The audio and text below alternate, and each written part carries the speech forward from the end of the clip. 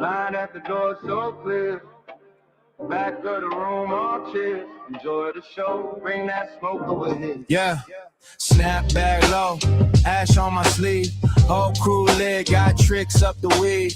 Eyes half closed, still see it so clear. If you came for the quiet, wrong vibe in here. Posters on the wall, old heads nod. Young bucks wildin', phones on record. I crack one joke, whole row in tears. Said, pass that, homie, bring that smoke over here. Whoa. Smoke session, enjoy the show. We don't rush, we take it slow. If you got pressure, let it go. Bring that smoke over here. Bring that smoke over here. Hey. One time for the ones who cheer. We don't hide, we make it clear. Enjoy the show. Bring that smoke over here. Crowd so thick, can't see the stage, but I hear that roar, feel the wave, lighter in the air than 2 to 10. Some came strangers, leaving as friends. Jokes too real, truth too raw. Laugh so hard, tears might fall. I lean to the side, whisper in your ear, you ain't gotta hold back. Bring that smoke over here. Smoke session, enjoy the show. We don't rush, we take it slow. If you got pressure, let it go. Bring that smoke over here. Bring that smoke over here. Yeah. One time for the ones who cheer. We don't hide, we make it clear. Enjoy the show. Bring that smoke over here. Hands up if you feel that vibe. Hands up, hands up. Let the stress all slide. Hands up, hands up. If you made it through the year. Hands up, hands up. Bring that smoke over here. Woo! Smoke session, enjoy the show. We don't rush, we take it slow. You got pressure, let it go. Bring that smoke over here, yeah. Bring that smoke over here. One time for the ones who cheer. We don't hide, we make it clear. Enjoy the show, bring that smoke over here. Yes, and today is gonna be some smoke. It's definitely gonna be some smoke today because I'm feeling froggy. Word. I know T want to talk some shit. Word. What's going on, man? Y'all make some noise for my goddamn homeboy, Stephen Roller Damn J, aka 17.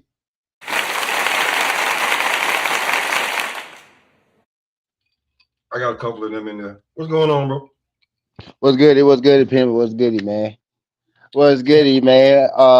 Smoke session, bow boxing, and blunts. What's goody, man? What's goody? We definitely We gonna back, baby. We back. We back, back. baby. Sunday show, night show. What's good with my good people, man? What's good with my good people?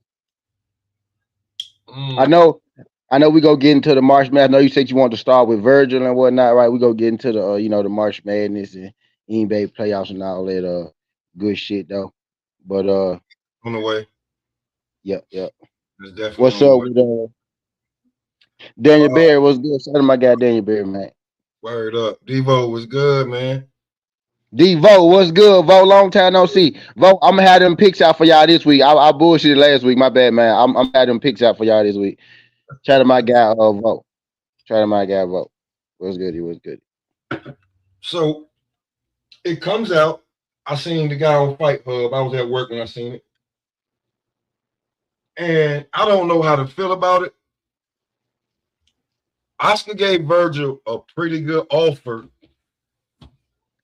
on some PBC shit, right? Like, I mean, nigga talk shit about like, but the model is pretty good. Oscar said, I feel like there's enough buzz behind you that you can make more than the $7 million with just that. Go tell mom. You can make more than the $7 million with the back end money. If we get more than 200,000 pay-per-view buys, you're gonna make well more than $7 million. But his lawyers and his manager are stuck on this $7 million shit.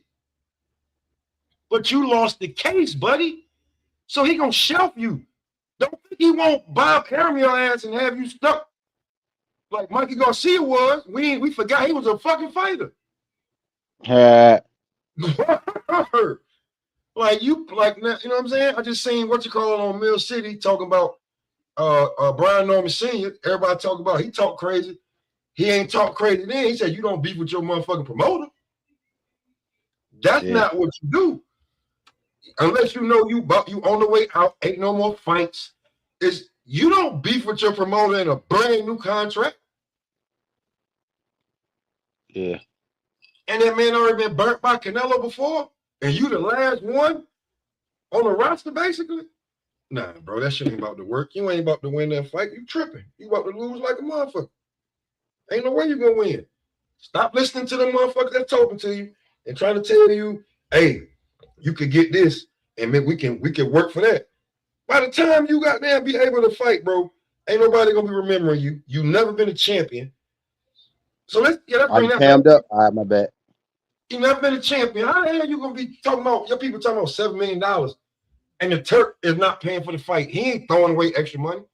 I don't understand that one, bro. Like, help me, bro. Help me a little bit with this one, bro.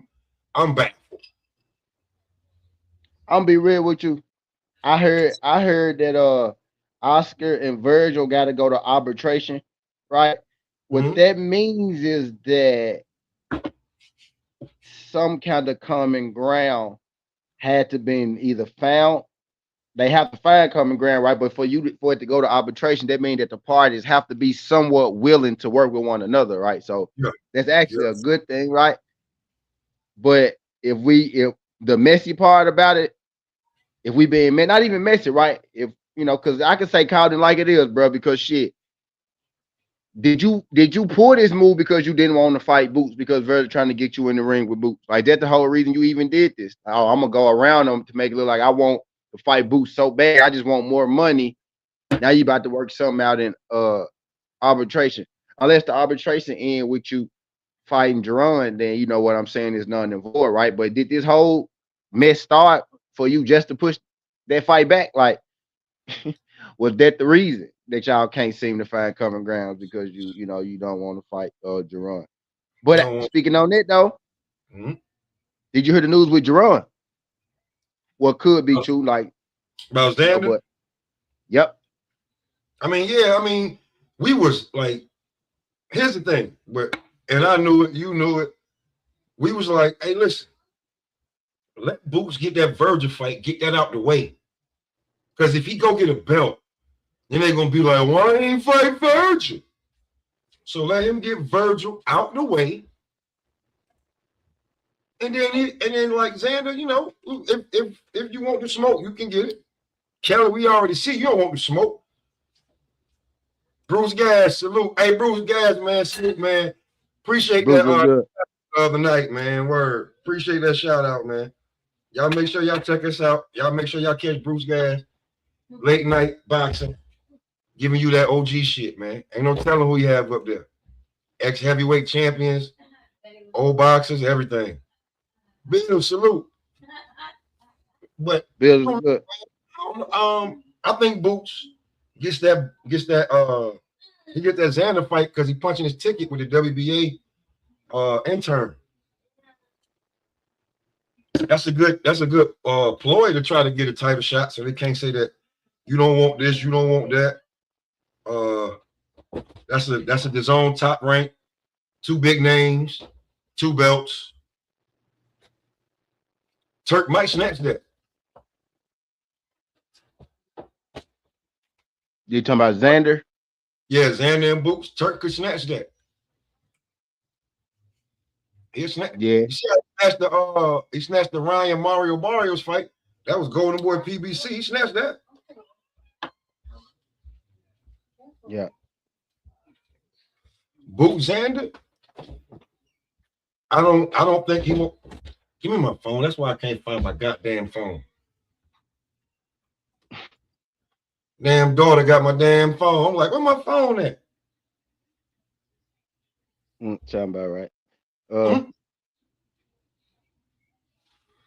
Yeah, man. I want like as far like Oscar and Virgil, like as far as they should go, I need I need like that shit could take a while. Like I don't want Boost to sit around and wait on Virgil either. Like that, I don't want you to do that. That shit could take a minute for them to figure that shit out. Right? Arbitration. That could be fucking 5 days or it could be 5 months, right? Just depending on how willing both sides are to, you know, come to an agreement. You know what I mean? So in the meantime, if Boots has a Xander fight on the table, or if they are negotiating, because I did hear Xander say, you know, he wanted to unify in his division, and if not, he'll fight Devin. Maybe since Devin went, you know, another route, maybe he is leaning on that Boost fight. Maybe he feel like this. But if he do that, man, that'll be huge shout out to Xander, right, for stepping up and taking that fight, because no matter how people feel about it, for whatever reason you think it may be, not too many people, you know, quick to step in that ring with Boost. You got Virgil in the whole legal battle now, right? All of a sudden, right? Y'all get close to fight. You got Virgil in the legal battle. So if Xander do put his titles on the line to give Boost a title shot, that'll be some of the most real nigga shit that I didn't seen in boxing, because Boost honestly don't have nothing to offer you right now. Unless y'all, like you said, if it's a Turkey fight, then Turkey probably putting that bag. You know, he probably about to get him that bag, right? So Boost got, you know, he got that to offer, right? But I'm talking about as far as like your like championship wise, you really, bro, you in the lose because you finna lose. You got a very good chance that you might lose your belts and you might get stopped. You know what I mean? And you ain't really getting, you know, a unification bout like you said you wanted. But if you beat Boost, you will get more respect. That's almost better than getting the title. That's, you know, that's just like getting the title. Yep. Taking Boost will be just like getting the title. So yep. If he go out there, put them straps on the line versus Boost, I'm with that. With Virgil, man, let's just be real. Let's lay it on the table. This ball boxing, this smoke section, man. We ain't gonna pull no punches back. Let's pull the curtain back, right? We ain't pulling punches today. We pulling the curtains back. Let's pull the curtains back on this. Virgil been there 154 longer than Boots. Boots is possibly about to get a championship before him already, right? In his second fight. Virgil been at 154 2 years. Virgil wasn't the champion at 147. Virgil ain't been the champion at 154.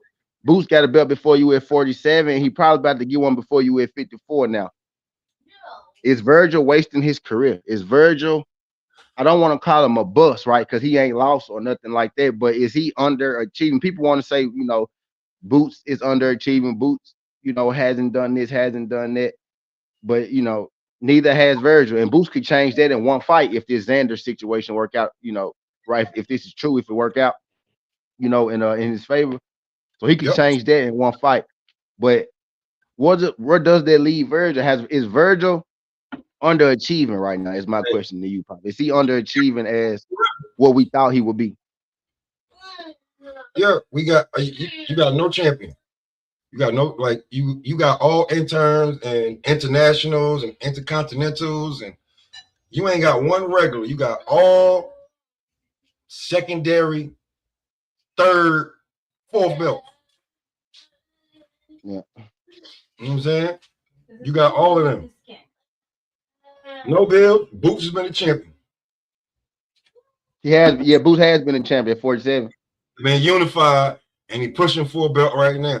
He wanted the Virgil fight because the Virgil fight was the fight that everybody was saying is the biggest fight. And it was the time was up. We counted the fucking years. We counted the years. Let's like get over the like we counted the years when they was like we wanted this fight years ago.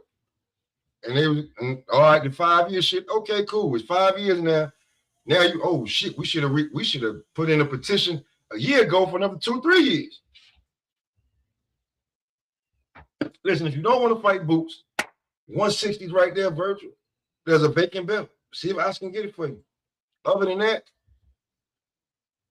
Lubin fight, we wasn't impressed. We didn't ask for that. We want you to fight Boots, bro. If not, fight a champion. A real one. The final boss. You got to fight the final boss. You can't fight the underlings or the nicest one. Final boss, You need to fight. Real talk. Yeah. You need to fight a final boss, bro. And this boot shit, I don't got no problem with it. Word. Yeah, man. What let me see what Bill said. He said Boots ain't never been champ. No, he ain't say that. Nah, my fault. What? Your OG Sheldon just called me. Well, hell yeah, bro. Yeah, man. Man, listen, bro. Who the final boss? Who? Listen, Xander's the final boss. Fandora's the final boss. And the Josh Kelly, final boss. Right there. That's the final boss.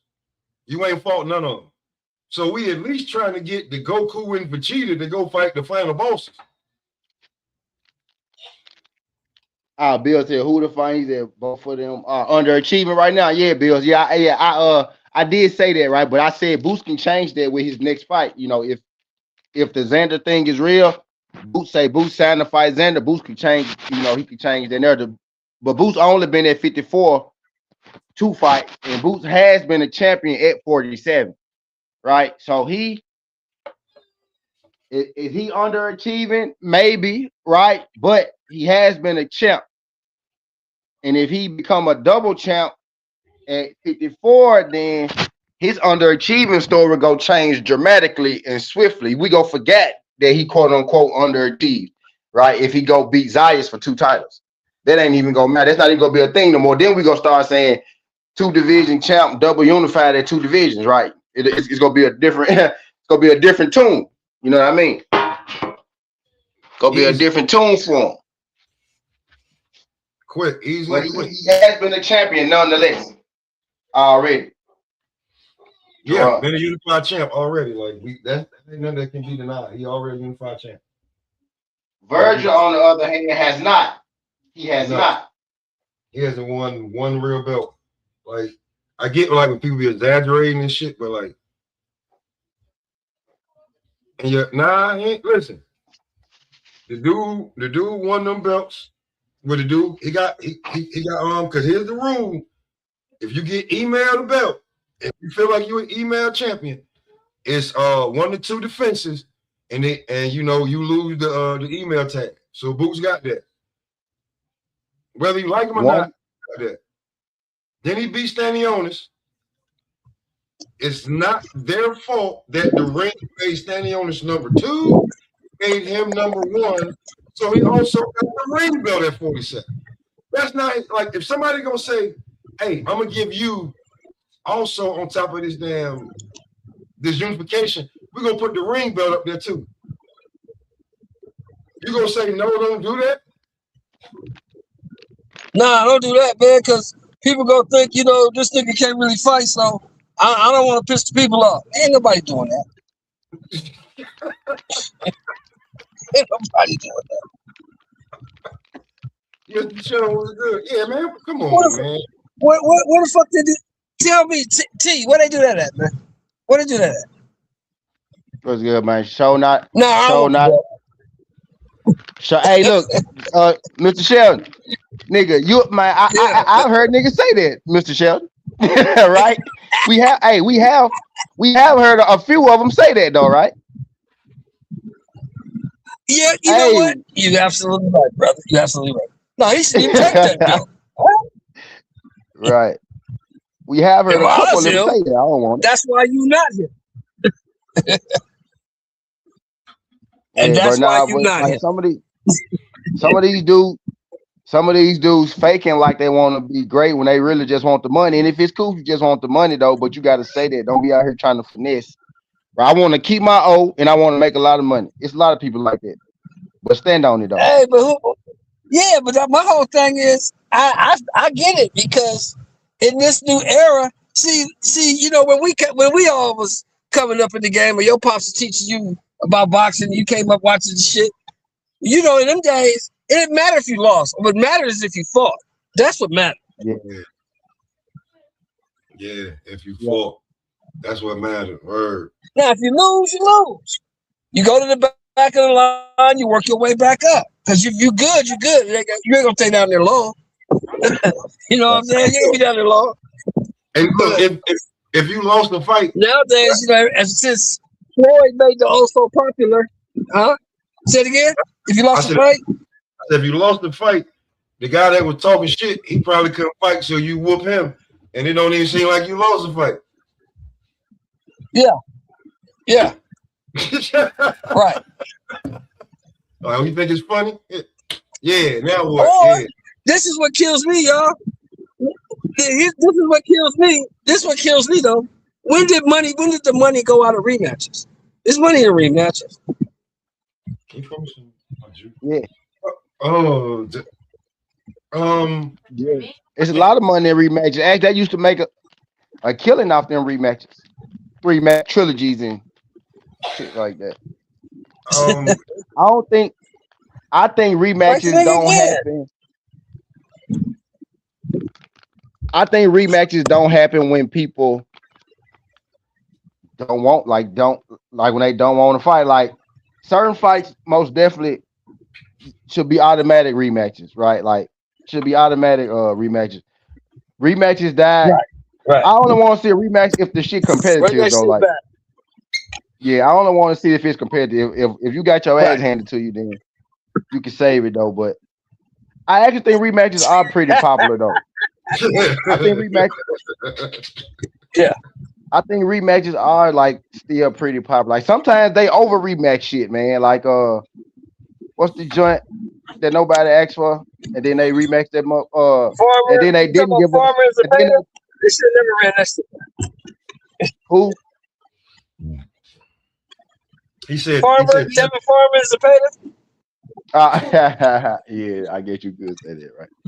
But yeah, Mr. Shell, they had to run that back because it looked like Tevin it was got competitive. Yeah, it looked like Tevin. I watched that fight. Yeah, we didn't ask for it, but it did turn out to be competitive. I was talking about like Conor Benn versus Eubank, right? You brought up this 47-pounder at 160, right? And then you ran that shit back, right? And then when we actually want to see the third one, you're not gonna do that one though. Because he probably asking you to bring your ass up with no cancellation clause. But a rematch, see, that was money though. They knew. There you go, Mr. They knew they could make a shitload of money doing that because where else was fucking? Yeah, but where else was? But think about this. Be honest. Where else was Conor Benn gonna get $13 million?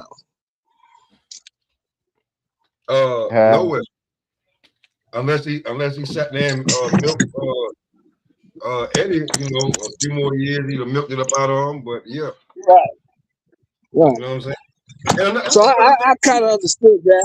I know what he's saying though. He's telling the truth. He ain't lying.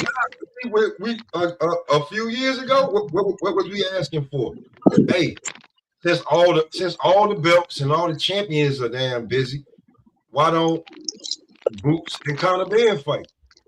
Eddie blocked that shit. But this is what I want to ask y'all. Why Conor Benn want to skip 54 and go straight to 47? Is what I want to know. His next fight going to be at 50. Yeah, going to be at 50. Well, he is. If you gonna fight at 50, so okay. So you tell me you can fight at 50, but you can't fight Boot anyway. Okay. He's trying to go back. He trying to go back down, is what he's saying. Like he eventually going back down, is what he's saying. He's trying to work that weight back down. Can't be eating eggs like that no more. So you want to fight Shakur? Is what you're telling me? I mean, but Shakur wants a rehydration clause, so I'm not even looking at that. I'm truly honest with you. I ain't you want to fight somebody you think you can work. But yeah, Bruce Gass said Tyson Fury and Deshaun. Nobody wanted that shit. Nobody wanted that rematch. Yeah, right. Facts. And then they rematched that motherfucker. Yeah. We ain't asked for that shit. We ain't asked for that. But here's the thing too, though. The one we asking for, that motherfucker, we can't get it. Oh, we want Right, to Gavin. exactly. Rematch with us. Yeah. Motherfucker. Yeah. What the hell going on? Can I get the rematch or not? Oh, they gonna rematch. Just not now because they can't. But yeah, they gonna rematch though. But just saying though, like what Mr. Shell was saying. Like you have a fight or two in between, both of y'all do y'all, you know what I'm saying? And then it's time for a rematch. And technically, they weren't even supposed to have a fight in between. Ryan asked for a fight in between. See, look, that's some Tyson Fury shit, bro. Rolly Romero exposed it. Rolly Romero exposed it. He thought Rolly was gonna be easy work. Yeah, Rolly. I really ain't mad at Rolly, man. I'm really not mad at Rolly, y'all. Hey, Mr. Shell, is he growing on you? I ain't mad. No, I ain't mad at Rolly either. Is Rolly Is growing on you? y'all heard Boots versus Zayas? Yeah, Devo Doe was talking about a little earlier. Boots and Xander. I mean, that's how we got to where we got. I kind of want to wait until we get a little clear, more clear information on that too, because I don't want to get too excited, right? But yeah. Yeah, I mean it's a rumor with motion, babe. It's a rumor with motion, but and still it's a rumor. Yeah. So I want to talk about. I want to know what y'all feel about Virgil.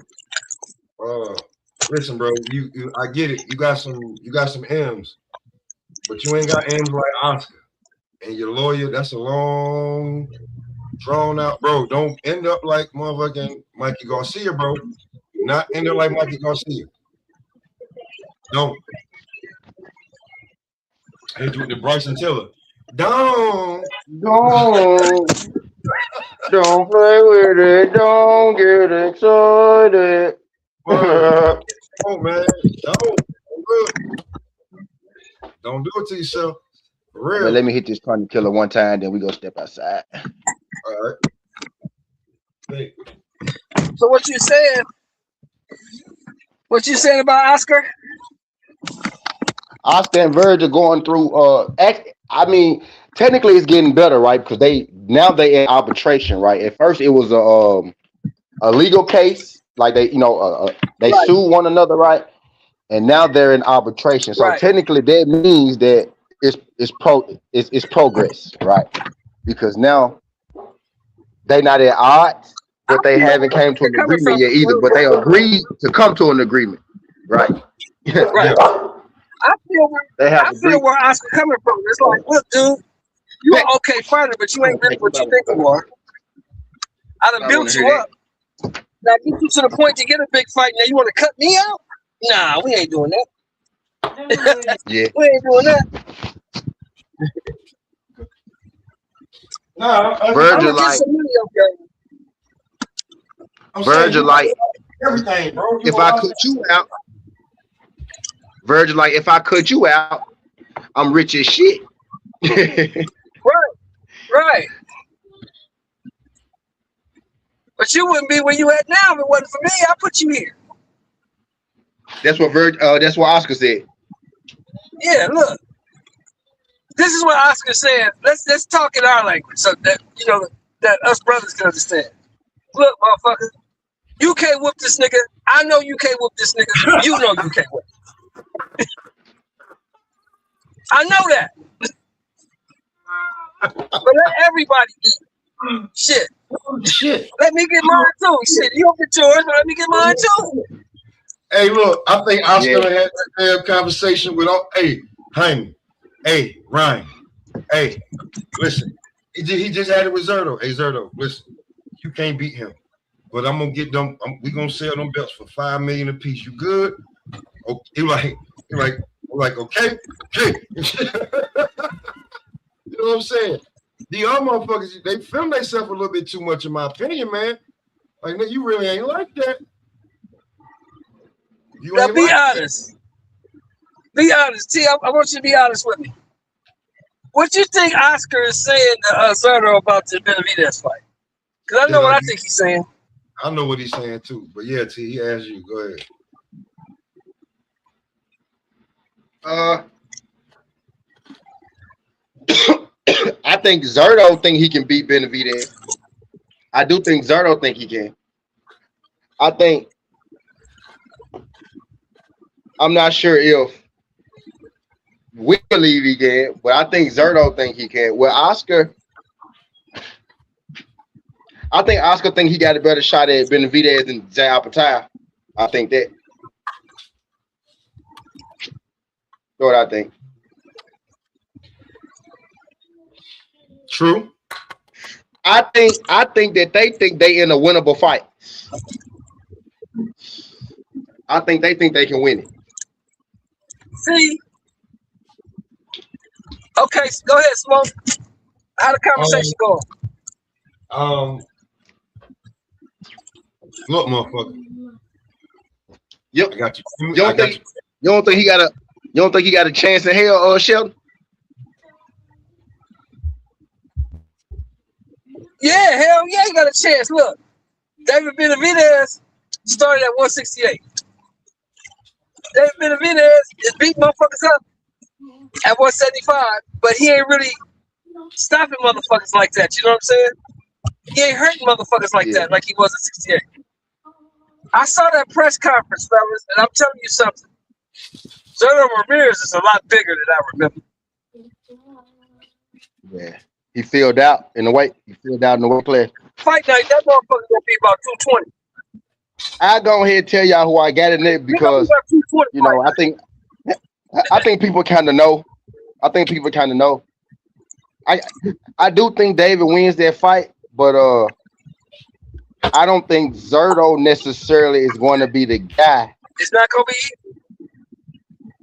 Yeah. I don't think he's gonna be the guy to beat Benavidez because. But then again, I will say this: Apatow didn't look as aggressive as he normally did his last fight.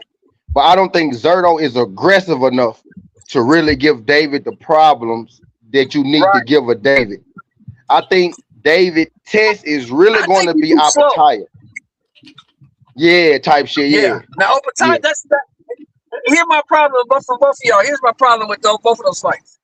I don't know if at cruiserweight, if David hits hard enough to keep them dudes off of it. True. Yeah. Because he could beat Zerto with his speed. He's just like so much faster than Zerto, right? Yeah. But John Apatow gonna hit you with some shit that you ain't been hit with. John Apatow is coming to hurt you. That's true. Can you deal with that? Yeah. Can you deal with that? And I feel like you can, because you already know I'm a David Benavidez motherfucking fan. I'm a Benavidez fan. I am. But I just know that cruiserweight is the biggest jump in boxing. You're going up 25 pounds on me. That's true. So that's a different type of dude up there. So where's the hate at for that though? You feel what I'm saying? Why is there hate for that? Why is there hate for him doing that? Hey, doing that who? At Benavidez. Oh, that's the Canelo fans. They hate Benavidez for what? Yeah, they hate him because he challenged their king, their hero. How dare you want to beat up Canelo? Did you start hearing this shit, T? Man, why you want to fight Canelo? He a little guy. When did they ever said that? Now all of a sudden he's a little guy. Hey, you know when they said that? When Andre Ward wanted to fight Triple G? That's the first time I heard that shit. That's the first time I heard that. I was like, hold on, wait. Y'all talking about this damn this German, you know what I'm saying, German Russian killer, wherever the fuck he from. You know what I'm saying? Wherever he from, right? But this little boring nigga from Oakland, you don't want to fight him. Oh, well, why you being a bully, Andre Ward? Right after that, you beat up Willie the Worm. Wait a minute, you beat up Willie the Worm. Why you don't want to fight Andre Ward? You beat Willie the Worm, huh?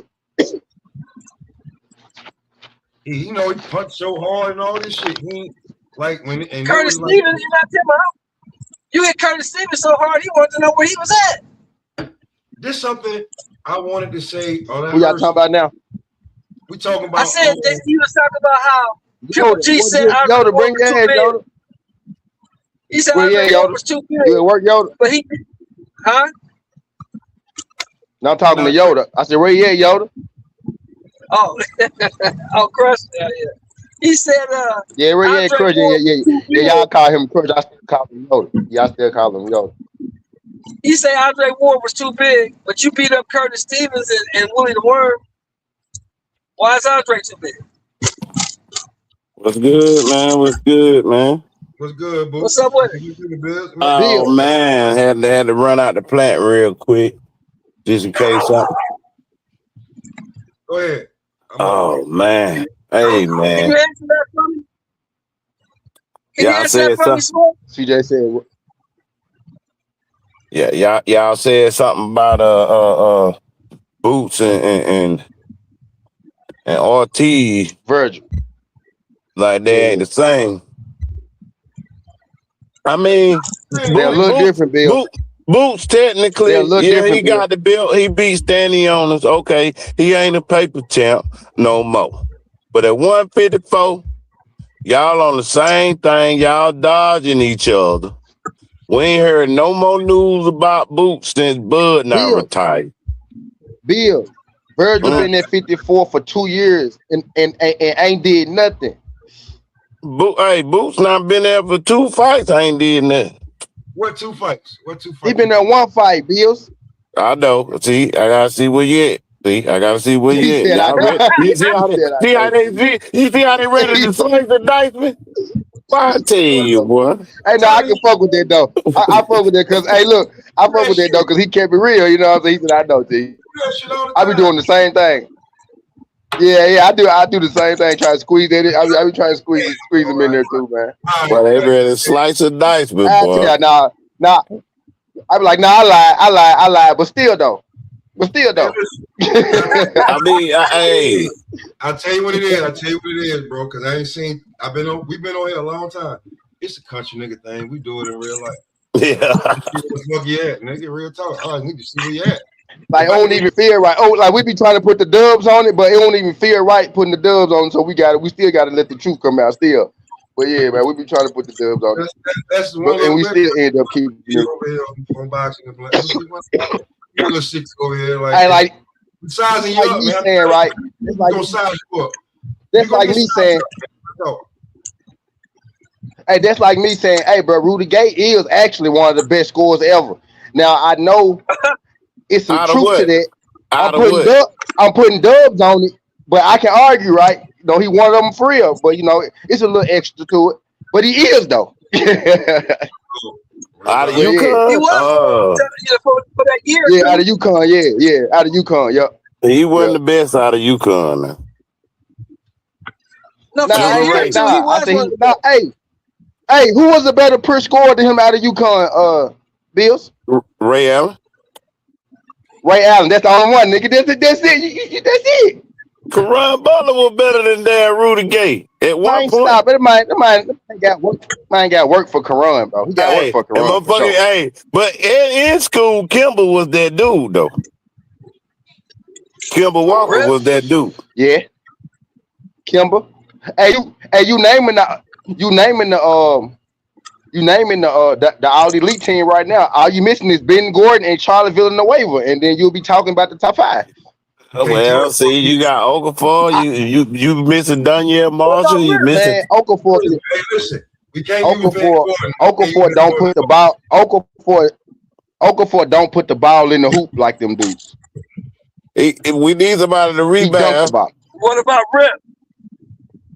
Rip was nasty. But I like Rip. Rip was nasty. I mean, starting 5. Ooh, that's hard to do. But listen, Ben Gordon can't start because he out here biting people and shit. So can't use him. Yeah, Ben Gordon. Ben Gordon was so cold, bro. What's good? Hey, listen, y'all can't use y'all can't use Ben Gordon the same way I can't use McCants. Yeah. Hell no, you can't compare Ben Gordon to McCants. I mean, at the end of the day, man, Boots and Ortiz is dodging each other, man. That's all it is. Nah, bro. He stopped. You halfway. Shit over here with Oscar. Yeah, that's to keep him out of the fight. That keep him out the way. What Boots doing though? Boots should be. Boots had already signed. Boots signed and Ortiz ducked out. That's it's a like we was telling y'all, but it's been a long, drawn out bunch of bullshit that now all of a sudden you go to court. You trying to get out of your contract. Hey, did you hear what Boots is doing now? He trying to fight Xander. Like, you hear what Boots is doing now? Yeah, he's going after Xander. Yeah, they're going after Xander. I can't wait on you, bro. They're going after Xander. Like I said. That's what they say. That's what they say. Wait. No. And Xander. And guess what? Though? Hey, Bills. I think that fight more likely to happen because guess why? Because Xander not pussy. How about that? I want that fight to happen. That'll be a better fight than the Ortiz fight. That's why. Hey, see, Puerto Rican Day, New York. I honestly think Ortiz may have a better shot at winning than Xander, but Xander got more nuts than Ortiz to actually take the fight. I think. Xander beat Boots, man. Boots ain't been tested yet. Neither has Xander. Bro, he ran over the test, Bill. He made the test then. Bills. He made the test look like he had the cheat sheet. He did. There was supposed to be a test. He just wasn't. Who was? It just wasn't. Who was the test? Come on, man. We talking about 54, Bills. Man. Nah, Bills, don't do that. Bills. Before that fight happened, bro, it was niggas picking Stanionis to beat Boots, bro. Well, I know they was. That's because they ain't. You gotta look at it though, man. When you don't like a fighter, man, you gonna pick against. So come on, man. Hey, I ain't like Kobe, but I knew what he was going to do. I don't do that. I don't do that, Bills. Whether I like you or not. But I'm gonna tell you that's why I'm doing it. I don't like Tank, even though I know he about to win, and I'm gonna pick against his ass because I'm gonna tell you I don't like Tank. But I'm telling you why I'm picking against him. I would sit here and rip Tank apart and then pick him in the fight so fast. But then you be betting on shit though. You ain't trying to lose no money though. So. I'm like Tank ain't shit. He would never fight nobody and then go bet on his ass to knock a motherfucker out. Come on, man. I mean, oh man, hey, Crush, what's good, man? Yoda, what's good? Yo, what's poppin', man? Smooth Sunday, everybody. I hear y'all up here chopping up, boiling up the grease, Hey, it is. No, it is, bro. Where you want me to land my first jet at, man? Hey man, yeah. Go ahead, my bad. Go ahead. We're talking about Oscar and first we're talking about Oscar and Virgil, and they love. You know what I'm saying? Then I was going to move on like the little viral moment with Keyshawn and Ryan. Oh well, let me just start off like this. I'm since you already got the grease hot, I will come in throwing some fucking chicken on this joint. I don't give a flying flute tune about no goddamn face-off between Keyshawn and Ryan Garcia. Don't give a damn. You're my guy. What's up, Birdie? What's going on? What in the Mary, Jesus, and JoJo do that mean? Another showcase of just running your mouth and ain't doing nothing? Because this boy Keyshawn Davis ain't done a goddamn thing in 14 fights in 4 years of his career. But people running around talking about he elite. Who the fuck he 40 elite? Where? This motherfucking, most of his opponents are C-level fucking goddamn fighters. People that's pulling theirs back, they can buck it naked out here. Because I'm tired of it. Now, Ryan did better than this motherfucker for sure because he faced better level opposition. But all this shit, I'm tired of Keyshawn going on tour. Fight some damn body. Fight somebody. Ain't nobody trying to keep on riding off your victory against Jermaine Ortiz. I don't give a fuck. That wasn't a legacy win. I haven't talked about the fight since then, but congratulations, motherfucker. Congratulations. Let's learn how to move on. Legacy starting right. Yo, the legacy starting right. Not legacy fight, but you can start your legacy right there. Type shit. Yeah, but it's a start to a long finish that don't need no discussion in between. That's what's wrong. People discussing shit with no goddamn any closure on it because their careers is not over. You guys ain't even giving these dudes some of the fights that they have to blossom. Legacy this, legacy that. Y'all forgot what legacy means. And they haven't really did anything in a young ass, half-ass active career to be like, ooh, remember he did this, remember he did that, ooh, you ain't getting none of that. So cool out with the legacy talk until the goddamn get some damn closure. Say that interview talk when somebody finally that's of some real good quality getting there with an equal matchup. We ain't been getting none of them in the sport of boxing. Let's stop the cat, please, ladies and gentlemen. This is not graduation day. Let's stop the cat. Boy, he's this, he's that. He ain't nothing. His career ain't over. Well, some of them, the careers is over while they still active because their career can't go no further. That's what I mean by that. They ain't gonna make no more dough than what they made. They ain't gonna be no more than what the hell they are. A gatekeeper, a journeyman, a bullshitter, hide and seek. So a lot of these guys ain't really doing anything. Give them time to do something. So I don't really give a damn about no damn Ryan Garcia and Keyshawn Davis. When it comes to Ryan Garcia, the only thing I give a damn about is Devin Haney. That's all the fuck I give a fuck about when it comes to Ryan Garcia. Not nobody the damn else. I'm here to see the big payback. I'm here to see a damn more logical 50-50 fight. Let's get it on with no goddamn. It was Ostarine. It was Superman juice. It was this and that. Oh, I wasn't myself that night. I didn't focus. I know what I should have done. No, I ain't trying to hear none of that shit. Because that's all y'all keep on talking about. So they can keep on putting on the show, man. This is not URL, man. This is boxing.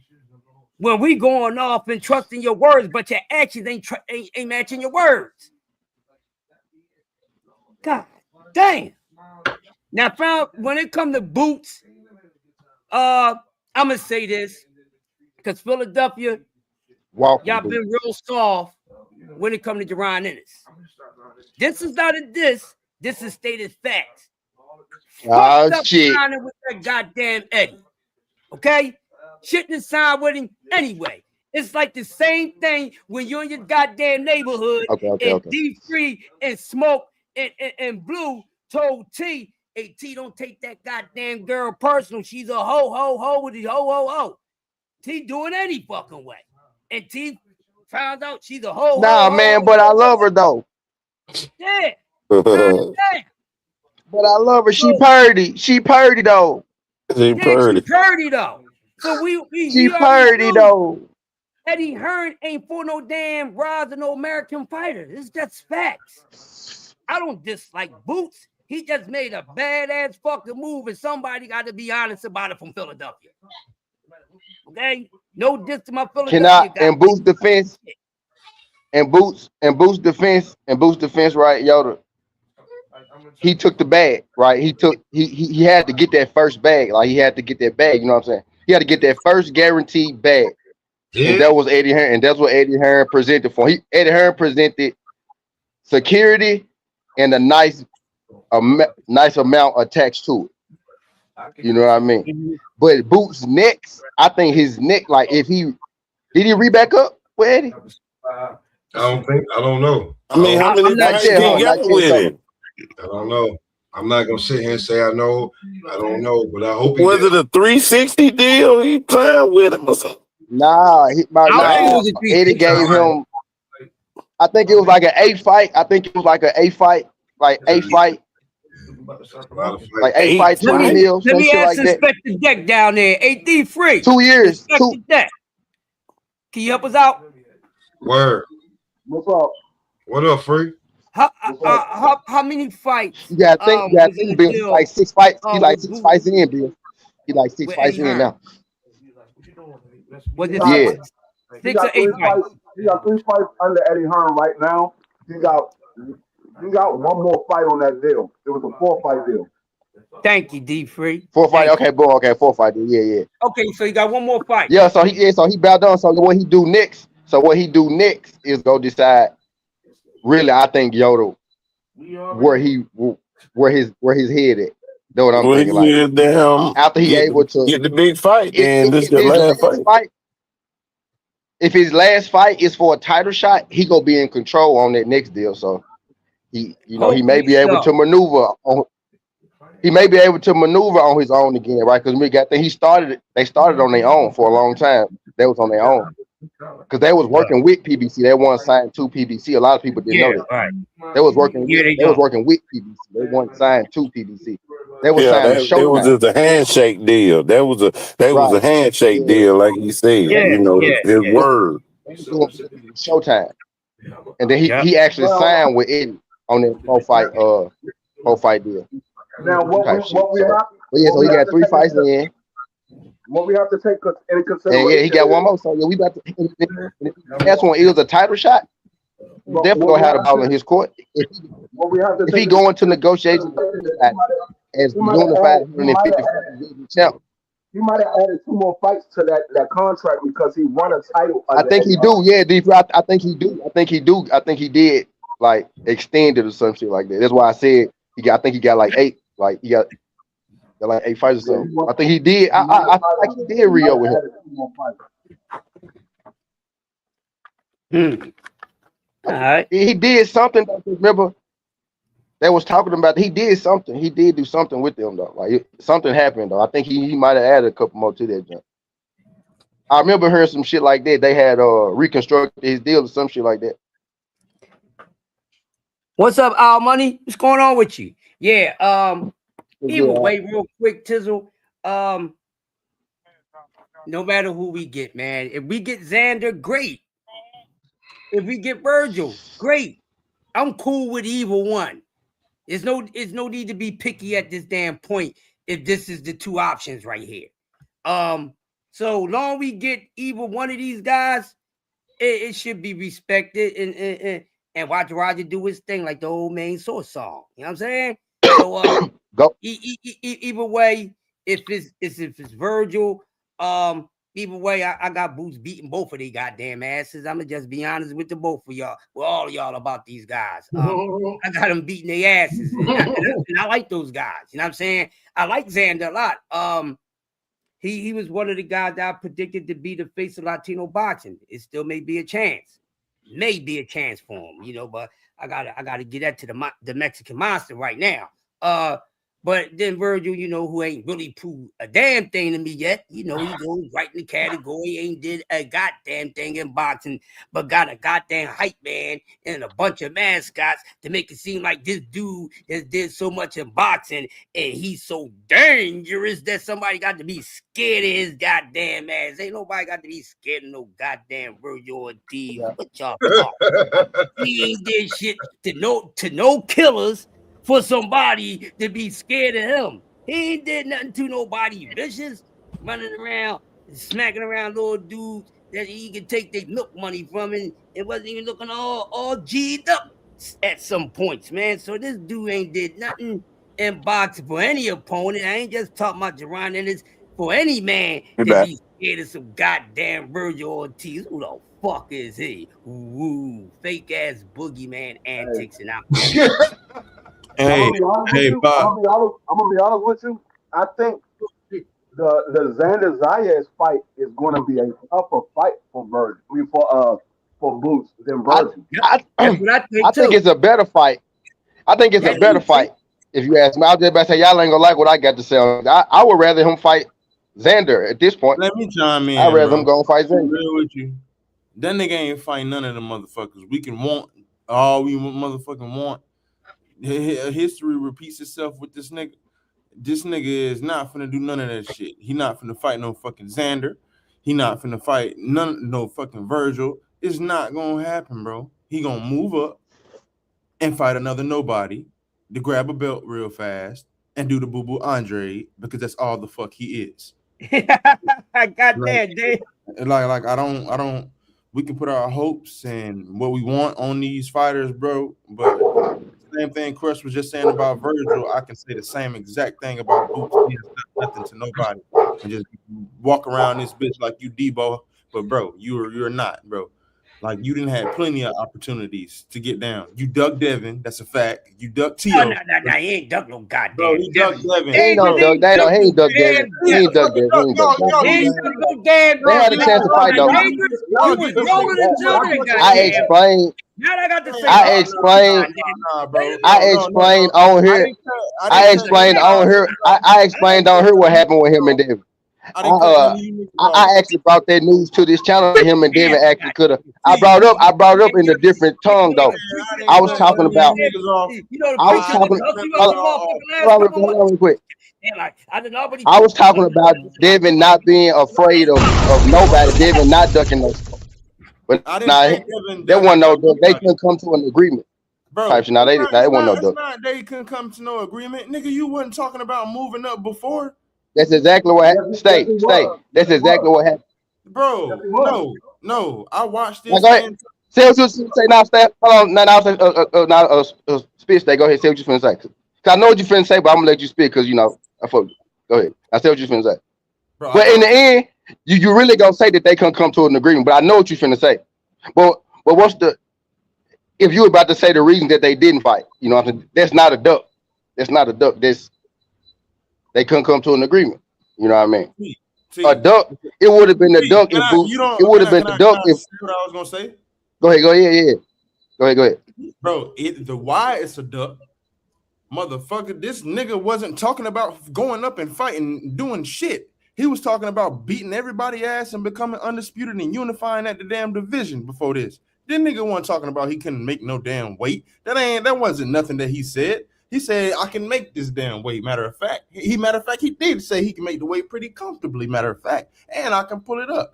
And we didn't hear nothing about him having a hard time in that weight class from him and his father until a motherfucker said, hey, let's get down at your weight class. Then you say, no, let's do it at another weight class that this nigga he's nowhere near. Bro, that's a duck, bro. Dog, like I don't know how else to put it. Okay, hold on. Not a duck, bro.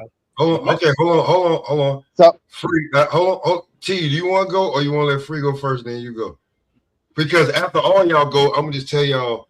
Because most of y'all know, I don't think you know. Like I size niggas up. So I'm gonna let all y'all go before I just say how I think.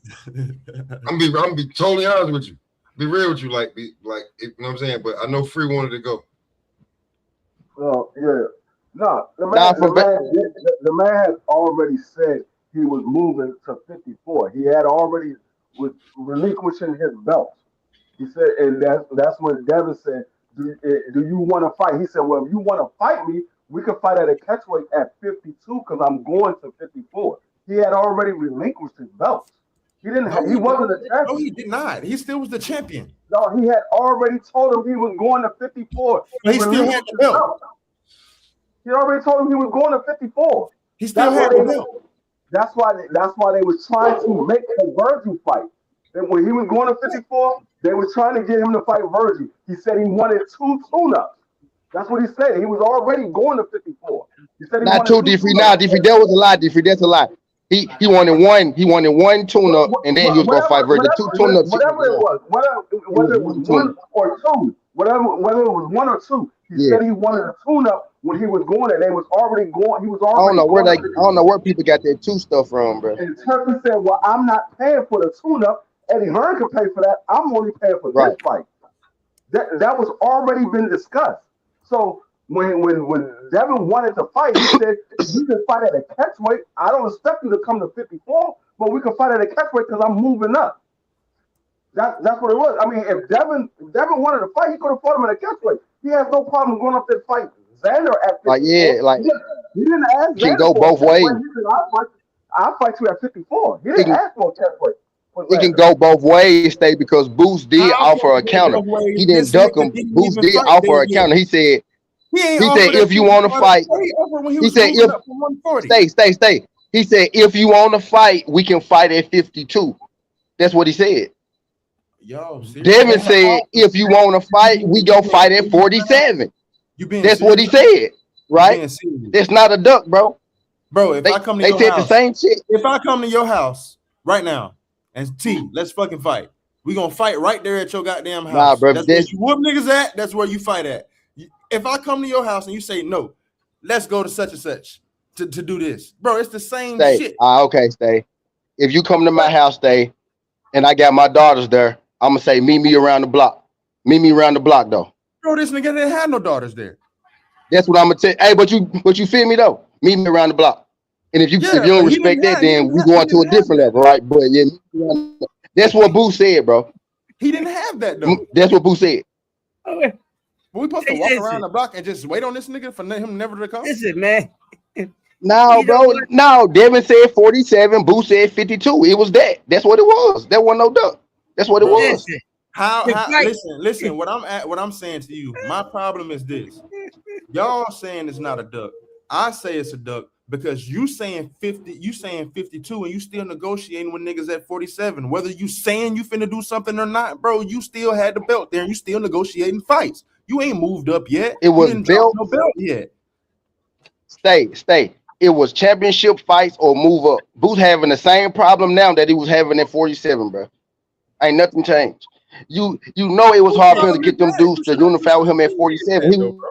People was already hey, bro. Pop was already telling Boots to go up to 160, bro. People was already telling him to move up anyway. You know what I'm saying? It was either championship fights. It was logically. Go ahead.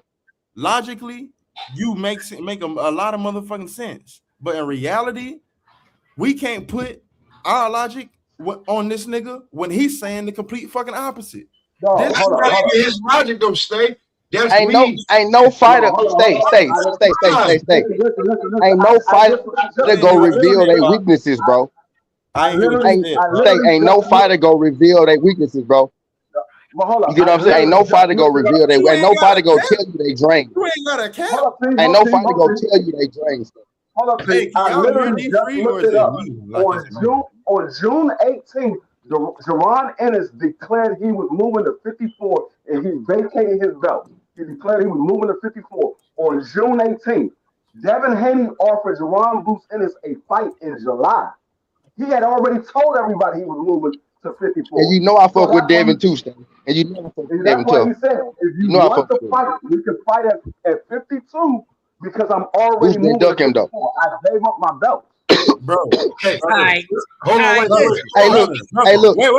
When I said this on his stage, bro. When I heard this, said this on her stage, I was defending Devin. I was like, bro, Devin ain't ducking no smoke. I said Devin was willing to fight Jerron Boost in this, bro. I said he ain't scared of nobody. If you will fight Boost, you ain't scared of nobody. I said he was willing to fight Jerron, but Jerron didn't duck him at all, bro. He didn't duck him at all. But he will fight him though. He will fight him though. Jerron didn't duck him at all. Hey, Pop. Yeah. I'm gonna let you kill. I just want to ask Free one question. He ain't got an answer.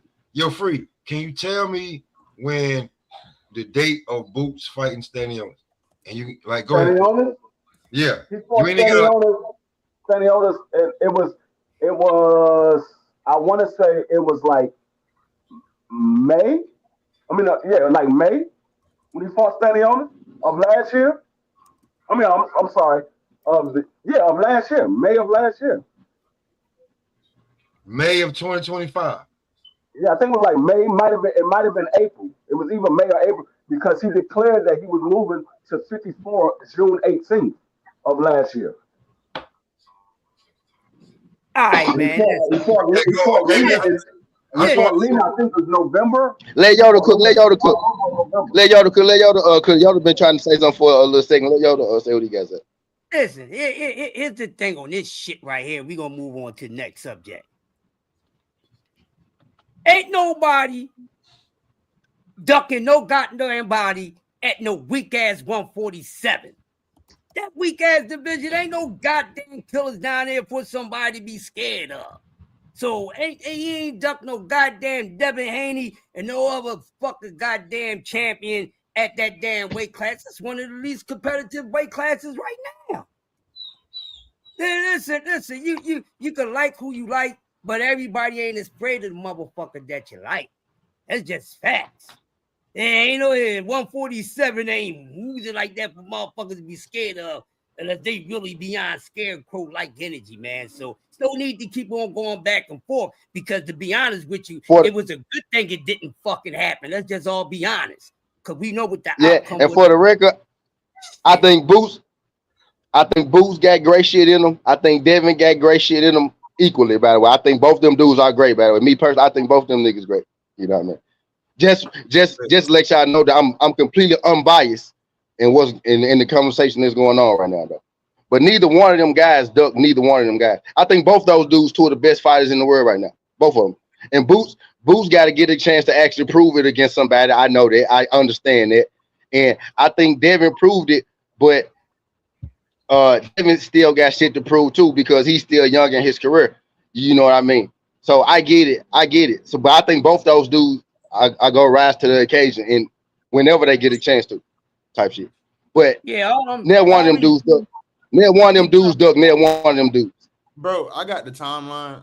I'm looking at the fucking timeline from interviews and all type of shit. I hear what y'all saying, but the order that this shit, like the chronological order that this shit happened in, is not agreeing with what y'all are saying. I'm not gonna keep going on and on about it, but I'm not either. I'm gonna get my little last bit on this shit, right? Because I'm glad that happened though, because a lot of people don't know that them folks almost did fight though. A lot of people don't know that for real. But bro, a lot of people don't know. All I'm saying is like you can't say one thing and move another way and expect me not to call you a fucking duck.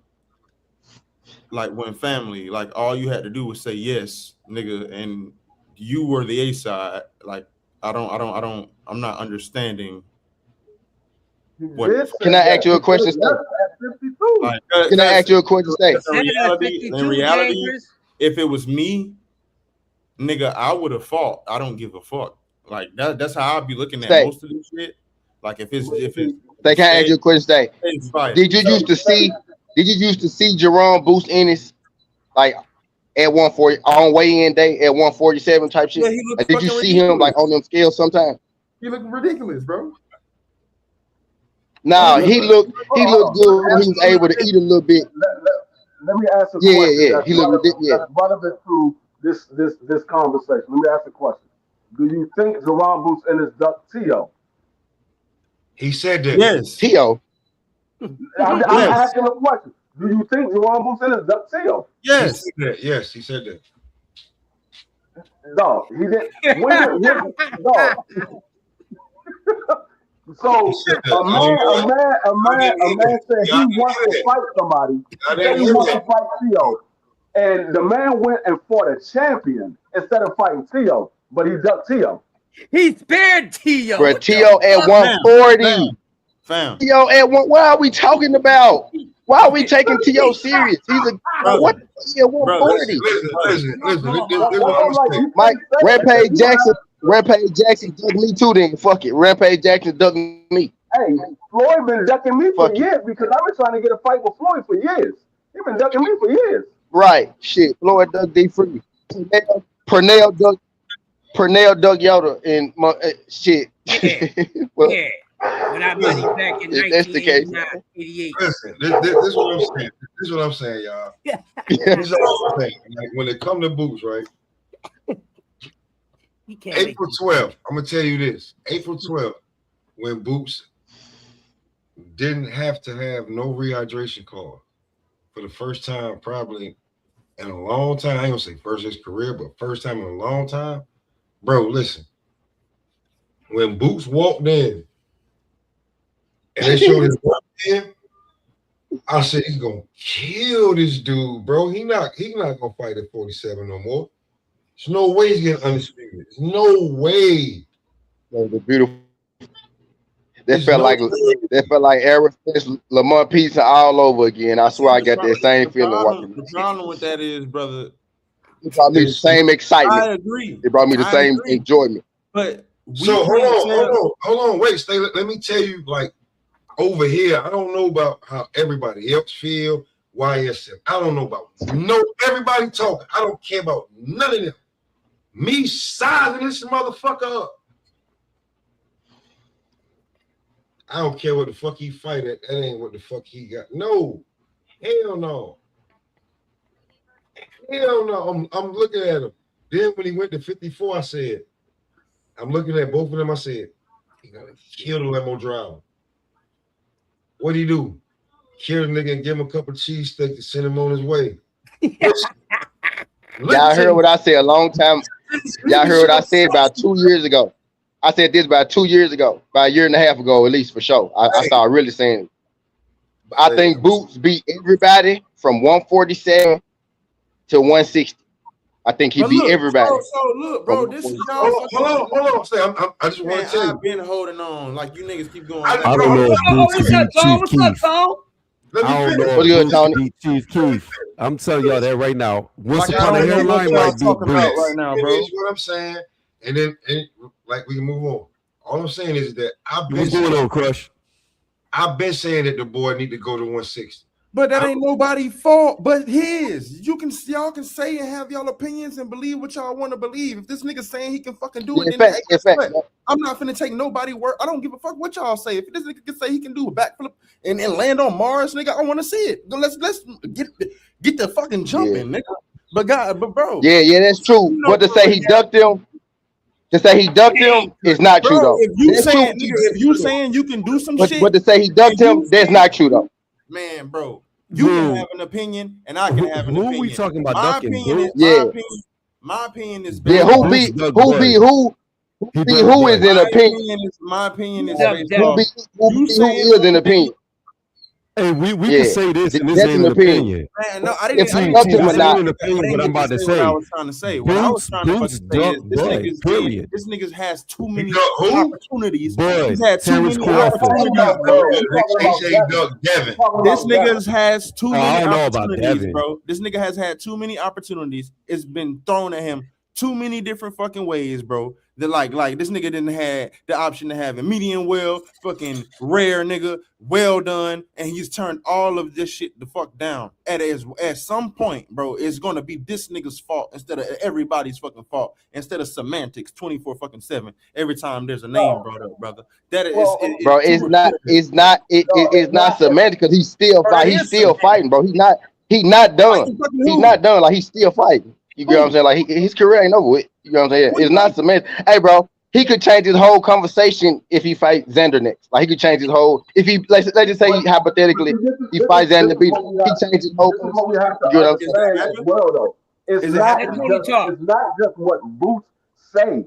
Boots don't make the fight. Eddie Hearn makes the fight. Now, Boots can agree to fight somebody, but it still takes Eddie Hearn to make the fight. How am I supposed to follow that when this nigga out his mouth says the opposite of what you saying? No, listen what I'm saying. Boots can say he wants to fight whoever he wants to fight. It still takes Eddie Hearn to make the fight. Boots ain't putting no money up. Boots don't have a TV deal. It takes Eddie Hearn to make the fight. He could say, I want to fight this guy and this guy only. It still takes Eddie Hearn to make that fight. It don't take Eddie Hearn to make that fight. He can do what everybody else do. This nigga could go straight to fucking Turkey and say, Turkey, I want to fight. Turkey ain't doing nothing. Bro, like I just said, this nigga can do what everybody else in the fucking boxing organization is doing. This nigga can go to this man. Do you realize Turkey was the one that said he wanted Turkey was the one that said he wanted the virgin fight. And then when it came time to make the virgin fight, Turkey said, I'm not dealing with that at all. Why? You want to know why? Because them niggas is bullshitting. They don't want to fight each other. All right, so I'm gonna hop in real fast. First off and foremost, I'm sorry. Like, I would say Boots has done duck people, and I could agree to that, especially Bud. But it ain't no way in fuck he ducked Devin. Like, there's no way. There's no argument that's gonna convince me that he ducked Devin at all. And I'm gonna be honest with you. Like, I believe Devin will fight anybody. You put anybody in front of Devin, he'll fight him. I don't think Devin ducks anybody. He doesn't duck no smoke. Yeah, I think he'll fight anybody. But as much as Devin has achieved, and he's done a lot outside of the Ryan Garcia bump in the road, he ain't beating Boots. It's not happening. Like I don't believe he can beat him. Nah. Now that's my That's why I really don't want them to fight. For one, they two different divisions. Now if Devin go up to 54, but I really don't like because I don't care who don't need to happen. So here's the problem with Devin. That ain't nothing Devin's gonna face. They two different divisions, bro. What the fuck? Naturally, bro. Naturally, those are two different divisions. Devin's already flirting with going. Hold on.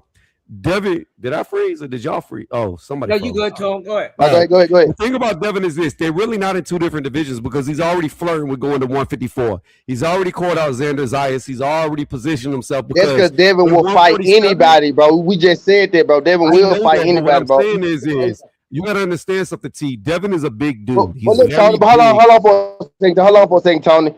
By that metric, then we could argue that Devin, Doug Boost too, because he's saying he'll go to 54 now, right? That's why I truly feel like that neither one of them dudes duck neither one of them dudes because they wanted it where they wanted it. Both of those are A-side dudes. So name me a fight Boost being B-side. It ain't one. Name me a fight where Devin actually truly B-side. It ain't one. Here's the problem, though. Hold on. I'm going to answer the question for you. Let me answer it. So here's the deal. Devin is only chasing top names of champions, period. That's why he's trying to fight Rolly. That's why he'll go to Unify. If he can't unify at 147, I do believe he'll go to 154. There's a lot more names at 154. There's a lot more competition. He don't want to. He will. Hold on. Let me finish, T. Let me finish without the ad-libs. The thing about Dev is this. Dev is a very big dude. So when he makes the jump to 154, he'll never go back down because he won't be able to. He'll stay at 154. Now, with Boots, this is what I'm going to say. I do agree with you. Boots has been the A side against everybody's he's fought. However, outside of Stanionis, who was an actor for damn near a year and a half, 2 years, outside of him, he ain't fought no fucking champions. The minute he gets in there with a champion, he's going to be a B side. Boots looks very good on the eye test, but his competition level is very lacking. I don't know that Boots could beat a Fundora. I never disagree. I never disagree. Tony. I never disagree with that. Y'all never heard me say nothing other than that.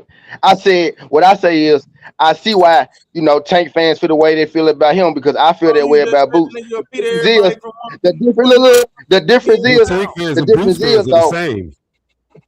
Yeah, that's what I'm getting at. You know what I'm saying? Like I get why Tank fans, because I'm really the same. I'm the same with Boots. That's why I fuck with I pick at Tank, but I truly don't really dislike Tank. You get what I'm saying? I just pick at him because I Boost the same way right now for me. But as soon as Boost whoops Xander ass, y'all gonna have to eat y'all motherfucking crow. But I digress. Yo, salute to the panel, man. The panel just hopping up. What up? Man, y'all, I came into a passionate debate. I never heard this discussion before in my life. I'm with all these guys, bro. Let me get my intro off real quick. Give me 10 seconds, please, if y'all don't mind. I'm just saying I never heard this discussion. It's lagging, bro. My bad. Devin and Boots ducking each other. I never heard that, but man, y'all, it's a lazy Sunday for me. I'm gonna just sit back in the cut and chime in. You know what I'm saying? A lot of people don't know that shit almost happened. A lot of people don't know that almost happened for real. A lot of people don't know that shit. So I'm one of them. Hold on, wait. I got 2 cent boxing in it.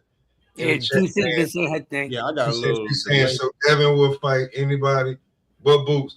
Hey, 2 cent, you can pull up. I mean, hey, listen, everybody gets to get. Devin will beat just about anybody but Boots. That's what I feel like, honestly. That's truly what I feel like. Devin, this is what I want to say about just about anybody, bro.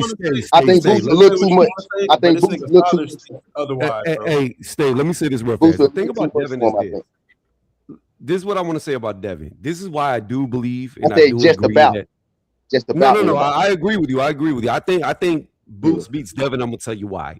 It's the same reason why I said that Devin was going to lose to Ryan Garcia way before the fight. I was saying it for years. I told his dad, Bill, to keep his son away from Ryan because he would get beat. Like, I have a history of this, right? But the thing about Devin is every fighter has a chink in their armor. Every fighter has a chink, all right?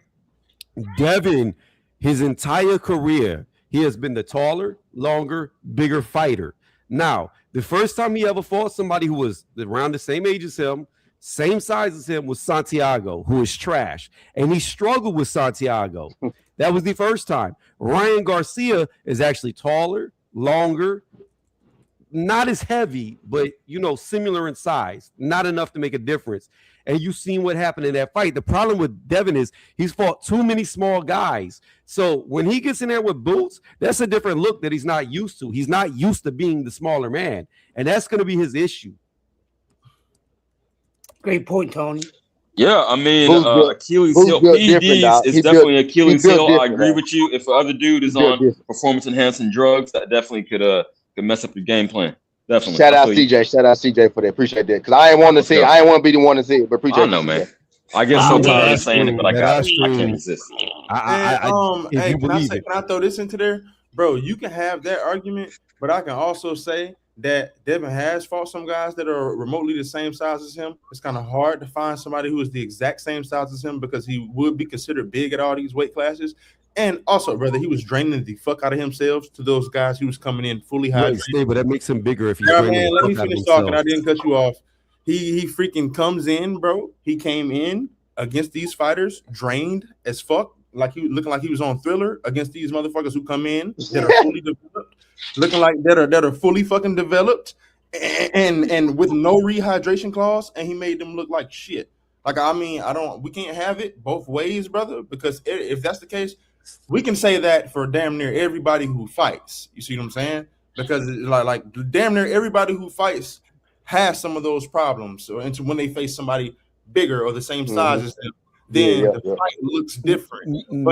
Because there is no, fam. Because I can there is a no. Because here's the problem that you're feeling. No, stay. Listen. Stay. I hear what you're saying, but you're missing what I'm saying. Look. I don't know. First he got his pros and his cons. Every style got pros and his cons. Like just because he's a bigger guy don't mean he gonna win. Don't mean he gonna win because he's a bigger guy. The problem is this: you see several fighters.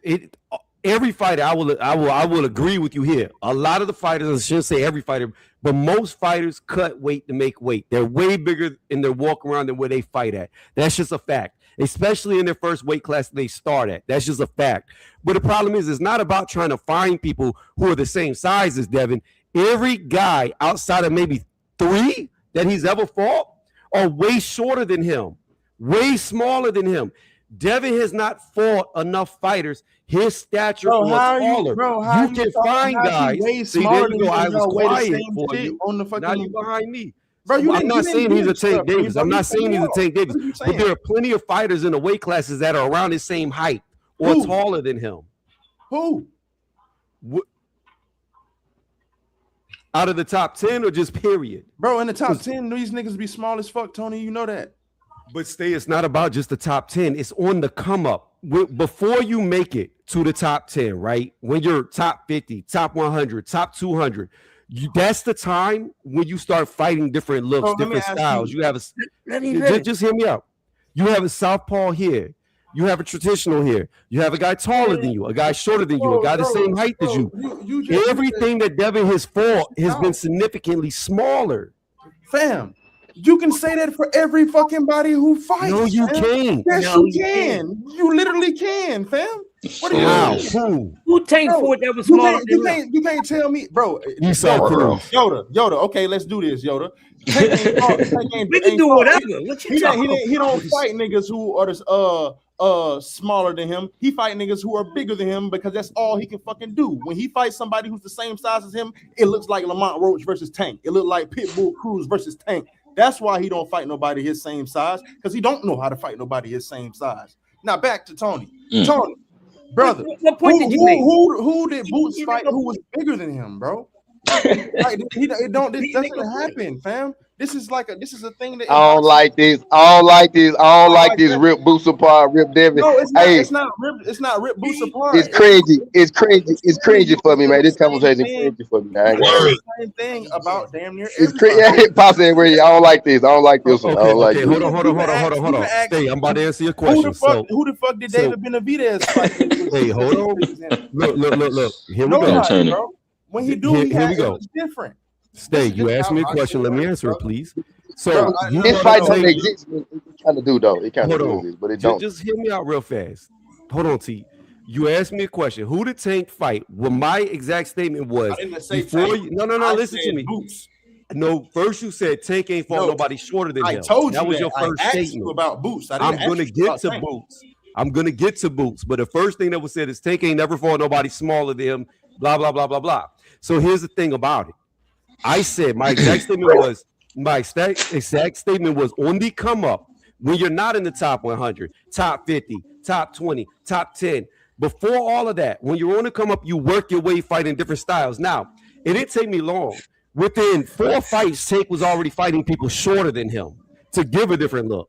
So I haven't even gone through his whole resume to look it up, but Tank had already fought people shorter than him early in his career. He fought people his size and taller than him. That's giving you different looks. If you go through Devin's resume, everybody he fights, he's bigger than.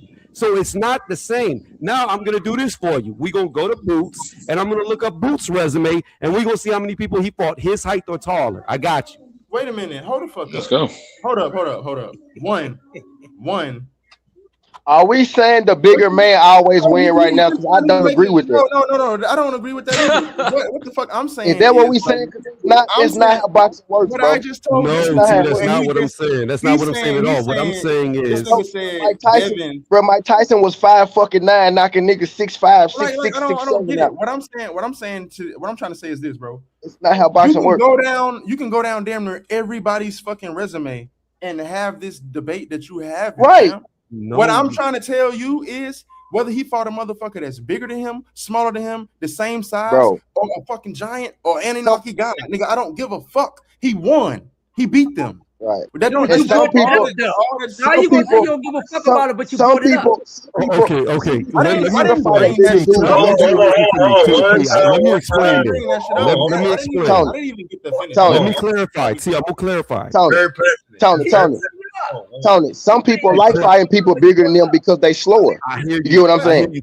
Let me clarify what I'm saying. I'm gonna clarify so it's clear, okay? The statement I was making is, just because you're the bigger man doesn't mean you're gonna win. I never said that. Just because you're a smaller man doesn't mean you're gonna win. Just because you're the same size as everybody that you fight doesn't mean you're gonna win. At the end of the day, just because you get in the ring doesn't mean you're gonna win. What I'm saying is this, and even Boots, I'm 5 fights into Boots' early career, and 2 out of the 5 were bigger than him. So again, what I'm saying is this: when you go through all fighters' careers, there's something that you see. They're fighting guys shorter than them. They're fighting guys the same size as them. They're fighting guys taller than them. They'll fight normally 1 or 2 southpaws just because they're hard to find. And then they'll fight traditional guys. They'll fight aggressive guys. They'll fight defensive guys. On the come-ups, when you start getting different looks, they go against different builds, different size, different looks. That's how you get experience. Bro. When it comes to Devin, Tony. 90. You just say let me finish. Let me Devin finish. is 5. Tony. T, I finish my point. And then you 5'8", 5'9", bro. Fighting at 130, 135, 140. He go be taller than every fucking body. Oh my gosh. He go be taller than everybody. He's not taller than everybody because he's tall. He's not short. He's not small. Tony. You're missing my 5'9" and 130. That's a big 130. That's a big 135. Yeah, he's not short. Like he's not gonna be smaller than nobody, Tony, until he get to 54, damn near 47, 54. The first time Devin. Okay, listen to what I'm saying. This is how I knew Ryan was gonna beat him. The first time Devin ever fought somebody his own size. Like Devin, fam. Like you no, just. How do I not like Devin when I just said he'll fight anybody? You just saying some bullshit. Like I'm saying a fact. He don't like the fact that you said Ryan beat him and you know that he didn't really beat him. That's what he don't like. Exactly. That was the trigger, Tony. That was the trigger, Tony. What do you mean, T? That was the trigger. That was the trigger, Tony. He beat the shit out of him. There's no taking it back. Now that's different, Tony. Tony, what you just said and what you said previously is different, Tony. Let me ask you a question, T. I'm gonna ask you. Let's take boxing off the table real fast. Let's say me and you were in the club, right? And you sneak me. You hit me behind my head, and then you stopped the shit out of me. Did you not beat my ass? I did. That's not respect. I'm a hoe though. I'm still a bitch ass nigga though. Tony, I'm still a bitch ass nigga though, Tony. Listen to what I'm telling you, T. whether I could beat you in a straight up fight is irrelevant to you sneaking me. If you snuck me and stopped me out, you still beat my ass. The only excuse I'm gonna have is you hit me when I didn't see him. He snuck me. I still got my ass whooped. You don't get props for that. No matter what Point is, you don't get props for that. No matter what I'm glad that's a great analogy. You don't get credit for that, bro. That's different though, Tony. That's different, Tony. We in the streets, Tony. We talking about in the boxing ring. He got it. No, Tony. Tony, beat the shit out of him is different from beating him. There's two different things, Tony. You said beat him first, and then you said beating the shit out of him. One is true, one is not.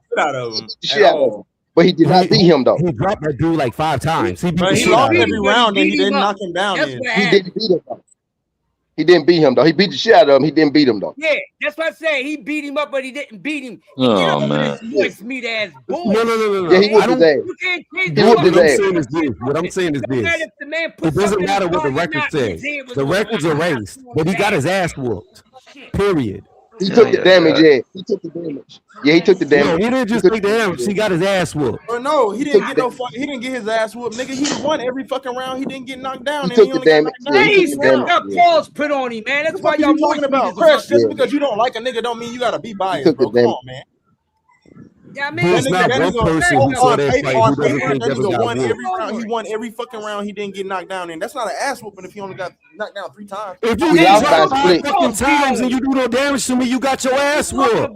Well, nigga, you don't. That's why you're not a fucking boxing judge, nigga. But there's different from boxing. There's different from boxing though, right? Because boxing don't even score damage, right? Boxing don't score damage. MMA score. Boxing don't is round by round, right? So if you going round by round.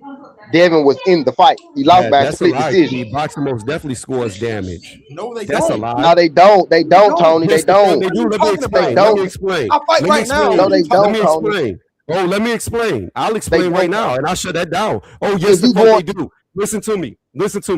Boxing does score damage, and in fact, you can get kicked out of a fight and lose because of damage. If I hit you so many times, they'll stop it. No. Hold on. Let me finish. Tony. If I hit you in your right eye and that shit swells up the way you can't see, that's a win. Not a score. If you get stopped, it's not a score, Tony.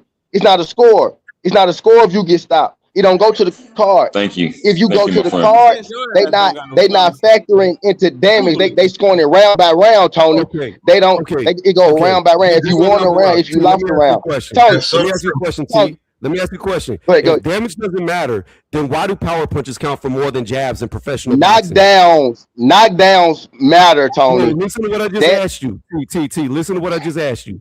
If damage does not matter, then why? Here's my question. Then why do power punches count for more than jabs in professional boxing? He didn't say damage don't matter. I got an answer. He said damage, you don't score damage. Hold on, T. Power punches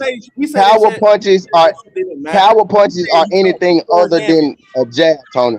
Literally, right? That's anything other than the jab is a power punch, right? I know that. All of the punches count for more than a jab. Tony, hold on, listen, Tony. Now, listen. Damage matter if you get stopped, right? You can get stopped because of damage, but they gonna stop the fight. I'm saying when it go to the scorecards in boxing, damage shouldn't factor in, which is why Devin lost by a split decision. Because if you was factoring in damage, Tony, Devin would have lost by 7 fucking rounds, right? If you was factoring in how hurt he was, right? Okay. But boxing don't score damage; they score round by round. That's why he only lost by 1 round.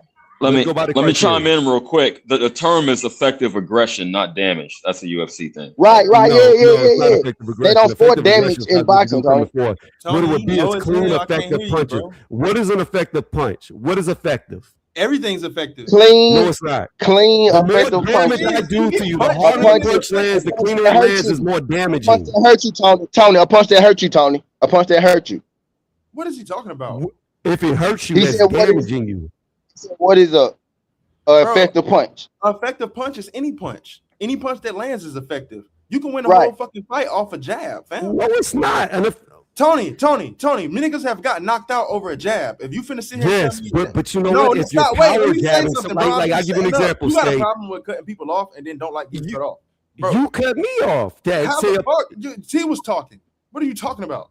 I was responding to T and you started talking behind me. But go ahead. Shit, man. Like I'm saying, bro. Go ahead, man.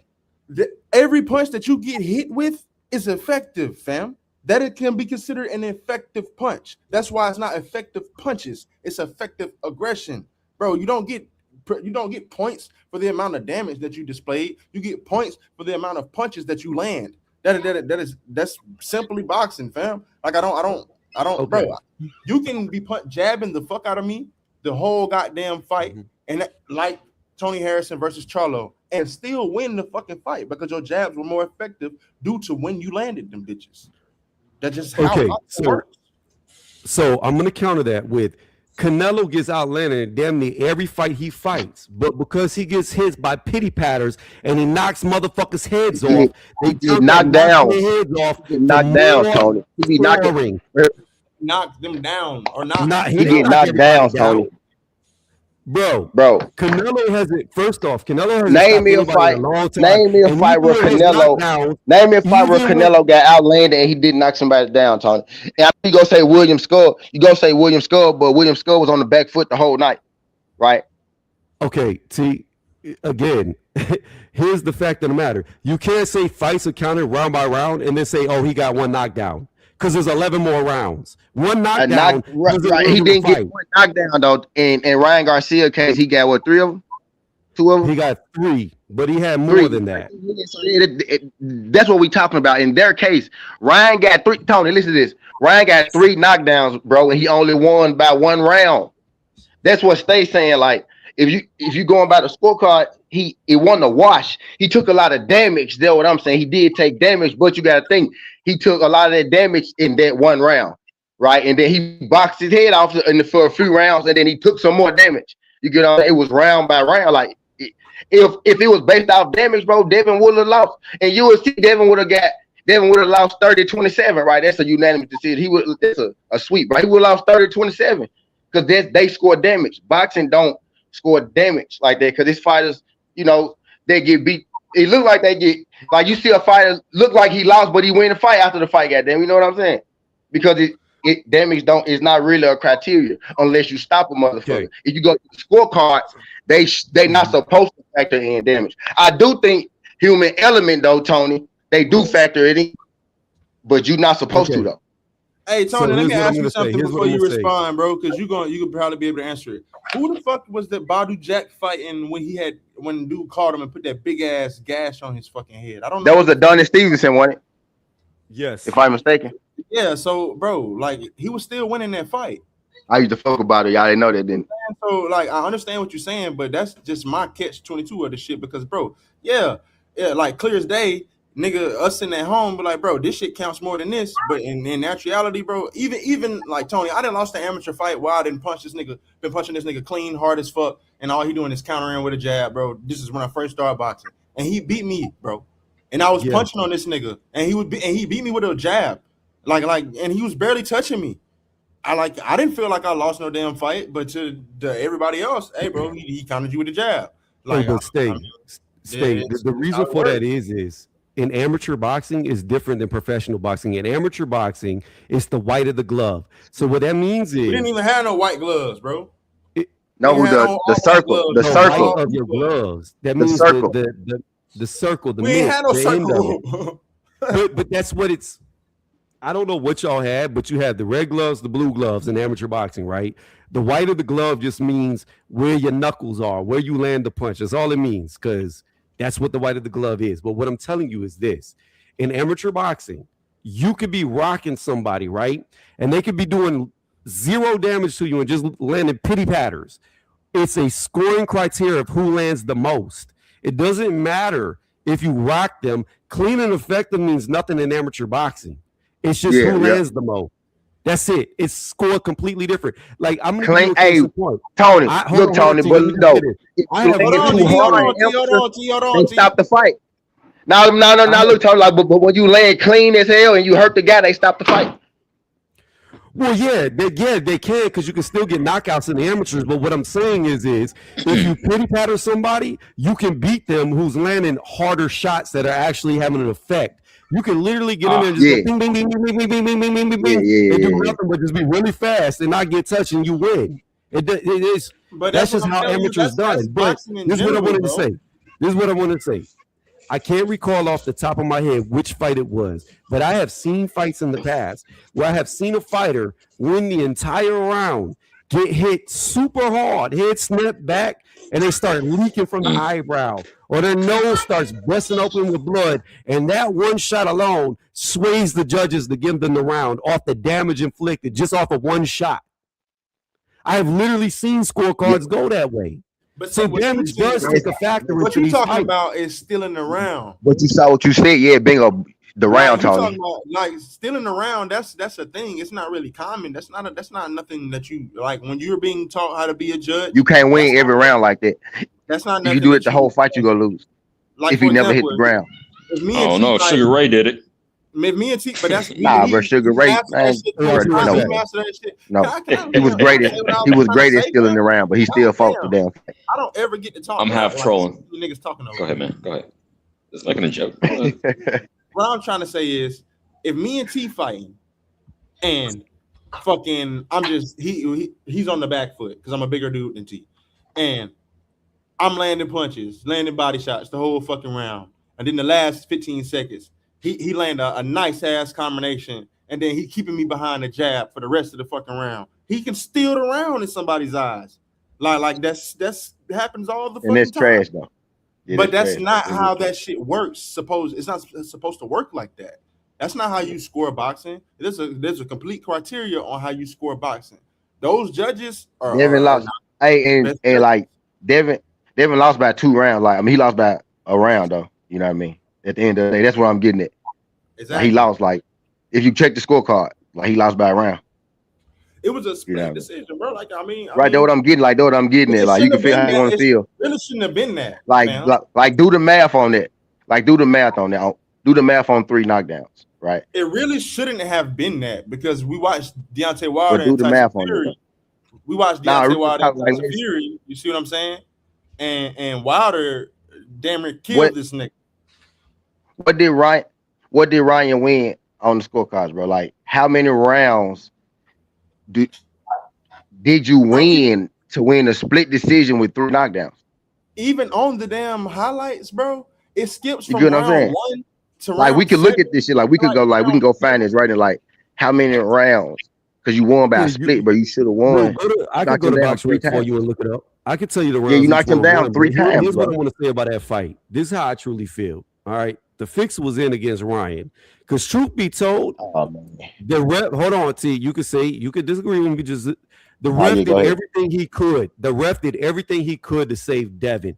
To the point of where Devin was on the way of going out cold. He was holding on, got warned massive time, like numerous times to let go. Ryan ends up hitting him on a split. Then the referee stops the fight even longer to take a point away from Ryan instead of taking a point away from Devin for holding on for dear life when he was about to go. Because he hit him after the break. No. What are you talking about? To what I just said. If you are clinging on for dear life and the referee says let go, and they don't let go, that's an automatic point taken, or it can even lead to a disqualification. That's a warning. Yeah, he warned him like 5 times. Bro, Tony, what I'm gonna say to you is this. I'm talking about what it was. Like, I really want us to go to this scorecard. It become popular. I really want us to go to the scorecard. Look at this man, Devin, and find everything that he did wrong, and throw some bullshit, and just to see if that shit sticks, brother. The fact of this matter is, the nigga that he fought came in, cheated, came in overweight. Popped on steroids and still got a fucking draw on the scorecard, fam. Ryan didn't put on no good performance. Like there wasn't no good performance by Ryan. Like you know that, I know that, and bro, it's common sense. That shit didn't look good. It looked very fucking sloppy. So, with all that being said, you're expecting the smaller man to go in and just do anything but what he did other than box, bro. There's a reason when you look up this fight and you watch the fucking highlights, the only highlights that they show are Ryan Garcia highlights, and they show when they knocked him down, and nigga, it skips from round 1 to like round 9, from round 9 to like round 11, and then it's over. Like, bro, what? it was a whole fucking 30-minute fight. When this nigga fights him again in September, please come back. Please. Come back. Like Craig say, come back. First thing came to my mind. Because I don't want to hear that shit about, oh no, this, that, and the third. Ryan's a bigger dude. He finna, when he put pause on this motherfucker, come back. Yeah, I want a clean fight, man. That's it. Bro, so I'm gonna be real with you. I don't think Ryan just was clean. I think he was fucking microdosing just then. Of course. And it's obvious to anyone who's ever knows anything about PEDs. I don't even give a fuck if he's microdosing. That performance he just put on, if you come in and do that bullshit that I just seen against what the fuck I just seen on the other hand that this nigga just did, bro, you might get your ass knocked the fuck out. Like you talking about his fight with Rolly? What I just seen from him fighting Mario Barrios and what I just seen of Devin fighting Brian Norman, bro, this nigga might get fucking knocked out. Oh, he's saying Devin might not. Oh no, Devin don't stop him because I'm gonna say this real quick. Like Devin got the most hate when he actually went in there and tried to thug it out. Like everyone was saying, "Oh, you got no power. You're not standing toe to toe." He said he was going to stand toe to toe with him. Hold on, real quick. He said he was going to go in there and thug it out. He did, and he got so much scrutiny because his opponent cheated. So I think he'll be more cautious. I think he's going to say, "I'm just trying to win. F the fans." What I'm saying is, brother, I agree with you 100%. But what the fuck Ryan just looked like, that ain't to the gills. That's juice. That ain't to the gills. That nigga can't be to the gills no more. He got that shit in his system, but that shit ain't to the gills. If that nigga come in there displaying that weak ass shit, the weak ass punch combinations, that lackluster ass footwork that I just seen, bro, it's gonna be very bad for a couple motherfuckers. It don't gotta be just Devin, bro. If this nigga fight Brian Norman, that shit gonna be fucking bad. That should be bad. Brian will fuck this nigga up bad. That'd be interesting. Ryan's not gonna make that fight, but that'd be interesting. Your name is Boa Buzz Boxing. Get the fuck out of here. Huh? I'm talking about. Oh, that's a Mexican boxing #1. It's a known troll. Yeah, you know when you make sense. Yeah, you know that now it's trolling, but yeah, now I just I ain't gonna we talking boxing, man. Mexican boxing, bro. Shut your ass up, nigga. You keep your head in one spot and walk straight. Niggas punched brakes off your ass for centuries. We've been whooping your ass. People hate Devin Haney, but people hate Devin Haney, but they love Devin Haney at the same time. You know what I mean? We've been whooping that motherfucking ass. He polarizing. He polarizing. That's the word. He polarizing. That's why it worked. I agree. Some people gonna like it. Some people ain't gonna like it. I don't know 2 cents. I don't know. I don't know 2 cents. I don't know. I had the answer for you. One day this morning, one day this week in the morning. I ain't never watched boxing in my life. Not one time. Not never. I don't know 2 cents. 2 cents. You gotta let. You gotta let. Silly question. I ain't watched boxing this morning either. I ain't make 200 off boxing like from this shit like less than 24 hours ago. I don't watch boxing. I just be up here talking. Hey, I just looked up the Devin scorecard with Ryan. Like, bro, this I just be up here talking at my ass. Look at multiple dudes with channels, but yeah, we don't watch boxing. Just whatever. Round 7 is the craziest. I ain't never fought. He don't know what he talking about. We just up. Hell no, I don't watch boxing. I thought there was a golf channel. Tony ain't big. We was talking golf over here. Niggas out. Yeah, like Tony ain't knocked nobody out before. I ain't been whooping people's asses out. We was talking golf. Over here. Yoda ain't whooped 700 niggas ass in his life. Yeah, I thought there was a golf. I thought there was a golf channel because I don't hear shit. That's what I thought. We can't. I thought there was golf over here. We're talking. Come on, 2 cents. We've been asking you to come up. Come on, 2 cents. Yeah, exactly. That's what I'm. Y'all knew exactly what I was talking about. I don't hear shit. If you all knowing, hit the link. There's one in the building. Yeah, I thought there was a golf channel. Tony, what the hell you talking about? What's good, brother? What's good, Fine? What's going on? What's good, bro? Now we complete. Now that you know what I'm saying. You know what I'm saying. The third party is in What's here. up, What's going on?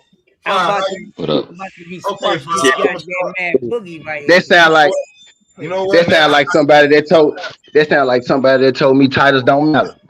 Listen. I can reset the panel now for 5 up here. Nah. Let's go. Hey, what y'all think about David and Appetite, bro? What was that? Hey, listen, Stay. You know what? You. I thought I heard somebody that ain't got no chips.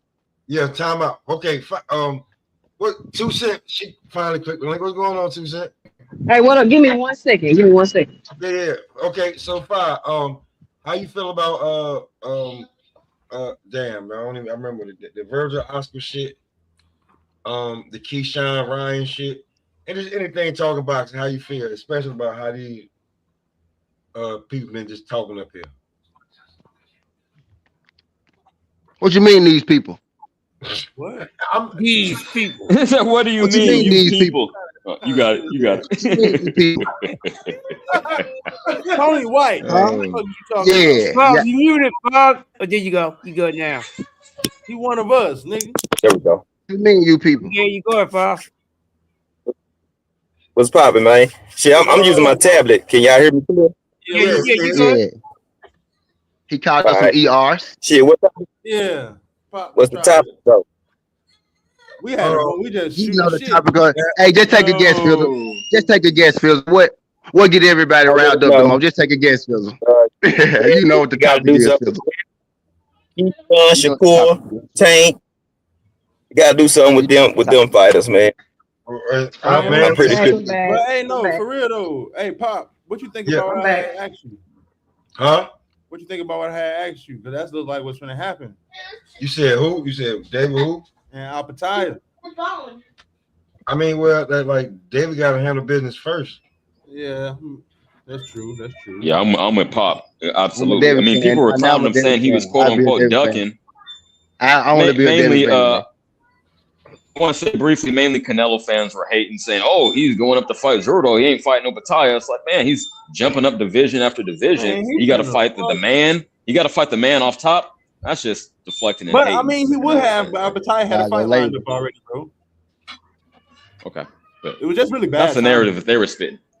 No, I'm not saying I agree. Yeah. No. I'm saying I understand. You know how them. I mean, listen, man. But he does like David do fight some steep ass competition now. David got one of the best. David Benavidez, man. David Benavidez gonna beat his ass. I don't care if like David finna fuck his man. Yeah. I'm like when it comes to David Benavidez, I done told I don't care nobody. They can't have him back. Can't have him back now. You wasn't trying to support him then when he was trying to fight Canelo. You ain't like him then. So now that your hero's done, he got beat up. But now you can't have him back now. No, you got to. Yeah, who was it? Most Def on the Dave Chappelle show, the Rachel Draft Black Delegation, David Benavidez. Yeah, we have. There we go. Can't have him back. He brings the coleslaw. He brings his mom from Honduras, bro. You know what I'm saying? Yeah, listen, bro. He brings the ribs. You know what I'm saying? He brings the beard. He brings the goddamn. He bringing like 3-4 different things. Yeah, y'all can't have him back. Word. He bringing the Navajo juice. Nah, y'all can't have him fucking back. It's not going down. He's at the cookout. Like Young Doc said. What's up, y'all? I had some questions real quick as I was listening in the chat. My first question is: have y'all ever seen somebody get knocked out 3 times and still win a fight? No. Knocked out? No. Well, if you get knocked out, the fight's over. She said no. Y'all never seen it. So why do y'all keep saying he won every round? She meant knocked down. Why do y'all keep saying? She meant knocked down. Why do y'all keep saying Devin Haney won every round? He didn't get knocked down, as if that means anything. First of all. Well, first of all, because boxing is sport round by round. Wait. Yeah. You gotta ask one question. I know. You gotta look at the scorecard. Yeah, you gotta look at the scorecard. You know we mean you gotta ask one question at a time. You can't ask multiple questions because we're gonna answer the one that you asked first. Okay, so y'all said y'all haven't or y'all have seen somebody get knocked out 3 times and win? No, like what we're saying is you have a way of that you think and you feel, and then there's the scorecard. No, let me Yeah, stop we you did. right there. No, hold on. Let me stop you with that too, because this not nothing about how I feel. Like y'all always like to throw that emotional shit around, and that you just don't like him. We're not doing that in this back and forth right This now. We ain't talking had about nothing straight about fights. So emotion. this hold on. This don't got nothing to do with how I feel. I asked you an I mean, objective no, question. that's what I'm saying is like reality. Like we feel a certain way about how to fight. All of us have certain feelings about how the fight went. Our own opinion, your opinion is your feelings. Like there's no disrespect to you. You have a certain way you feel about how the fight went, but in reality, the scorecard says something a little bit different. Like that has Correct. no shots to you. That's just No, that's right. But my question is, have you ever seen somebody get knocked out 3 times and win? And on top of that, I would argue that the rounds Devin Haney did win are the rounds that Ryan Garcia took off because he was so fucking out of shape that he'll get a knockdown in one round and run around Can I ask you a question, sweetheart? the next motherfucking Can I round. ask you a question? But that's what we saying. Like Wait, Devin hold on. won a lot of rounds. See, He won the rounds that I Ryan want to took ask one off question. though. I want to ask one question. Hold on. Can I ask one question, please? I'm gonna shut up. Okay, Sure. Go ahead. Who the hell do you know? Have you seen that has been popped on steroids and been out of shape? Exactly. What? Exactly. Yeah, exactly what? You just said When somebody is on steroids, they're usually in shape. Was Ryan Garcia in? First of all, he didn't get popped for steroids. He got popped for. Hold Don't cut it off. Like, hold on, y'all keep. No, Let's correct that. No, let's correct that. He didn't get popped for steroids. Yes, he did. Yes, he But did. No, he what is didn't. No, he didn't. You got to be No, he technical. didn't. No, he didn't. He got Well, I'm gonna be performance enhancing. You can't say steroids. Okay. Let's be technological about it. And the reason I'm Technological. What does that mean? The reason I'm cutting you off. You mean logical? Saying technical. He meant technical. He meant technical. No, technical. About Yeah, it. he meant technical. Bro, I'm from the South. Y'all can keep me without. So am I. I'm from the South too. Yeah, he meant technical. 5 years too. I just hopped up here. I'm trying to see what's up. Stay. It's a bunch of country niggas up here. Stay. Okay. Well, like I'm saying. My name's Southern T. We know where you from, Nick. Okay, I want to respond to boy. Even if no one had I'm an not even example, done yet. he was dropped 3 times. There There was a pause in the cause. I'm trying to fill the airtime. It wasn't no pause, really. Somebody was asking me a question. Let two cook. Anyway, he got busted for a SARM. It's not a steroid. Like y'all act like he was on some super steroid pumped up Victor Conti type shit. That wasn't what he got caught for. So I don't know why y'all keep saying that. Second of all, can y'all name another? Let her finish the state. Can y'all name another D and C level fighter that all they got to do is take aspirin to beat an elite top level boxer? Yes. All of C and D level fighter got to do is take aspirin to beat a top elite fighter. But that's neither here nor there. My point is that's neither here nor there. I didn't really get up here to talk about the whole SARM, aspirin, PED thing. Like, I'm over that. My point is this whole Devin to fight anybody and Devin this and Devin that. Like, I don't understand why y'all saying that because y'all completely contradicted yourself. Just like Tony came up here and said, Devin Haney not in too many fights where he don't have the height and reach advantage. The nigga is moving up weight classes and is still the bigger fighter. And y'all want to sit on here and try to give Devin credit because he's draining himself down because the other fighter get to come in and rehydrate more. Like, y'all got to stop that. Why do y'all think? Wait, let me finish. Why do y'all think he's draining down so much? Do y'all think he's doing it to put his own self at a disadvantage? The shit don't make no sense. Cambosis. He's beat Regis Prograis and he's beat Brian fucking Norman, and now he'll fight anybody and he don't duck no smoke. Are y'all serious? And whoever just said Ryan Garcia would get beat by Brian Norman, do y'all even watch boxing? Do you watch boxing? I absolutely watch boxing. The 3 names that you just named. Absolutely watch boxing. The 3 names that you just named at the time, all of them were the #1 fighter in the world at their weight class at the time. Regis was the #1 fighter in the world when Devin Haney fought him. #1 140. Regis ain't never been the #1 fighter in the world. Nigga, you just made that up. Regis ain't never been the #1 fighter in the world. #1 140. Regis ain't never been the #1 fighter in the world. Are you gonna let me answer your question? No, because you're not letting me finish. You cut me off. Cam, You how cut long me you gonna off. go? You cut me off. Real How quick, long you gonna go? Man, like I just said, Until I'm done. I'm gonna go till I'm done. Cambosis And was you're gonna the wait. number Because it's my turn to 135 talk. pounder Is it not in my the turn to world. talk? You gonna keep talking Regis over me? Prograis was the You number gonna keep talking over me? 140 pounder in the You gonna world. keep talking to me? What the You gonna keep fuck are talking to me? you You gonna keep saying talking right over now? me? Brian Norman was the number Are you gonna keep 147 talking? pounder in Brian the Norman was world. not the number 147 Who the pounder in the fuck world. was You the niggas number just one was saying then? that shit. Who the fuck was Brian Norman?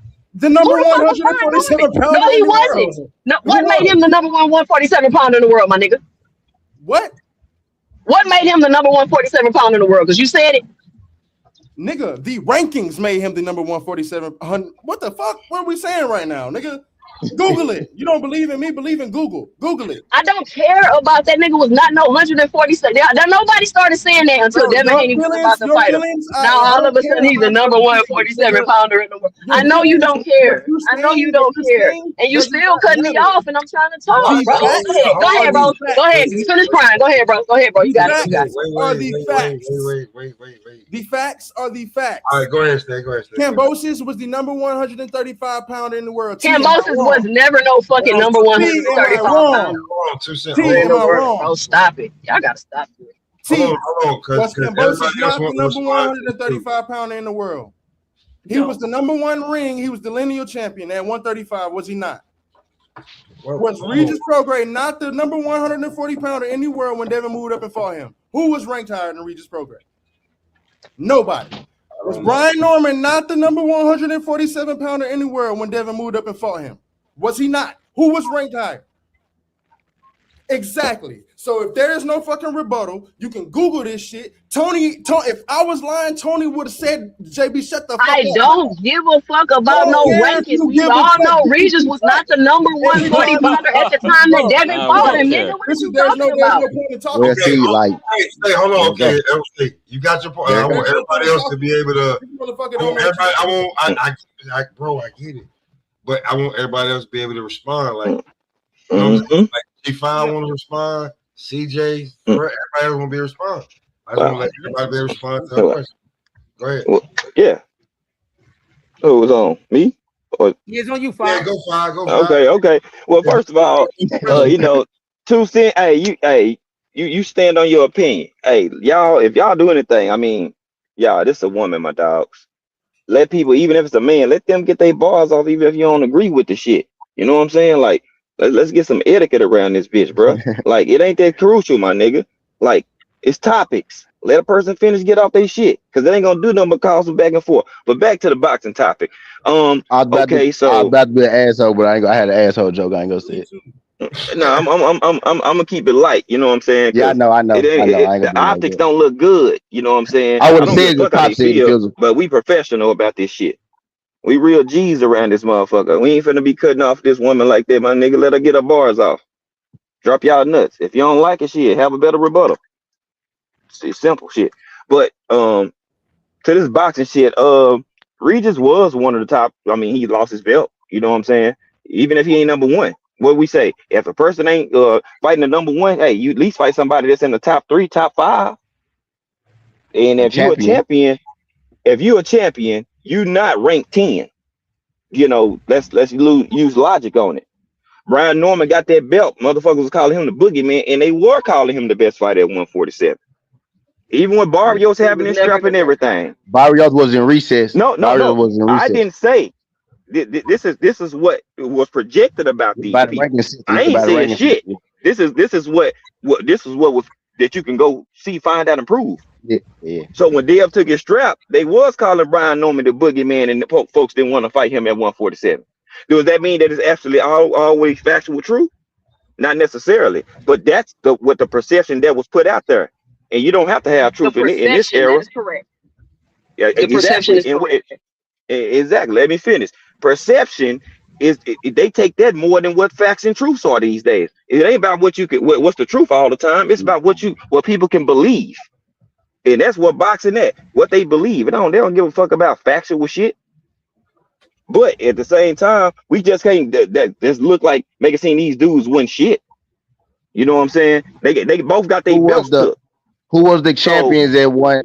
Who was the champions at 147 when Devin moved up? So real question. I Not a don't. trick question at Yeah, all. Not a trick question at all. Real question. Who was the champions at 147 when Devin moved up?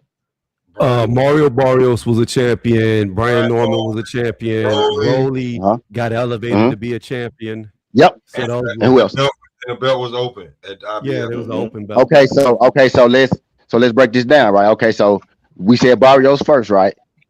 Was Barrios in recess or was he active at that time? Recess.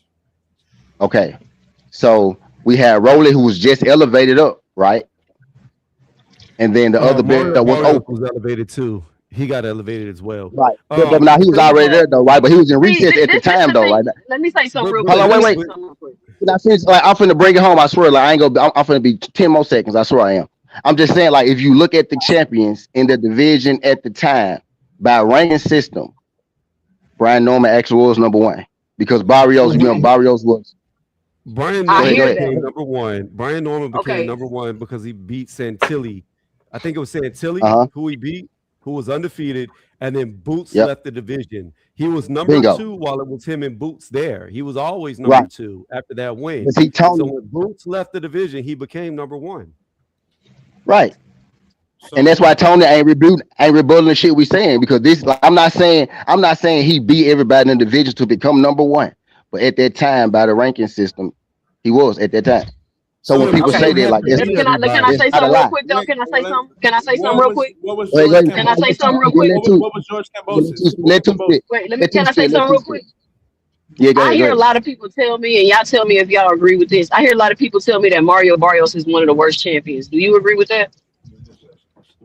I would have to agree with that too. I do. Okay. I also hear people tell me that Rolly Romero is trash and he was gifted championships and belts. Do you believe that? I don't think he trash. He was given a couple belts though, but I don't think he trash though. Okay. So can those same sentiments apply to rankings? Yes, sometimes rankings do be fucked up. And sometimes you do get technicality. Like I said, I don't think that Brian Norman was the best at 147 pounds. Just like people think Mario Barrios is the worst champion, and that Rolly Romero was gifted belts. Hold on. Y'all got to slow down. Hey, 2-6. If Brian Norman wasn't number one at 147, who was? I didn't say he wasn't. The point that I just made was, if people can tell me that Mario Barrios is the worst champion and that Rolly Romero was gifted belts and all this other shit, then the rankings can also be just as fugazi as motherfuckers getting a belt that don't deserve it. So the point that I'm trying to make is, just because factually you are ranked number one at a division doesn't mean when I look around at the landscape that is necessarily true. Just like y'all agree that Mario Barrios is the worst champion you've ever seen. Okay, 2-6. I'm not. No, not ever seen. Not ever seen. No, not ever seen. Not ever seen. But you know, no, Mario Barrios is the worst champion. Yeah, he bad. He bad though. He bad, but bro, it made history of boxing. In the history of boxing, but he's the worst. The entire history. I think there's never been a champion of Mario Barrios. I got a question real quick. Y'all drifting. Hold on, let me reel this back in. Man, y'all. Let me ask this question. Now we cooking. Now we having dialogue. Let's reel it in. This is what I want to reel in. Wait, Crush. Let me reel this in real fast. Crush, hold on. I understand everything that you just said, 2-6, that the champions can be horrible, the rankings can be messed up. But what I'm asking you is, looking at the survey of the land, off your opinion, who was better than Brian Norman Jr. at 147 at the time? Nigga, I think Karen could have probably beat Brian Norman Jr. I think motherfucking Rolly can fucking beat Brian Norman Jr. Ryan Garcia can beat Brian Norman Jr. Like, who the fuck y'all think Brian Norman Jr. is? He's not that good. Now we reaching. Huh? That was no, we're not reaching. No, we're not reaching. Brian Norman got zero footwork. He got no jab, and he don't get his fucking head off the line. Who he finna beat at 47 fighting like that? He damn sure wasn't finna beat Devin. He wasn't finna beat Devin. He not gonna beat Ryan, and he not gonna beat Rolly. All right. What? I've been patiently waiting to say like 2 sentences. I've been waiting for like a half hour, but all right. I just wanted to bring it back. Old boy was talking about like, oh, you ever seen somebody get dropped 3 times and win the fight? And I forget who that's said a woman. Y'all got her old boy. That's a woman. Like you said, oh boy. Yeah, with CJ. Okay. No, but whoever responded, real quick, let me get this off. He was right on point saying, yeah, that's like more of an emotional, and again, it's not any, I'm not calling you a female, nothing like that. I'll leave that to the other dudes. But like that's the arbitrary criteria, right? Because it's scored round by round. Even if you want to say that Ryan, Devin only won the rounds that Ryan took off. Okay, did he win the rounds? Was it 10-9? Then yes. That's the objective criteria, not, I'm gonna pull some statement out my ass. Oh, it's never happened before, so you get dropped 3 times, you automatically lose. What if it was never said that. 9-3? I just asked, Hold on, champ. I'll put a bow on it. I will put a bow on it, and you can go off. If Devin, I know he didn't win all 9, in my opinion, but let's say he won 9-3, right? So there's 9 10-9 rounds and 3 10-8 rounds. On paper, he would still win the fight, so it's not impossible. Is my point. I just want to say that. Right. And I understand that you're saying it's not impossible, and I agree that it's not impossible. But I'm just asking, have you ever seen it? That's all. Have you ever seen it? Is the question. I'm saying if you like, it's just a simple question. I don't know why y'all turned this into emotional. It doesn't add anything to your point. Can I answer the question? It doesn't add anything to your argument. Wait. It does add to my argument. Can I answer the question? Wait, Tony. Hold on. Give me the bone when you get a chance, bro. Because I can give you the answer. Bro, like Crush ain't said shit in a minute. Gotta let Crush talk. Like everybody, it's a lot of people up here. Everybody been waiting. Everybody been going back and forth. Like I'm like, let Crush say something. He ain't talking. So can I answer the question? Go ahead, answer the question. I'm gonna say this. I'm gonna say this, and I believe Ryan won that fight and dominated that fight. But I will answer the question.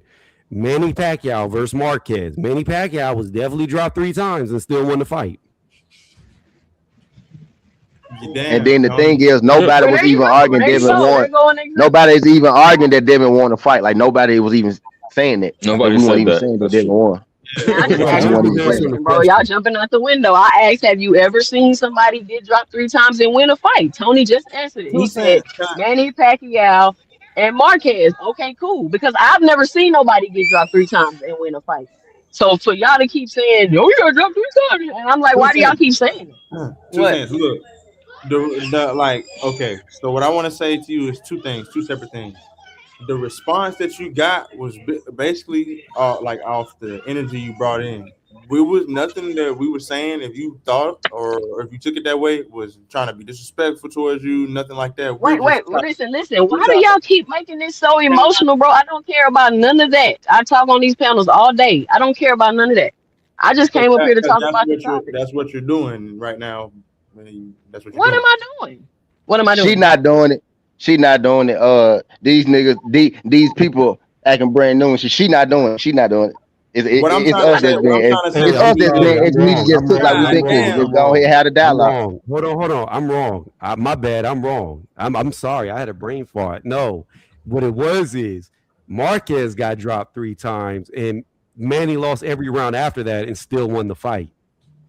Right. It was in the first round. He got dropped 3 times. My bad. My memory was off. So I don't know, 2 cents. To answer your question, I can't answer your question because in that scenario, Marquez should have won the first fight and he lost it. I don't know. I just think it's hard to get dropped times and still win a fight. Like I don't. I mean, I get what y'all saying. It's round by round. It's not impossible. When you look at math, it's not impossible. That's my only point. And I've never seen it. I won't argue that he won. Like they want to argue that he won. That he didn't lose the fight. He didn't win it, nor did he lose it. You know what I mean? He got beat up. I feel like y'all keep. That's what we were saying. Like people keep. Yeah, but I feel like people keep saying that as if it's gonna be some type of indication. Because I said Ryan Garcia was a bad style matchup for Devin before they even had the fight, and I think people keep trying to use that as an indication as the next fight. When the truth is, a lot of those rounds that Devin won that he didn't get knocked down in. 1, he did get knocked down, and some of those knockdowns didn't count. And 2, they were rounds that Ryan took off. So that's not necessarily a good indication of what's gonna happen in the next fight, is what I'm trying to say. Which is why I keep saying, have y'all ever seen somebody get knocked down 3 times and win a fight? 1 and 2. So a lot of the rounds that he won were rounds that Ryan just completely took off and was just running around the whole time. Hey, Bo, to answer your question, it ended up in a draw in the first fight, but it was controversial because Marquez damn near won every fucking round after the first. But I just did a Google search to try to see 2 cents in the history of boxing. Every fight that I'm seeing where a fighter won after being knocked down 3 times or more, they only won by knockout. I can't find one where they won on the scorecards. Oh, okay. That's the only way. And I don't see how Devin can win the rematch. Can y'all tell me how Devin can win the rematch? Yeah, a clean fight. All right. Am I wrong? Is that out of pocket? Right. Am I making stuff up? No, I need some keys to victory. See, no, I need some keys to victory because y'all can't sit here and be like, oh, he took Osprey, that's why he won. No. The reason why. Because you can't quantify how much it helps. What are Devin's keys to victory in the rematch? Don't tell me a clean fight. What is he gonna do? He gonna jab? Don't tell you. So that's unreasonable. Okay, so we need to. Yo, do you think? I'll put a bow and I'll land it with this. Do you think that PED should be legal across the board? If it don't matter, right? It doesn't help. We can't say that it helps them, right? So it should just be legal for everybody, right? You can't have it both ways. I do. Listen I to do. me. Listen hold on. Let me answer. No, he asking me, Tony. Let me answer. Listen to me, okay? Can you tell me stylistically the keys to victory for Devin Haney to beat Ryan Garcia? That's I am not a fan of either. I just, for the integrity of the sport, I just hope everybody plays. I say this too. That's it. I could. I say this, but I'm not going to even humor that because you're very overlooking the PEDs, man. How am I overlooking it, bro? What you want me to say? What you want me to say about the PEDs? I want a clean fight, you dismiss it. That's how. Okay, good. I said okay, a clean fight. Now, can you give me the keys to victory stylistically is how he could win the fight? What you want me to do? Don't listen to the fans. Stick behind your jab. Be normal, Haney. I could do that. Yes, be normal, Devin Haney. 1-1-2-1-2. These type of basic things. His boxing style, controlling the distance. Yeah, I could do that, but we got to start with a clean fight. That's what she asked, bro. That's what she asked. So hold on. Before y'all run away from this, everybody. Hold on, wait, for a second. Hold on, real quick. if just the question, bro. Like anybody, just the question. Like I don't need to go no further than that. Just the question. Because everybody want to answer the question. Like I ain't answering one fucking question. I gave him his response. I gave him the technicals. But we got to start with go because everybody feel like they getting cut off and shit. Like okay, Tony go, then Stay go, then Crush go. All right, so as far we should have better etiquette, myself included. But it's been cutting off, and it's Royal Rumble, so I'm jumping in the ring. But I'll pass it. The minute you said me go, he still cut me off. God damn, following directions hard. But I'm gonna answer that question about. Do I think there should be PED testing in boxing? Hell no. No, I don't. Because PED testing has been weaponized. You have people who just recently got to fight, like Matias. You had Canelo, who got caught on clenbuterol, but only got a 6-month ban. Well, wait a minute. He only waits 6 months in between fights, so he really didn't get a ban. You had Alicia Bumgarner actually get caught on steroids. Then they said that she was caught on steroids, but still cleared her of being on steroids because they said, we don't know how it got in her system, but we know it's there. So, no. I don't believe in PED testing. Why? Because premier stars get slaps on the wrist while unknown fighters get caught on the shit and they get banned for 2-3 years from the sport. So no, unless it's fair across the board, I say screw it. Don't test them at all. You got R.I.P. to him, Victor Conte, the biggest drug cheat known in all of sports, allowed to have athletes work with him. Get the fuck out of here. No, I don't believe there should be PED testing because I don't believe the PED testing in boxing is straight down the line and fair. So no, I don't. I think certain athletes are allowed to cheat and get away with it, and other ones aren't. And that's just the fact of the matter. So you know what? If it's not going to be fair, then let them all do whatever the fuck they want to do, and then we'll find out who the best is. Well, let me respond to that briefly. It sounds like you're more down for reform. Hold on, you're more. You want it reformed so it's actually legit more than just Wild West. Tony want them juice. Tony want them the juice.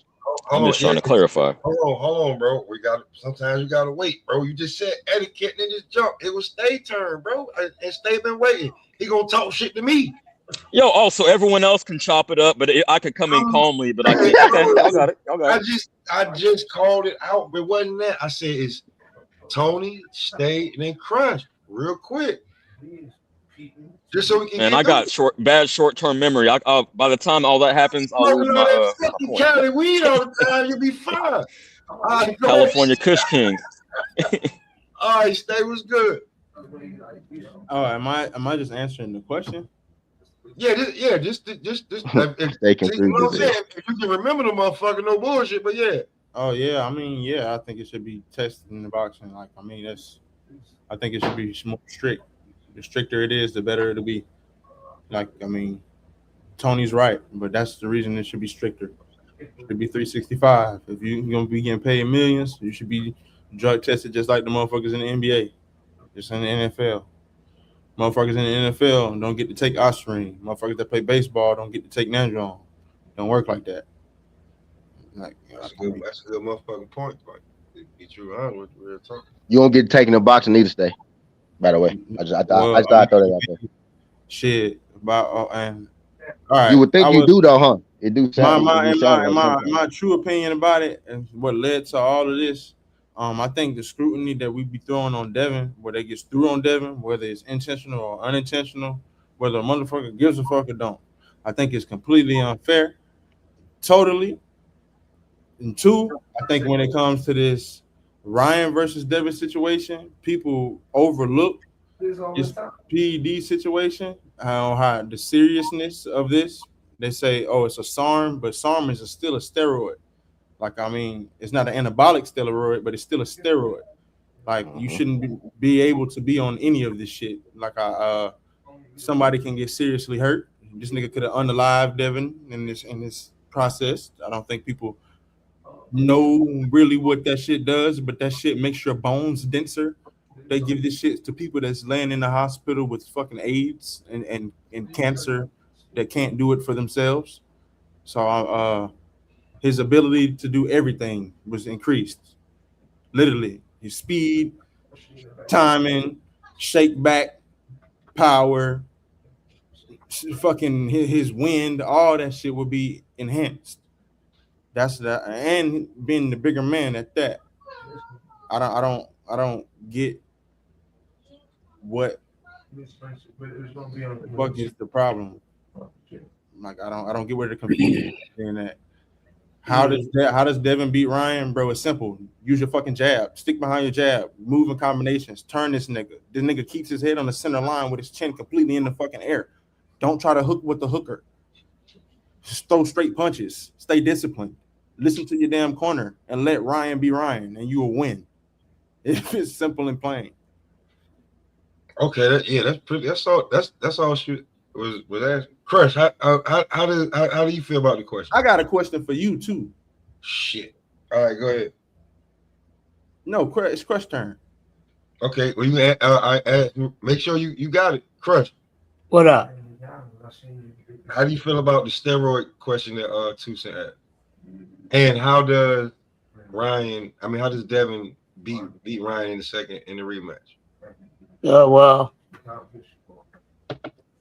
I'm gonna be nice about this because I don't fucking really feel like answering this shit. So I'm gonna be nice this time around. And y'all done blew my high. I gotta roll up. Kick all your asses, to be honest. Besides 2 cents, my fucking high. Let me start with that respectfully. Listen, the boy got a box. Be him. Just like what he said. No matter what the fucking situation is. I don't give a fuck. Clean, dirty, right? I don't give a fuck. Still be you. I don't like none of that bullshit. But that shit don't guarantee a fucking victory all the time. So let's just move that bullshit to the side. It's time to move on. From boys to fucking men. Let's be men about it. Let's stop whining. I'm ready to give out moist meters. That shit is over. No matter what happened the second time around, he better stick to his motherfucking game plan, which he didn't do, which was the ultimate reason why he got hands put on him the way that he did. That's just facts. Can't erase that. Let's not talk about this no more. This is no longer a boxing talk. It's whining and crying and bitching. Respectfully. Yes, it is. My bad. Yeah, as far as in the keys to victory, be him. If he's the better man, be him. We look at it and we say, well, he's the better boxer. Then show us.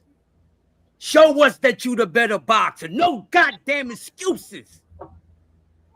Show me. These dudes be whining and crying, and most of these dudes ain't even doing shit. Let's be honest on that. I'm talking about all these fucking fighters. It's a whole lot of capping going on. Everybody ain't doing more than a fucking other. Let's just be fucking real. With all these damn boxers we got, who's elite? It ain't even that many fucking elite level fighters in boxing right the fuck now. If you know boxing, be honest with your damn self. There ain't even that many elite level fighters in boxing right now. And another thing, skills pay the bills. That's the proof. Not no motherfucker, a unified, a fucking super, a fucking undisputed. Whooping somebody's ass and you not losing and winning is the fucking proof. That's all the fucking proof you need. Not no fucking this title and that fucking title. That don't determine shit. Because we've seen plenty of fighters with titles and shit and all that, and they was not very skillful. We see some C-level, damn near D-level fighters have a championship moment. Let's just be real. We talking boxing. I'm making this shit one. I'm throwing the theirs back. Y'all one. Yeah, they win y'all one. Playing too much, and y'all all know better. Yeah, you can stumble on one of them jumps for sure. Yeah, well, whatever. I'm right on everything else, bro. This is just fucking fact. I'm tired of the bullshit. Skills pay the fucking bills. Not no well. What the fuck? Didn't you just see him whip motherfucking asses? Let's get some real 50-50 matches going on without dudes having total fucking advantages, no matter if it's fucking rehydration, fucking height, fucking reach. No, I want to see skill for skill fucking matchup. I don't give a fuck about a damn size. Skills pay the bills, and y'all ain't talking like it, and I'm done. All right. Hold on, wait. Before we Crush, let me ask you this. Going into before motherfuckers even you know what I'm saying, we hatching their eggs before they even motherfucking hatch and shit, you know what I'm saying? We're catching the egg before they hatch. How you feel about Rolly and Devin possibly May 30th? Hey, get this shit the fuck on. Real talk, you know what I'm saying? Yeah, no, real talk, get it the fuck on. This is an open and closed case, Pop. Get it the fuck on. I want to see it. Really? I want to see it. I'm not telling you about and breaking down shit about giving nobody no breakdown right now. I say that until we get closer. I want to see it. That's it. Because the results matter to me. That's all that matters. Most of us know what the most likely who has the advantage. We know that already. I just want to see what's going to happen fight night. I want to see if this old strong motherfucker can hit this man and hurt him.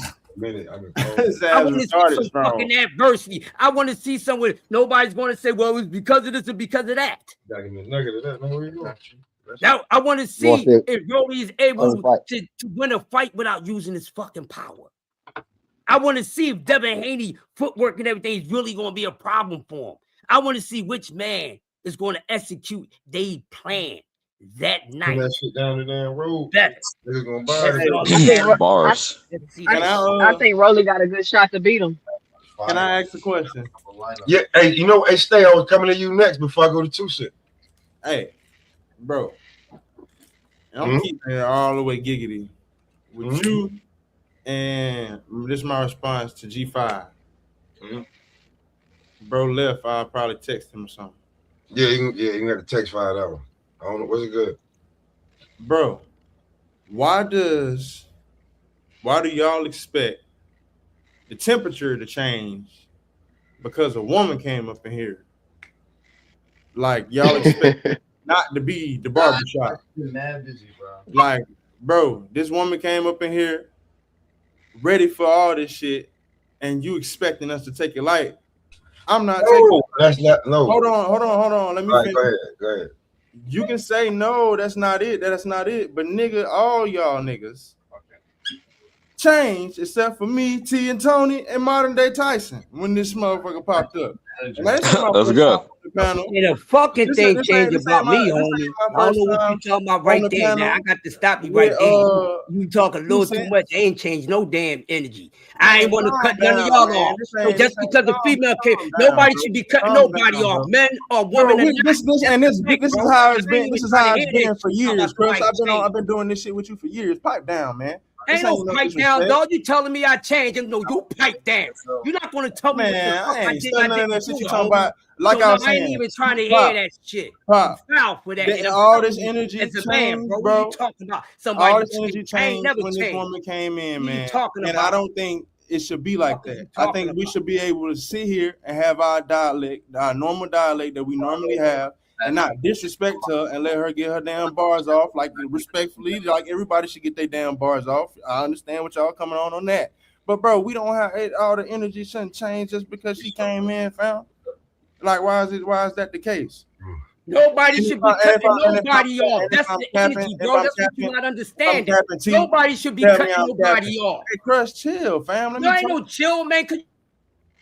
Thank you. T, if I'm capping, tell me I'm capping. Man, I'm the co-host, but I had already said something like that already previously. I said that already. What I was saying was that stay at it for. I ain't making it as obvious as you did, but you know. You think what I was saying was that. No, what I was saying I said it though. I was saying Tony wanted to respond. I can't hear Tony. I can't hear CJ. Crush was trying to talk in the background. You hurt T. I'm like, I can't hear none of that shit. Like I'm trying to say one at a time. He said right. You know, cause we was having dialogue at first. Like, you know, we was speaking. Like when she came up here, we were just a little more short tempered on letting nigga get off what they were saying. You know, when it was a hang line about that. But you know, we was having dialogue anyway. Me and too was having dialogue when she first. We always having dialogue. You know what I mean? And then it, you know. But I don't give a fuck. I don't give a fuck. I don't give a fuck. I don't give a fuck about. I don't know what none of y'all talking about. The issue was everybody screaming over I had already me said off. that. If y'all always up here screaming over each other and cutting each other off, then I mean, I guess y'all can have at it. But can't nobody understand. That is definitely not what I'm trying to have like definitely dialogue. So I'm like, boom, boom, back and forth. And I'm like, all right, boom, because I know that Tony want to say something, then somebody else want to say something. Because you came in. Balls of fire. I ain't give a fuck about. Yeah, I ain't said nothing. I ain't said nothing in a minute actually until Yoda started talking because I like messing with Yoda. You know I do. You know I do. I mean, I know how emotional Devin Haney fans be, so it ain't nothing new. Man, like I was saying, you know, see how I'm labeled. See how I'm labeled. See. Hey, look, y'all see how I get labeled? Y'all ain't taking up for me. I got labeled. I need y'all to stand up for me like y'all. I hopped up here. Hell no, y'all call me. See how I get labeled? I got labeled. Y'all ain't taking up for me like that. I feel some kind of way. Y'all ain't saying nothing. She labeled me. First response. No, first response was I know you being emotional. Wait. This is the problem. You hearing what you want to hear instead of taking a nigga word for exactly what they said. Nigga, nobody called you emotional. We said you have to learn how to separate the way you feel about some shit and as far as reality, what actually happened. That don't just let me finish. Listen. That don't just go for you because you know woman. Like I just said, ain't nobody. I didn't say nothing about. Let me Why you keep making this about a woman? No, I'm not gonna let you do that. It's not No. about being a woman or none of that. What you're doing right now is exactly what you said you're not doing. What I'm trying to. You the one that said it, not me. Explain and chill. Oh my God. Okay, I'm just trying. I'll be quick. Like I'm just saying, bro. This is real facts. I feel a way about a lot of shit in boxing. This is a passionate sport. Of course, niggas get passionate about it. This is freaking barbershop talk. This is what we do. Everybody on this panel has their opinions about some shit. You have to learn. All of us have to learn and separate the way we feel about some shit and what the fuck actually happened. Nobody said you're emotional. You were triggered by the word feelings. Nigga, everybody on this bitch got feelings. True. We talk like that to each other 24/7. You got triggered by the word feelings and said, bro, just because it's emotional and da. Nobody was even getting at that. That wasn't even on nobody's mind. You done? All right. Okay. Sure, y'all. 2 Cent, go ahead. Anyway, so I done forgot what I wanted to ask now. Oh, y'all said all Devin Haney has to do is be himself to beat Ryan Garcia. That's gonna get his ass whooped again. That's how you feel? Yes, Ryan bet? Garcia. Let's because bet. this is the thing. This we can bet, but this is the thing, Which right? one to bet? Why would Devin Haney decide to go toe to toe with the biggest, fastest puncher he's ever faced? It's Like, not why the would he? fastest puncher. Why? Open question, or you So directing who's this the to biggest, someone? fastest puncher he's ever faced? If Ryan is not. Linares was a faster and bigger puncher than Ryan Garcia, brother. What are you talking about? Ryan was on steroids. Linares was a Yes. bigger and faster puncher than. What weight did he fight Linares at? What? What weight did he fight Linares at? 35. Oh, okay. Oh, okay. What the fuck does that mean? Linares Okay, is a I bigger, got faster a puncher brief than Ryan response. Garcia. Is what you trying to tell me? I don't have no rebuttal to that. You got it. So 2 cents. The reason I think his motivation was he was tired of the narrative that he's pillow fisted and all that. He said he wanted to thug it out to impress the fans, which was the bad Now move. that's to me that's an excuse. That don't make any sense at all. Can I lean into it a little bit? Let me lean into it. Let me lean into it a I'm little not bit. even a Right? Haney fan. Let me rebuttal. I'm not even a Haney fan. I'm just saying that's what his mindset was. That's all. All right, go So ahead. I'm just saying that doesn't make any sense. Go ahead, T. Let me lean into it a little bit, right? So okay, so to that, like I could say, as long as Devin Haney don't get knocked down, right, he probably wins it. You know what I mean? I could make that argument, right? So let's just say it was the wrong style, right? But even with him fighting that style, let's just say he don't hit the fucking mat. If he hit the mat one less time, right, he probably wins that fight. But let's say he get dropped once instead of 3 times, or twice instead of, we could be talking about a different fight. That's what we were saying, like on the scorecards, it was scored differently from how it looked to the eye, which is where we was having, I think Tony gone now, but we was having that damage conversation. I just got back. Oh, you heard Tony? Yeah, that's what we was getting at. Like, yeah, it looked bad. I say all the time, bro. You can't take the damage away, the hurt, the ass whooping, what y'all call it, right? The ass whooping. You can't take that away. All right. So that actually did happen, but the actual scorecards was a look closer than it looked to the eye. So I'm gonna shoot at everybody. That's what I'm gonna do. I'm gonna shoot at everybody real fast, and then I'm gonna go back to listening from the sideline. But here's the deal, and I'm gonna cover all this. First off, 2 cents. I come to your channel all the time, but you're the last one to talk about him getting emotional. Because anytime Tank brought up or Clarissa brought up, you get super emotional. Now, I find it funny that you talk about the Time out, Tony. Time out, Tony. No. You're not gonna call. No, time out. Y'all need to stop this shit, bro. No, you're not gonna. No. You're not gonna call me. Let me respond. You're not gonna call me emotional. You're not gonna call me emotional and not let me respond, Tony. You're not gonna call me emotional and not let me respond, Tony. You definitely can respond after I'm done talking. I'm biased for Clarissa. So anyway, as far as me shooting my shots right now, I find it funny too, since that you bring up, oh, well, they're not number one. The rankings don't matter. Of course you would say that, because that's what Tank fans say. Tank don't fight nobody. Stop the Tank fan shit, bro. Y'all getting on my nerves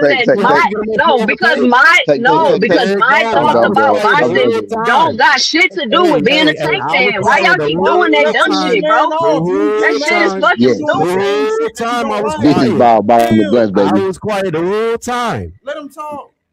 Exactly. You don't want to keep taking shots at me and don't want to respond. There it goes. Everybody been shot up here. I done shot Pop 3 times. He ain't said nothing yet. I'm trying to get Pop. This is what I am gonna say. I'll definitely respond. Can I finish my point? So go ahead. I'm just telling you.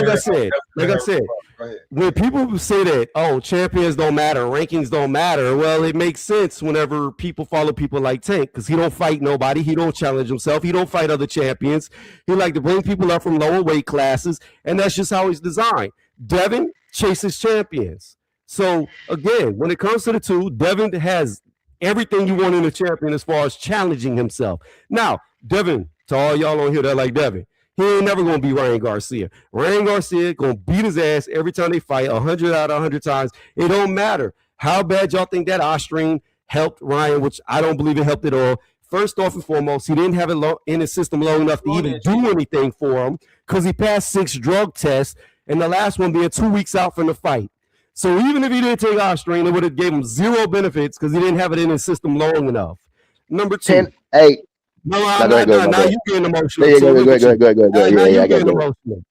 So and I ain't emotional. I'll just read to it because I like arguing with you too. But now go ahead. I got you. But sometimes in boxing, fighters just have your number. Like I don't believe Ryan will ever beat Rolly. Rolly is a shit fighter to me, but he'll beat Ryan every single time they fight. In my opinion, that's what I truly believe. Unless Ryan just gets lucky and catches him, that's the only way he beats Rolly. Rolly will dog walk him every single time, like we saw. Just like I believe Ryan will dog walk Devin, just like we saw every single time. Ostraine, no Ostraine, Victor Conte, snack, none of that. It doesn't matter. It makes no difference. Ryan has his number. The only difference with Devin is he don't have the firepower to do anything to Ryan. He don't have the artillery to stop Ryan from getting on top of him and exploiting him. And then it's even worse for him because now Ryan Garcia is actually using both hands. He's using the straights, going to the body, going to the head. So Ryan's showing a lot of improvement in his last fight, where Devin is just really Devin. Like Devin has fought the way that he's fought from day one. There's no real wrinkles in Devin's plan. If he's on the back foot, you know how he's going to fight. If he comes forward, you know how he's going to fight. I don't really see a lot of nuances and growth in Devin. He's a great fighter. In my opinion, he's done way more, and I'm going to land with this.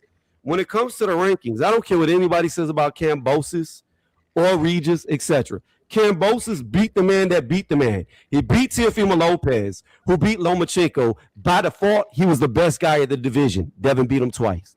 Now, like Stay said, Regis prograde because Josh Taylor should have lost to Catterall, should have had 2 rematches with Catterall and faked 2 injuries, in my opinion. Can't prove it. And that's why Regis got number 1. In fact, I think he got number 1 after he beat the brakes off of Zepeda and looked amazing in that fight. Exactly, Tony. He looked amazing against Zepeda. That's the Regis that Devin beat. Okay, so again, and then Brian Norman Jr., whether you like it or not, he was always number 2 for at least 2 years. When Boots left, by default, the number 2 becomes number 1. So that's a great win. Now, again, with all that being said, Ryan still beats his ass, and all of them have done more than Tank, and that's where I'm landing. I'll listen from the sideline. Can I respond to Tony now, please? Yes, you can. Tony, stop playing with me. Everybody on here, if you come up on this panel on a regular basis, they know how you be hopping on here with that bullshit. And I'm going to have to cut you off because I can't let you keep going because you be saying some shit that Tony will come on my panel, make up an argument, and then proceed to argue about it, and that's not even what we're talking about. So that's why you get cut off. So stop with the emotional shit. I'm the least emotional person on this internet, first of all. Second of all, let's stop with the Tank fan shit as if I can't think for myself and every decision that I make in boxing has to do with me being a Tank fan. That's absolutely not true. Some of y'all may do that, but I do not. I asked a question about Barrios being a champion, being the weakest champion. You agreed. Several other people agreed. I asked about Rolly being a champion and getting gift decisions and belts and all this other shit. You agreed, and several other people agreed. So the fact that people question champions and rankings has nothing to do with me being a Tank fan. Because as you heard, Tony, other people agree with me too when I asked that question and brought up that point. So you can kill that. Please stop doing that. And every time somebody come at me with some Tank fan shit, I'm going to say something because I'm sick of hearing it. No offense to you, Tony, but I'm tired of people saying that shit to me like I can't think for myself and I don't have a mind of my own. I don't like that. I really don't. The only problem I have, 2 cents, is, and I'll ask the whole panel this is for everybody on the panel. When have you ever in the history of boxing ever heard, besides Tank saying it and people following Tank behind it, that belts don't matter, being a champion doesn't matter? I've always said that. Floyd said it, but he already had hella belts when he said it. But Floyd did say that. Tank really got it from Floyd, but Floyd already had belts when he said it. But let me clarify what I said. Just to answer your question. Let me clarify my stance. Floyd said he make the belts. Floyd said I make the belts. The belts don't matter. He said he's greater than the belts. Floyd said he was. I never said belts don't matter. He did say that don't matter. Hold on. I never said belts don't matter. I said belts aren't the end all be all. And the reason why they're not the end all be all is because they're too political. And look where we're at right now. Now that the belts are politicking, people don't want to pay sanctioning fees and people don't want to do this and do that. Why? Because the belts are political. You got to be at the right place at the right time with the right promoter, with this, with that, with this, with that. A lot of these times to get these opportunities. So can the belts be the end all be all when they're so political? No, they cannot. Can I say something? All right. Sure. Now I understand where you're coming from, but that's the only fucking reason that anybody ever fights is to be a champion. Like anybody can say what the fuck they want to say. Like I don't care if you a Tank fan, Devin fan, who the fuck fan. I don't care.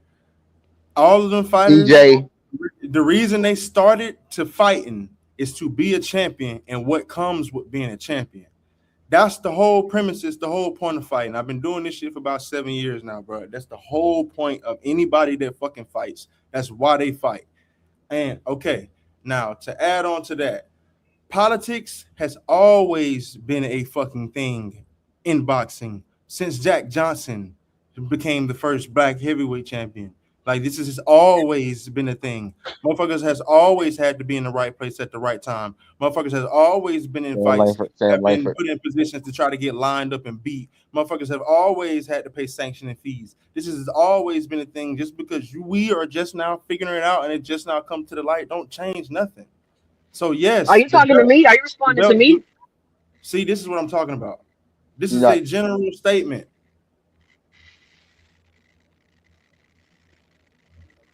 Sheesh. This has always been a thing in boxing. This is this is not the UFC. They don't politic for us. They don't politic for the fighters. This has always been a thing. It's always gonna be a thing. If a motherfucker come in this bitch and start boxing, start fighting, and he's a professional and say, hey, I don't fucking I'm not in this sport of boxing for belts. I'm in here straight for money. He's a goddamn lie because the motherfucker could be fighting on brand risk for $2 million at a time for a 6-round fucking fight. That is not professional fighting. It's exhibitional fighting, and you getting fucking $2 million to do nothing. These niggas came in this sport for the accolades and the prestige that comes with being a champion. So I don't get that. We saying the same thing. I don't get that. No, we not. Because you saying you saying they don't matter. I'm saying I never said that. That's what I'm saying. We saying the same. I just said the same exact thing you said. Man, stop. Hold on. Let me finish talking, and then when I'm done talking, you finish talking. Like you can go ahead because I shut the fuck up while you was talking. This nothing is directed towards you. This is a general thing. If you feel like that, whoop-de-damn do. Okay, like I was saying, bro. This shit has always been a thing. It's always going to be a thing. Nothing that these fighters say, do stop paying sanctioning fees. None of this shit's going to fucking matter because they just came up with some whole new shit as Zoop for boxing. They ain't having to pay no damn sanctioning fee directly. It's coming directly out their motherfucking purse. Either way it go, you're not going to get around this shit. It's always going to be politics. That whole premises, the belts don't matter, it's some nonsense. That's what I'm saying. Whether it's a fan's opinion, whether it's a fighter's opinion, the only point in fighting, period, professionally, as a professional boxer, is to be a champion and the prestige and money that comes with the shit. That's it. Okay. You done? Yeah, go ahead. All right. I never said the belts don't matter. I don't know if you heard me, but I will repeat it. I basically just said what you said, that the belts do have their place in boxing, but they cannot be the end all be all because of the politics involved. That's what I just said. So you literally just that is the end all be all. You like do you hear what I'm saying? Championships. Those like champion, like it's the top. What else you gonna do? I don't know.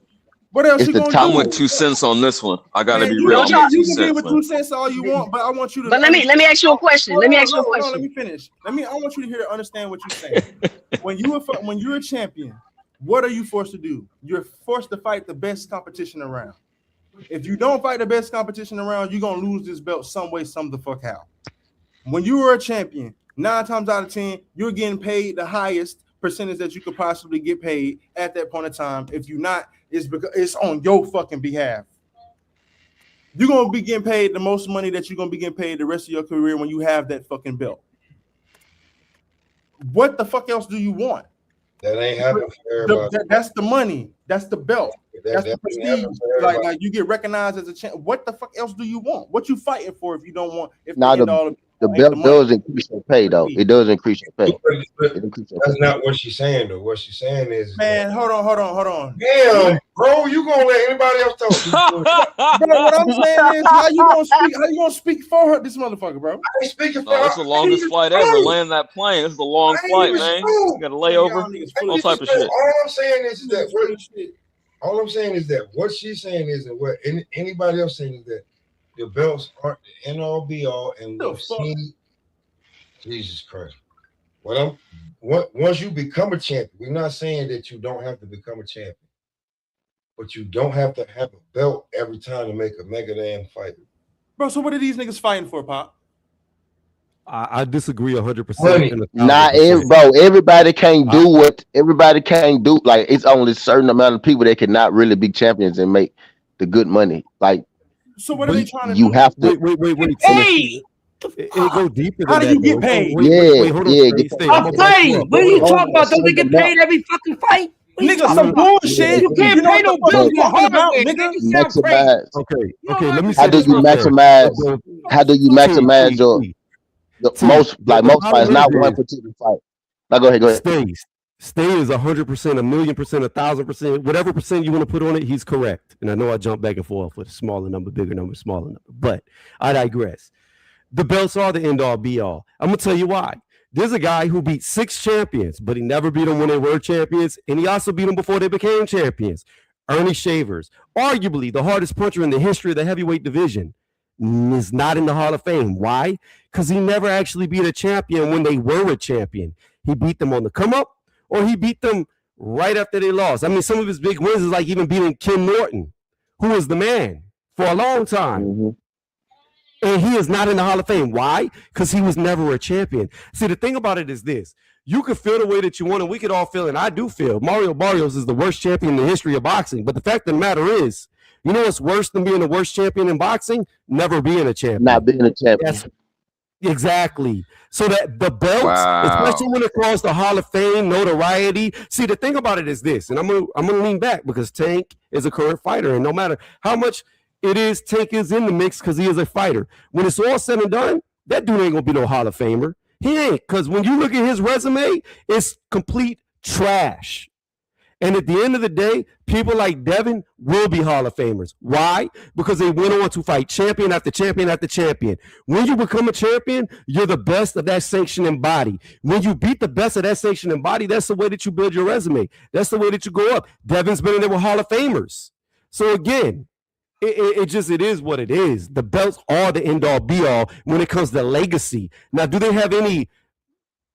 They don't have nothing to do with money. You can be successful. Look at Jake Paul. He makes more than all of them. He gets bigger numbers than all of them. He sells more tickets than all of them. But he's never going to be hold on, Smoke. But he's never going to be a legacy fighter, no matter how much money he makes off his name, because he'll never be a champion. I got about 30 seconds, but I mean, anybody else got something to say before I fucking explode? Because you just made the fucking point that once you at a certain point, you go from being a boxer to a fucking prize fighter. And when you become a prize fighter, what the fuck is the prize? It don't be the fucking belt. It's the fucking but prize. Normally, fucking cash. Thank you, Smoke. Yeah, Pop. See, y'all got him going on. Normally, most people have to become a champion before they get to a prize fight. I'm not saying what you don't. You know what I'm saying? Have to be a champion. I ain't, but like normally, how many guys actually have done it without being the champion? That's what I'm getting. Like, you get like how many guys actually have done it? Champions made a lot of money, not even having fucking. Hey, Pop, can I ask you something, bro? Respectfully. Oh, nah, wait, ain't nobody asking shit right now. You said nah. Nah, not right now. I ain't said shit. No, what I'm fucking saying is that in this day and age, it's perfectly honest that we can look at it and see that big money fights don't be for no fucking belts. What? Name the last big money fight in a few years. Tank Davis and Ryan Garcia didn't fight for no fucking belt. Yeah, but Canelo and Bud did. That's one. And Roach and Tank did too. Devin Haney and Ryan Garcia ain't fight for no belt. Yes, they did. Yes, they did. Yes, they did. Uh-oh. It was supposed to be, but somebody Ryan decided to messed it up, cheat. bro. It was supposed to be. Yeah, they did fight for a belt. Yeah, but it wasn't on the line. Wasn't on the damn line when the shit. The only point I would make to what you that belt wasn't on the line. Was that belt? Nah, it was up until it wasn't though. He wasn't paid. Like they got paid off the championship shit though. You know what I'm saying? Yeah. Like, if Devin would have been like, nope, I'm fighting the dude that actually made the weight. It would have been that. Yeah, it would have been for it. Devin is one of the worst people to use in this situation. And Devin is one of the worst people to use in this situation because he definitely wouldn't have got no money without being a champion. Because his whole mentality, his whole logic, everything that he just said, he just killed himself with his point. Your point was that Ryan and Tank wasn't for a belt. However, what you left out, and the most important point is Tank had a belt. He was a champion. So that prize fight involved a champion. You can't become a prize fighter. You can't become a prize fighter without winning a belt. What I was trying to say is, and when you lose that belt, Pop, a lot of times you lose that damn prize, bro. Like Deontay Wilder for a second, bro. Deontay Wilder is one of the richest fighters in boxing that's still fucking boxing, fam. And this nigga's not getting paid nowhere near what he used to get paid, bro. Because the prize is gone, bro. I don't know, champ. He was on the turkey cards after the belt. Bro, he can be on the turkey cards, but this nigga was getting paid fucking around $30 million a fight. Turkey ain't paying $30 million to fight no fucking Zang. Come on, bro. So how much did he get paid for the Zang fight? How much did he get paid for the Walker fight? For being in for wait, I didn't hear what you said, Pop. So Wilder after losing to Fury and all that trilogy shit, right? Yeah. Wilder basically started this ring shit, being on them damn cars and his name being the biggest name on the car. So how much you think he actually made on them cars? Like he ain't walk away with with just 7 figures. He walked away with like 8 figures. Good 8 figures on that damn fight, on them 2 fights. Word up. Turkey kept putting them on. Bro. Like the weakest fight he got was on time. Yeah, but that wasn't, you see what I'm saying? That wasn't what he was getting paid to fight Tyson Fury.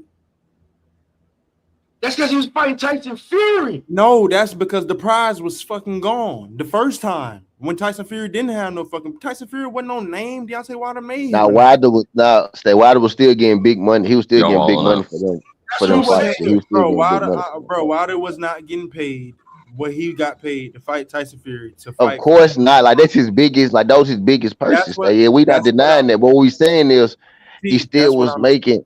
He still was making bag though. I didn't say he wasn't making no bag, bro. That ain't never come out my mouth. Of course, we get Deontay Wilder, bro. What I'm saying is the prize, the money came with the fucking belt. Yeah, that's his highest pay. Yeah, for sure. Not for sure. When he lost that shit decreased a little bit. So which belt? Yeah, exactly. Wait. Which fight made him the most money between him and Tyson Fury? Probably the second one. He ain't have. It got to be 2. I would guess. I don't look into that shit. The second or third? I'll say the second, bro, because that shit. They all was for belts though. They all was for belts though. Like, yeah, it was all for belts, but the second one. I think the third one was the one that made him the biggest bread. I don't know, bro, because the second one broke pay-per-view numbers. Like that shit's one of the biggest fights in history.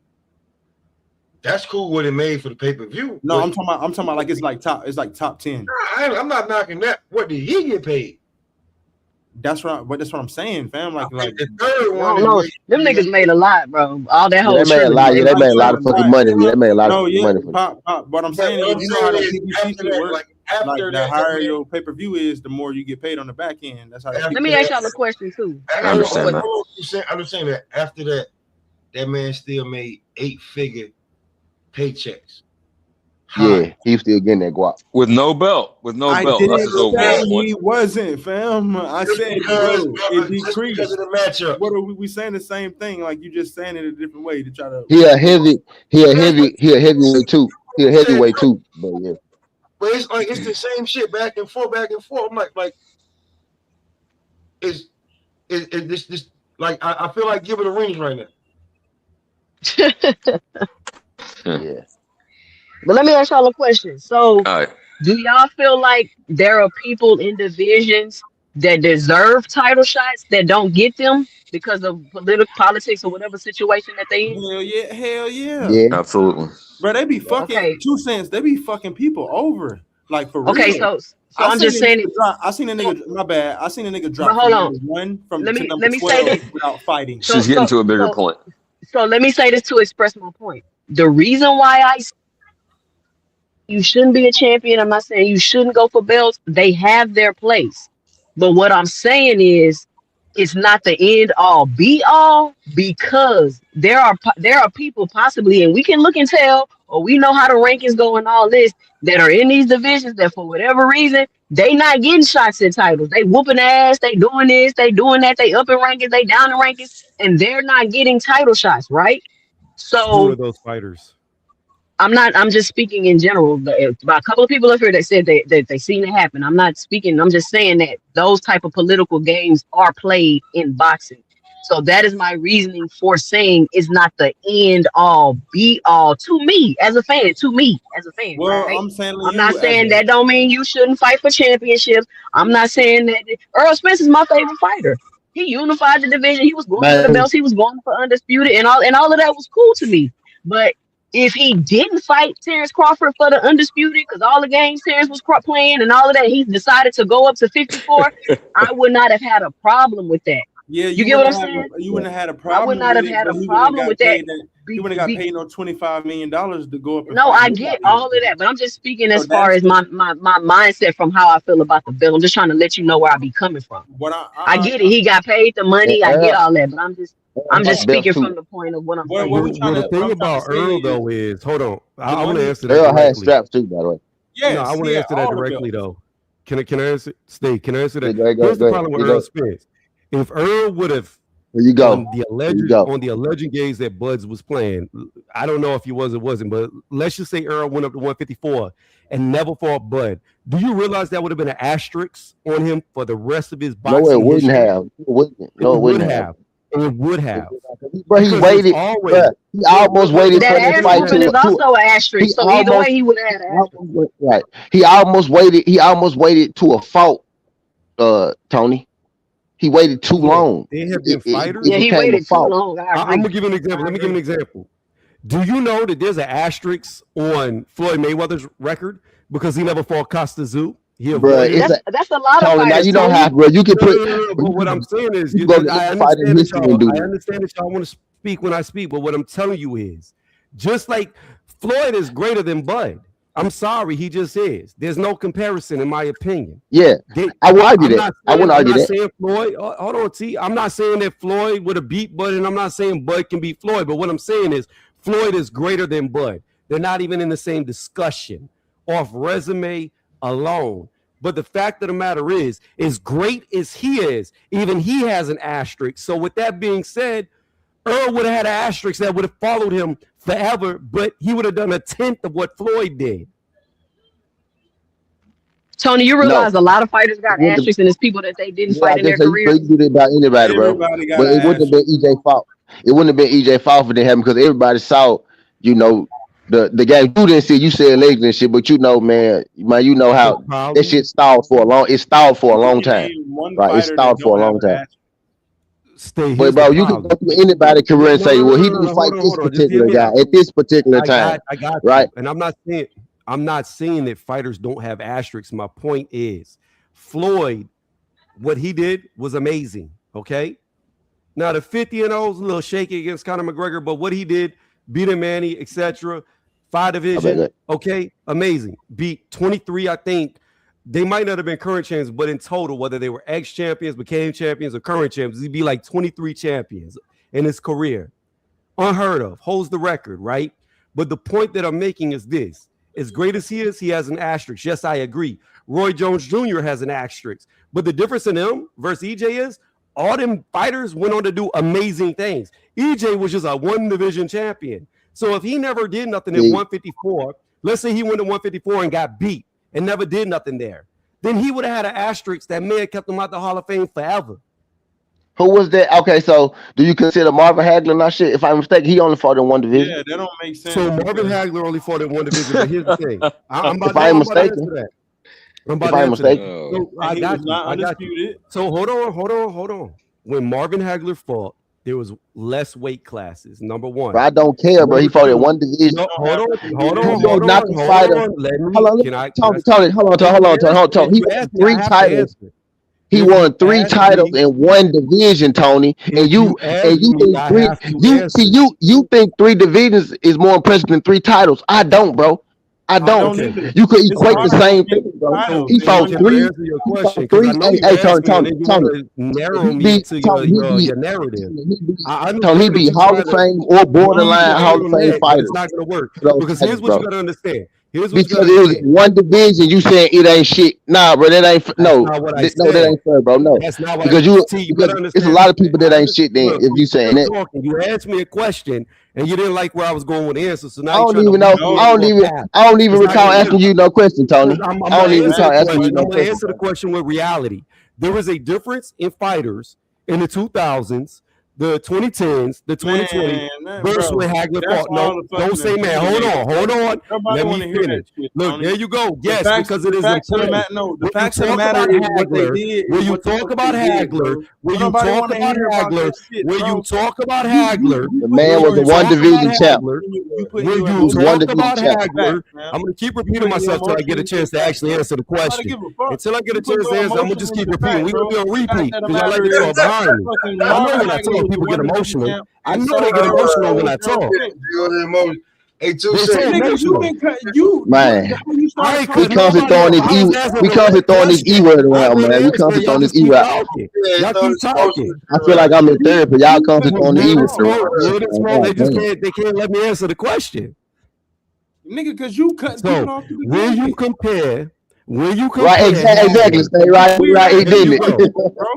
There you go. See, they go ahead. They ask me a question. They don't want me to answer it. So emotional. Nah, I wasn't done, Tony. But I let you spit though. You thought it was your conversation. I wasn't even done, but I let you spit. I let you spit, Tony. You asked me a question. How are you not done? Man, if you asked me a question, then what I asked you, Tony? No question. He didn't ask you. You asked me was Hagler a Hall of Fame fighter because he only had one weight class. No, I did not ask you that, Tony. I didn't ask you that. I said Hagler, Tony. Tony. I said Hagler had one division. How is he not great? That's what I said. Right. That's one weight class. Is Hagler in the Hall of Fame? Is Hagler in the Hall of Fame? Yes. Now, can I answer? He got one division. So there's one division. One division. 6 Hollywood. Here we go. It don't count. Because you don't understand the history of boxing. See what you're trying to do. What you're trying to do. Talking about he had less divisions, but I don't give a fuck. He had one. Let me give you apples to apples. Let me give no. There's another fighter that only had one division. Triple G. No, it's a few of them, Tony. No. Look, there you go. Do I believe Triple G is a Hall of Famer, just like Hagler was dominant in one division? No, I don't. I don't think Triple G belongs anywhere near the Hall of Fame. Triple G making the Hall of Fame, Tony? Do you believe he's making it though? He probably will, but I don't believe he should. My point exactly. No.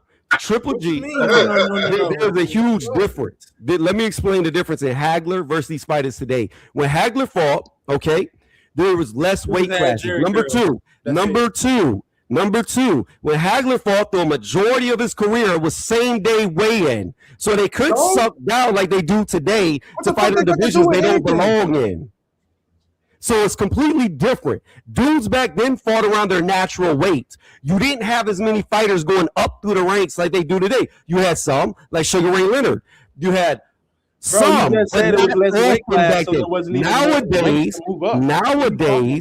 Nowadays, you have fighters who move up several divisions, win several titles in several divisions. So it's not the same. Bro, you just went against what you're saying. So I got a question, Tony. So we're talking about Spence, so we go use Spence. Let's use. You said so you think a guy getting 3 titles in 3 divisions? Let's just say he fights subpar guys, like he don't fight the best in his division. It's better than you beating 2 other champions and 3 other champions in your division and becoming the champion. If you beat 3 better fighters in your division that are champions, versus you moving up in weight class, being a 3 division champ. Because we give people a lot of credit for being 3 division champ, and they ain't for half the competition that Errol Spence for. That's what I'm saying. Because he won weight class, you eliminating the fact who he beat in that weight class. He beat Hall of Famers, borderline Hall of Famers in that weight class. Errol. Can I say something? No, wait. Wait. Before you go on, let me say something, bro. Because you don't think Sean Porter? Hold on. Sean Porter lost every step of fight he had. Let me say this, bro. Fucking, you can have your opinion, but see, this is the problem. Errol Spence fought at what they would call a glory class, whether it's now or then. 147 is a glory weight division. 154 was not no fucking glory weight division. What Marvin Hagler fought his whole entire career was 154, and if I'm not mistaken, it was 160. 160. He was 160. Okay, same shit. It's not a fucking glory weight division, fam. It was a glory the reason Marvin Hagler was one of the biggest weight divisions when he fought. Bro, you just had a problem with niggas cutting you off, but your ass can't shut up. Yeah, but you said something that ain't true. Yeah. 147 is the biggest glory weight division. Even if that is the fucking case, if Marvin Hagler fought his whole career at 160, him and Errol Spence are damn near identical. Marvin Hagler gained the identity of fighting fucking Tommy Hearns and Sugar Ray Leonard. Yeah. Okay. And there's an argument that Bud is more great than both of them. So how the fuck is Marvin Hagler, bro? You can't pop. Don't start. There is an argument, bro. That's greater than who? Marvin Hagler. Sugar Ray Leonard. Terrence Crawford. Yes. That is a fact. Niggas argue that all the fucking time. Niggas argue Bud is the greatest fighter ever, bro. Almost do this shit all the time. Niggas say Bud is better than Roy Jones. Niggas say did Spence beat Bud? Almost pulled Tony Allen. Bro, did Marvin Hagler beat Sugar Ray Leonard? No. No, but he beat Thomas Hearns. He beat a lot of great fighters. There's no but. You making my fucking point. Them niggas both lost to their biggest competition. No, they did not. Bro, what the fuck you mean he lost? He beat Hearn. He lost to his biggest fucking competition in Sugar Ray Leonard. What are you talking about? Thomas Hearns is just as big as Sugar Ray Leonard. His name is just as big. No, he's not. What he's saying, that nigga still in the Hall of Fame at the end of the day. No, what I'm saying is I can pick one. That's what I'm saying. I can pick one of these fighters off Errol Spence's resume and equate them. You can't because he beat people like Roberto Duran. Like you can't. There's nobody that he beat better than a Duran, better than a Hearn. Guess what? There's nobody he beat better than him. And guess what? He did it all in the same fucking weight division. Bro, Duran was great. Duran was great at the lower division too. He moved up there. He was getting his ass knocked out. He beat Sugar Ray. He was getting his ass tore up there though. But now he great though. But he was at a lower division too. But I fuck with Duran though. Shout out Duran. But all I was saying was I ain't mean to get into that deep dive. All I was getting at was, bro, it's been niggas who made the fame in one division. It ain't nothing wrong with being, unifying your division or becoming undisputed individual. He just you knocking him for trying to get undisputed, bro, and that ain't fair. Especially when these guys, and especially when there's guys that's in the fame that only fought at one division. Marvin Hagler was never undisputed shit, but he was a unified champion. He fought great fighters of his time. You can't, because you think the niggas the era fought was garbage, don't mean that they won some of the best fighters of his generation. Those are the best welterweights of his fucking generation that he fought. He beat those guys. I'm not holding who he fought against him. What I'm saying is this. Errol Spence was a good 147-pound fighter, but that's where it begins and ends with him. He was a one weight class fighter in an era where everybody moves up in weight. The dude who beat him moved up to get there. So again, when you look at his competition, when we're not talking about all of those guys in era, bro, stayed at 147, Tony. Those guys stayed at 47 a long time. Sean Porter only fought at 47. Okay, let me finish what I'm saying. We're not comparing Earl to his peers. We're not comparing, in this instance, we're not comparing Earl to the people who fought in his era. We're comparing him to the best of all But eras. but, And but when what he you gets doing is compared to you're them, degrading Arrow's era, when bro. he All he gets can do is compared fight to the them, people he he can falls fight. short. That's what you doing. You saying your era suck. That's what you doing. I I'm not disagree with saying that. that. His era don't I'm not suck. saying his era. I I never rate said his era sucked. I never like said his Stay era sucked. was I saying, bro. never I can argue, bro. T.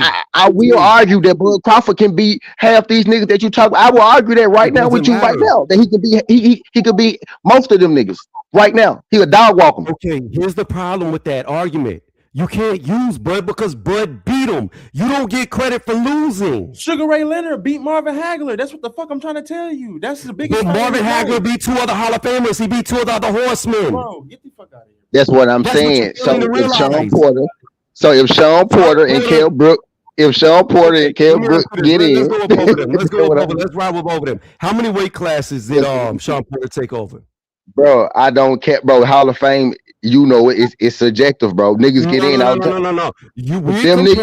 We're comparing fighters for fighters. We're going by their resume. Hey, Tony. What you're trying to do, going by their resumes, is niggas with worse. It's niggas with worse resumes than them that's already in there. If we're going it's to niggas with worse resumes than them that's already in there, Tony. If we're going to compare Hagler to Spence, then we got to compare who they fought. Name how many divisions Porter fought at. Bro, hold on. That he took over. Can I say something? Let me say something. You're ranking wins over smaller guys higher than Earl beating guys in his natural weight class. That's what you're doing. Let me say something to you. Sean Porter was a smaller fighter. But at first you was killing Devin Haney. You was killing Devin Haney for this shit, but now you giving credit to the big nigga beating the little niggas moving up and shit. Let me say one thing, bro. You know what I'm saying? But now you giving him more credit for beating guys coming up because Duran was small, but Duran, if you ask me, none of them counted for fucking Duran. He was at 135 anyway. Because listen, Errol beat Mikey Garcia, but we ain't even got to go there. Listen, what I'm trying to say is this: you changed your argument from it being one division and doing shit in one division to who they beat in that division. That's not what we was talking about, fam, because that's subjective. And like niggas could say fucking Michael Garcia was way more accomplished than damn Roberto Duran. And like, niggas can argue that shit. But nobody's finna sit here and go back and forth doing that because we'll be sitting here doing that all day. The fact of the matter is both of them niggas fought at a glory division, like you said, and then both of them niggas, all they did was unify and lose to the best fighter at that era in that glory division. Now, if Marvin Hagler lost to hit that fighter in the fucking glory division and he beat other Hall of Famers and Errol Spence beat other Hall of Famers, bro, Sean Porter is going to the Hall of Fame. Mikey Garcia is like it or not. Bro, Mikey Garcia is going to the Hall of Fame. Bro, Lamont Peterson. I just got a question. What did Sean Porter do in the ring? Hold on. Lamont Peterson is even going to the fucking Hall of Fame, bro. This is a fact, fam. I don't know about Lamont. Bro, I don't know. Listen. What you saying? What you saying? That's crazy work, Lamont. What the fuck? Y'all don't know about Lamont. Y'all don't know about Lamont. Bro, this shit pissing me off, bro. I think those other guys get in there though. I think the other guys do sneak in. Sean Porter go get in. Sean Porter go get in for sure. Y'all be wanting me to shut the fuck up. Nigga, talk. God, that talk, nigga, talk. Shit. But like I'm saying, fam, you can't fucking pick and choose with one guy and then give other guy all the guys fucking glory when his fucking call to fame was him getting his ass whooped too. This nigga lost. And then it's argued that the nigga that he lost to is not as good as the nigga that Errol lost to. The fuck? So I'm not getting how you can say this nigga is not a Hall of Famer and say Marvin Hagler is a Hall of Famer when they literally did the same shit. They did the same exact shit. They did not. So I'm going to explain. Let me explain. Bro, no, you don't have to go down this whole thing about because you don't like the facts. The facts don't back what you're saying. Nigga, no, the facts are the facts. They both unify at one fucking because division. What you're saying is they both unify at one division. First and foremost, Sugar Ray Leonard is better than Terrence Crawford. Bro, Way I don't better. give a fuck about your opinion. Number two, he lost to a guy who moved up in the division. He lost to a smaller guy that was undersized. The fuck? Yeah, yeah, exactly. Yeah, Tony. Yeah. Now he lost to a dude moving up. He wasn't even a real welterweight. Okay, so he lost to a fucking lightweight. Get out of here, So man. Come on. you're Don't gonna do make that. arguments. All these people great, by the way. He All these lost to a people nigga great, that by the came way. up from 135 Okay, I to got 160 and whooped his ass. All these people great, by the way. Bro, what we're saying is that shit don't stick. So here's what we're gonna say. Here's what I want to do. Sean Porter, I agree. Sean Porter, I agree. He will make it to the Hall of Fame. Michael Garcia is going to make it to the Hall of Fame. Mikey too, Tony. No, wait. I'm going one at a time. Sean Porter will make it to the Hall of Fame because of the Sean Porter podcast, because he was a commentator. But what he did in the ring is not worthy. Let me tell you why. Now that matter too, Tony. You know, it's a boxing career. Let me tell you why. Let me tell you why. Sean Porter lost to every elite of his division. He got his ass whooped by Kell Brook. So did Roberto He got his Duran. ass whooped by Earl Spence. He got his ass whooped by Terrence Crawford. And who am I leaving out that whooped his ass? Keith Thurman. Keith Thurman also whooped his ass. So wait. When you lose to every elite in your division and you can beat none, you're not Hall of Fame worthy. Bro, Roberto Duran got his ass whooped by everybody. What the fuck? What are you saying? See, it's just a contradiction, man. How is it? No. Wait. How do you do great? Roberto Duran beat several elite fighters. Bro, none of them are the horsemen, nigga. That's what your whole point. You made it fucking That's what we talk, yeah. Nigga, don't change this shit because you keep doing it. What are you talking about? Roberto Duran beat none of the horsemen. He beat Sugar Ray Leonard. Bro, you just said he beat him at a fucking glory weight class. 135 is not a fucking glory weight class. That is 135. He beat him at 47 now. He beat Sugar. What are you talking about? He came up to fight Sugar at 47. And 38 state and 35 is a glorified weight class too, by the way. Since when? Since forever, bro. Since forever, bro. Yeah. Okay. Yeah. 35 has been it forever. You gotta just check the history. That was one of the jumps that you can pop it off right there. And that was one of the jumps you could pop off. The problem that you're gonna have is Duran did 30, not 35, 47, 60 heavyweight. Okay. Light heavyweight too. Roy Jones Duran did not move up. Duran did not move up and fight Sugar Ray Leonard. He had been in that weight class for several I ain't say he moved, Tony. I ain't say he moved to fight Sugar. I said he moved up, and he was a smaller guy, so he moved up in general, not that fight. You know what I'm saying? I wasn't saying that fight. After he got acclimated, he fought him, and then he beat him, and then in the rematch, in the rematch, Leonard stopped him. So again, but the thing about it is Duran has amazing wins on his resume, not just Sugar Ray Leonard. My point is this. Sean Porter has 0 amazing wins on his resume. What's his amazing win? Paulie Malignaggi? He got Paulie, he got AB, he got Ugas. Those are dudes who are champion. Those are championship wins, current championship wins, bro. Danny Garcia. He ain't beat AB. Did Sean get 2 titles? Did Sean get 2 titles at a point in time, or am I tripping? Sean beat Danny Garcia. Porter beat AB. My fault. I was speaking out of turn. My fault. Yeah, Porter beat AB. I said, yeah, Porter beat AB. Yeah, he was a champ. He got some, bro. Now you're not ranking those guys as high as you ranking those old guys for fight one another. You just think those older guys were better than that. But what I'm saying is, bro, we can only go by their generation, bro. For their generation, bro, those were the best. There was fucking Duran. There was fucking Sugar Ray. There was fucking Tommy Harris. Generation in Porter's generation, the elites were these people: Keith Thurman, Kell Brook, who Spence did beat, Earl Spence, Terrence Crawford. Those were the elites of 147. The problem is he lost all 4 of them. He fought all of them, bro.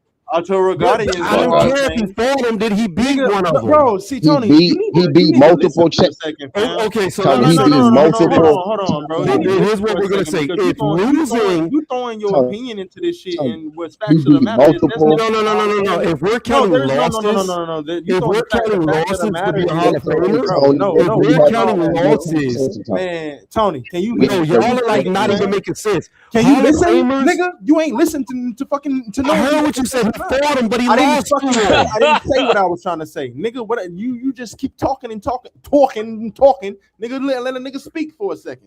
Like I'm trying to say, fam. Arturo Gatti is in the fucking Hall of Fame. He ain't never did nothing but got the brakes beat off his ass, bro. What the fuck is you sitting here talking about saying Sean Porter can't go to the Hall of Fame because of who he lost to? Now he said Sean go get in. He said Sean Like go get in. you just talking, bro. Like I don't get that, bro.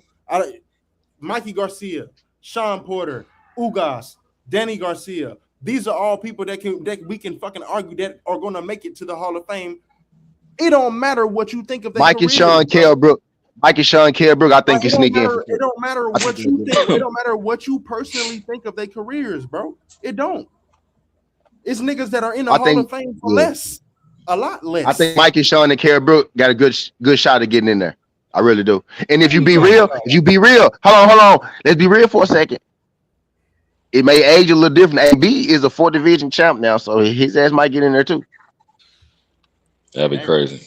I ain't even. So the fact that he said Arturo Gotti did nothing in his career is crazy. Because last time I remember, Arturo Gotti was a 2-division champion. Yeah, I won't say nothing, but I get what he was getting at though. Who he beat? Who did Arturo Gotti beat? All right, he was saying in the high-profile fight he lost to. No. Time out. Hold on, we're time out for a second. Do y'all realize the Hall of Fame? The Hall of Fame is not just about wins and losses, y'all. Y'all telling you know this shit, but it's about the memories. Bingo, you gotta make the good fights. You gotta make memories, bro. You gotta leave your stamp in the game. That's how you get into fame. It's not about you gotta win some, of course, Tony. You gotta win. You gotta be all that shit. But it's about if you make memories, if you make impactful fights. Crawford is getting in. So how the fuck you not gonna be considered if your only loss is to Crawford and Errol Spence, who two niggas who's probably going to get in. Bud getting in. I think Earl getting in for sure. I honestly do. I think he getting in. Bud getting in without a doubt.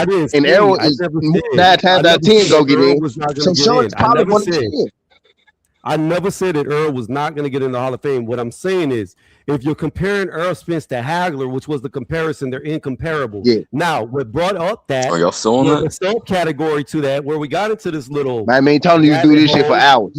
Was Sean Porter being worthy of Hall of Fame? Yes, he's going to get in there. He will get in there. But I'm sorry, when you lose to every single elite you fight, you're not worthy of something that's supposed to be for special fighters. He's not special. What did Arturo Gotti do that was special? He put on memories. He made memories, bro. That's what he did. He made memories. It's the Hall of Fame. It's not the best fighters of all time. It's the Hall of Fame. I was going to make that point. For the best fighters of all time. But it's famous. It's not. Who left a legacy? Bro, nobody who left a memory. The people who left a legacy, bro. Who left a fucking legacy, bro. Like that's literally you, bro. Niggas, bro. Arturo Gotti ain't do shit but get his ass whooped. Like that nigga off Barbershop said, Rosa Parks ain't do shit but say her black. Arturo Gotti ain't do shit but get his motherfucking ass whooped. Oh damn! Like it's like straight the fuck up, bro. What did he do? Long live Gotti. What did he do? He put on good fights, man. He competed at the highest level. Put on entertaining fights. Exception of the Floyd fight where he really got his ass whooped. He competed at the highest level, even if he lost. Man, who did he beat now? I ain't caping for him. I seen Ricky Hatton whoop one motherfucker, but other than that, I seen him get his ass whooped by everybody, bro. Is he in? Exciting fight style, bro. But they do check the boxes. They got championships in unification. See, they check the boxes. Say that again, brother. I ain't hear what you said, Tony. You sound like Darth Vader. I ain't hear you. No, because everybody was talking. I said it. You sound like you've been sucking on a helium balloon. Really high voice like this. But anyways, I digress. Oh man. What I will say is, bro, that wasn't even a shot. I was for Ricky Hatton. For Ricky Hatton, email, nigga. I ain't gonna go back and forth with you. Who said what? Answer your motherfucking email, nigga. Email? Yes. What about email? Answer the motherfucking email. Y'all niggas going some other shit. Send an email, okay. Nigga, I done sent you several. When? Hold on. He put it in the spam folder. He ain't fucking with it. Let me see. I don't know. We going to my email right now. We going to Gmail right now. Hold on, champ. Answer the question. I don't give a fuck about your email. No disrespect. Ricky Hatton's claim to fame was beating Costa Zoo. Costa Zoo was the number one dude at 140 forever. And then people was mentioning Costa Zoo because that was the fight that everybody wanted Mayweather to fight, but he never fought him. I got it. He didn't fight him. Hey, different sport though, y'all. Y'all know Bill Walton in the Hall of Fame, right? Go Google. Go Google. Go Google. Go Google that dude. Yeah, I know. Go Google that dude career numbers, bro. They terrible. But look, they put him in the frame because hey, you think Costa Zoo would have beat this nigga? Who? Floyd? Hell no. I don't know, man. There's some bullshit. Fuck no. Floyd would have beat the shit out of Costa. He just didn't fight him. What the fuck is what was the? Why are they trying? I'm looking at my emails. I don't have none from you. Oh, that's cap, but I'm finna show you. I share a screen. You want me to share a screen? You can share whatever you want to share. What the fuck? CJ is distraught. Pop, you've been doing a good job. Say what you got to say, CJ. Say what you got to say, CJ. Now say what you got to say. Say what you got to say. No, but I think it's having a private conversation in public. I don't give a fuck about none of that shit. Email the nigga, text him, whatever the fuck. I don't. Word, that's more like y'all like you email. Hey, first of all, I wasn't talking to you. I was talking to Tony, so I don't give a fuck. What you give a fuck about? I don't know. What you talking about, CJ? Hey man, I just had to tune out because niggas was going down a rabbit hole, man. It was getting too heated. I can't do this shit all day. I don't know the word I'm looking for, the verb I'm looking for, but I gotta filter. I gotta like moderate myself. You feel me? I can't be up here all the time. But okay, we're coming back around. The niggas talking about Hagler only fought at one weight class. Okay, I do want to speak on that. That's my number 2 of all time. Now somebody made talking about EJ. Somebody made the point. EJ, he said EJ only fought at one weight class. I brought up Hagler as a similar guy who in the fame who only fought at one weight class. But we was talking about that was the context of the conversation. Cool. Yeah. But to his point, there was less weight classes. You couldn't move around 7 pounds. You got to put on 14, right? So Hagler 160, we'd have had to go to 175, even more. Okay. Yeah. He would have put on 15 pounds to move up, and I just wasn't. And you forget about back in the day, niggas weighed in. It was same day weigh-ins. You know what I mean? And dudes really fought closer to their walk around weight. But what I'm getting is he started at his natural weight class like EJ. That's what I'm saying. I don't get what people not understand. What I'm getting, EJ actually started at 54. He started 52, right? But he came down to 47. But he started. My only point is it would have been easier for him to move up because there was that 154 there. That's all. Not what I'm saying. Like EJ ain't even had a fight at no other weight class, right? And neither did Marvin, right? But I'm saying is they started at their natural. You sure you spell my name right? Because I don't have no emails. I'm going like way back. I'm like in the last year looking. Like it's guys who only fought in one division who are great fighters. I believe. I don't want to discredit him for unifying instead of moving up the 3 divisions, getting one title, right? Type shit. I think Bud is great, and I hear niggas. I think Bud is great because he unified multiple divisions, right? I think Manny is great, can unify multiple divisions. Floyd unified multiple divisions, so I get that aspect of it. But it ain't shit wrong with a dude be, champions in his division trying to get undisputed. He was one fight away from doing it, right? And Bud just happened to do it twice. Bud just happened to do it twice because Bud came up to 147. My point was using Hagler as an example was a horrible example because back then. You had some guys who moved up, but overall, most dudes. From the say y'all niggas Sugar Ray moved up. Sugar Ray moved up. I said you had some guys did move up, but they were the exception to the rule. Back then, most guys where they started. Sam Langford. Sam Langford moved up 7 fucking divisions. What are you talking about? Niggas been moving up since the beginning. Niggas been moving up since the beginning of boxing. Do you know what the word "some" means? Some means some. That's what I'm saying. Exactly. So you taking my point? No. Listen to what I'm saying. You're not understanding what I'm saying. What I'm saying is, it was rarer.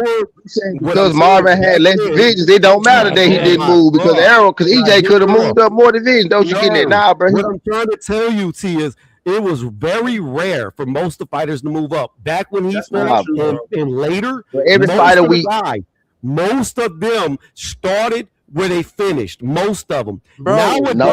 Nowadays, hold on, let me finish. Nowadays, damn near every fighter moves up. Tony, everybody that's in the Horseman moved up except for Marvin Hagler. What are we talking about?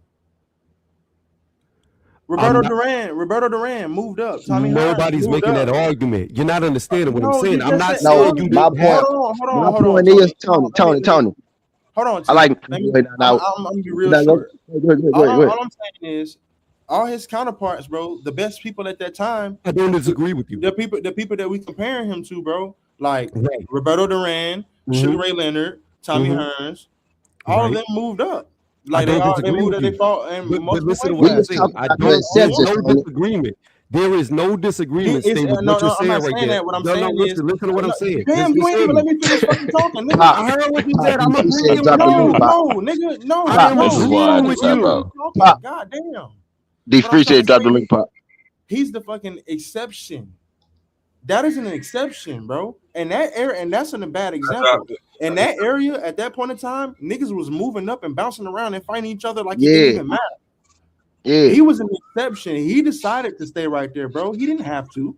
That nigga could have moved up and fought any fucking body. He could have moved up. 175 is too much. He could have moved up to cruiserweight.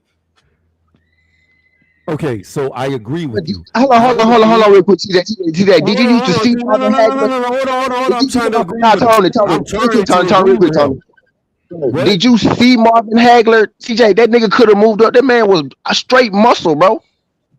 Nigga, that's my number 2 all time. I got a Hagler Hearn shirt. Hagler was straight muscle, bro. He damn sure could have went to 175, bro. Speak on that? You know the more he was chiseled. But again, that was like hold on. You know, the more muscular you are, the leaner you are with that muscle is closer to your natural weight. When you're carrying fat on your body and you're not chiseled, that's when you can see somebody's not really, they're out of shape. But he was primed where he was. Like, he was in perfect condition. He didn't, I don't know. But what I will say is this. I agree with Stay. I agree with you. His 3 counterparts, the other horsemen, they all moved up. But my only point was this. While the 3 of them who are great, Duran, all-time great, Leonard, all-time great, Hearn, all-time great. Those are all-time great fighters. The other 3, the weight. The problem is Hagler fought a shit ton of people. The shit ton of people that he fought that weren't all-time greats, most of them stayed at middleweight. Most of the fighters in all the divisions stayed where they were. You have a few, like the all-time greats that you mentioned, that did go up, but a lot of them only stayed in one weight class. The majority stayed. Tony, but do you know what? Let me finish. Nowadays, you have fighters who aren't even that good. Like no, hold on. I'm going to use one that y'all love to use. Fighters that aren't even good, like George Kambosos. George Kambosos went up in weight. Linares went up in weight. A lot of fighters who are not on top go up in weight. Back then, the lesser fighters didn't really move like that. Right. I just want to say this, Tony. Those fighters are great because they moved up in weight and did what? Beat the best nigga at the weight class. Yeah, Tony. They moved up and won. Earl was the best nigga at the weight class. Tony, fucking Hagler got in because he was the best at that fucking weight class, bro. He beat the niggas at his weight class. That's why he got in. Now he lost to the guys that moved up and through there. A couple of them, right? He lost to them, but he beat some of them too, right? But bro, he stayed. They great because they beat him. Come on, man, you can't hold it against them. And these niggas great because they got me on their resume. What are you talking about? He great too. He lost to one of the. He lost to Sugar Ray, who Sugar Ray, who arguably was the best fighter when he was done. Right. He lost to Hearns, right? Who is arguably top 10, top 15 without a doubt. Right. Who viewed that way for sure. Anyway. Right. So, bro, he lost to the greats, to some of the greats, some of the goats. This is what you're not understanding. You keep bringing it back to Earl, and I never said Earl doesn't belong in the Hall of Fame. I ain't like that. I never said Earl didn't belong there. What I did say is Sean Porter will make it, but he doesn't belong there. Yeah. So I'll put him in, but that's just hold on, CJ. You keep bringing this back like I'm trying to attack Earl. What this all came from was this. And this is how we got here. I'm going to bring it back to the beginning. What I said and this is originally what the statement was, if Earl Spence had never fought Terrence Crawford and went to 154 and lost, that asterisk of him not fighting Bud and losing when he moved up could have kept him out the Hall of Fame just off that asterisk alone. Yeah. That was my argument. Take away what you done, bro. No, I don't agree with that. He's saying, but it didn't, like, he's saying trajectory, like it would have. He's saying it would have been like Earl was. Bro, James Earl was hyped. In the Hall of Fame, and he started getting his ass motherfucking whipped. Yeah, I think he moved up 2 divisions too. He moved up 3 divisions after that. Now he moved up 4 divisions. Then he was a fat nigga. You want to talk about body fat? He won the heavyweight title. James Toney got a nigga had no discipline with his body. That nigga started. He had all the skills in the world. He was 160, But that's not 175. my argument was this. Crazy. My only Heavy. argument was when it came to Earl Spence, had he not fought Bud, moved up, and just lost at 154, that asterisk, because he was only in one weight class, would have weighed heavily on him and been using. My whole point was asterisks can't matter. The only time asterisks don't matter is when you go on to do amazing things. Like, for instance, Canelo never fought Benavidez. That asterisk is not going to count against him. We could say. I disagree. Yeah, I don't think they killed me for that. But you want? I actually agree with Tony on that. After that, I do agree. I do agree with Tony on that one. That's crazy. I do agree with Tony on that. What I don't understand is how is him not losing to Bud the fucking asterisk? Because him not fighting Bud is a bigger asterisk than him moving up and losing. Like I don't get that. That's what he said. Not what he said. I'll answer it for you. No, I'll answer. I ain't even say what the fuck I'm trying to say. I thought you were done. You paused. Nigga, for a fucking fraction of a second. We in New York, we talk fast. I'm sorry, y'all talk too slow in the country. Bro, I'm sorry, you niggas get that. Show your ass down. Oh, juiced up ass nigga, chill out. Nigga, what I'm trying to say is, bro, I think y'all niggas being the library and shit, man. Speed that shit up. Yo, niggas be going to sleep listening to y'all niggas, man. I don't give a fuck. I'm thinking the fucking opposite. You finna put us to bed in this bitch. I think it's the damn opposite. Literally, I think if this nigga would have moved up without fighting Terrence Crawford, would have been less than him fighting this nigga and it going bad, and then him moving up and losing. I think him fighting Terrence Crawford shouldn't be the catalyst to his career. Like, he had already accomplished what he was going to accomplish before fighting Terrence Crawford. That's what put him in the Hall of Fame. In my eyes, just simply off unifying and the way he unified. He didn't unify by like, oh, I got one belt, then I fight a nigga with two belts. That nigga had to take the hard road and go snatch each belt. Yeah, you might not think the people he fought are credible, like, or should be in the Hall of Fame, but that's not a tough road to do it either way. Like Bud, he had an easier path road than that. So if we're gonna be that strategic into this shit, Tony, all of that shit should matter. Like all of that. Well, quick question to clarify. Are you saying it would have been worse? CJ, just hold on. I just want to ask real quick. Give me 2 seconds. Real quick. 5 seconds. I want to ask the man what he means. Trying to get clarification. Are you saying it would have been worse? From him. CJ, you asking him a question which is going to drag it more than 5 seconds. So let me just respond, and then you can ask him whatever you want. Just directly. Man. I'm gonna forget. I'm gonna forget by that time. Write it down. Write it down. Stop smoking so much. Anyway, type it on your computer. Type it on Notepad. Anyway, I'm outside, champ. I'm on the phone. I'm thugging it out. Write it in the dirt with your finger. I just wanted to ask the nigga if he means that it's bigger asterisk not fighting Bud or getting his ass whooped like he did. That's it. He just answered that. He literally said he thought. I didn't understand. So maybe you understood him, but I didn't. I'm just asking. Go ahead and answer it for him. No, Tony, you got it right. Keep going. Go ahead. Go ahead. So, CJ, what he said is he thinks the bigger asterisk is losing the Bud than it would have been if he would have went up and not fought him at all. My point is this. I think it is. He left out the losing part, though. No. Right. I got you. But I think this. Here's the thing, and this is the problem with a lot of boxing today. There is no shame in losing to the best as long as you're willing to fight the best, right? I agree. So Spence lost to the best of his generation, not the best fighter in his division, but the best of his entire generation. Bud went on to prove that by beating Canelo. He's the number one of this generation. Floyd had his generation. This was the Bud generation. Bingo. Okay. So there's no shame in losing to the best guy of your generation. That doesn't really count against you, in my opinion, if that's your only loss. However, Bud would have went on to beat Canelo no matter what. Let's say Earl Spence and him never fought. Bud still would have went on to do what he did, become a 154 champion, beat Canelo. Now you have a argument that's going to be used against Spence forever. Look at Bud. He moved up, beat Canelo. This is why Earl was running from him. This is why Earl didn't want to fight him, because he knew he couldn't. There would be all these excuses, even though there would have been hypothetical excuses because they never fought, that would have been used against Spence, saying he was scared of Bud because look at what Bud went on to do. My only point is, if you lose to the best of your generation and that's your only loss, I don't see how that affects you negatively like it could if you choose not to fight the best of your generation. And lose to a bum. That's what you were saying. If Earl would have moved up and lose lost. to, no, not necessarily a bum. Not necessarily a bum, but say he loses to a champion at 154. It's still. But not a bud. I understand. But not a bud, right. Nah, but what they saying is that if he would have moved up and he say he lost to Fundora, I guess. Who was the champ up there at that time? Yeah, that don't take away from what he's done. Yeah, he said what he said is he wouldn't have took away from it either. That shit is stamped and solidified.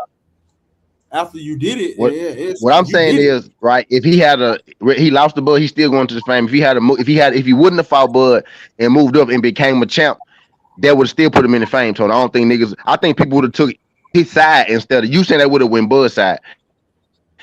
They wouldn't have went Bud's side because EJ probably would have got the Canelo fight, right? If EJ never fought Bud and moved up, EJ was a much bigger sell, much bigger name at that point. So EJ probably would have been the one to get that. You know what I'm saying? EJ was going to get that because that was already in the plan. Win, lose, or draw. So his trajectory only stopped because he got put on the shelf. EJ wanted undisputed. That's what EJ wanted. It wasn't really Bud. He wanted that undisputed. Bro, EJ trajectory would probably would have been crazy. That nigga probably would have went up, fought fucking Canelo. Whether he moved back down or not, he probably would have got a Triple G fight. It just would have been ridiculous. But that man came and seen him, man. Then the man with the black hat came in, bro. It happens sometimes. Yeah, sure does. The man when that nigga was bullshitting and he woke up and the man with the hat was standing in the corner on his ass.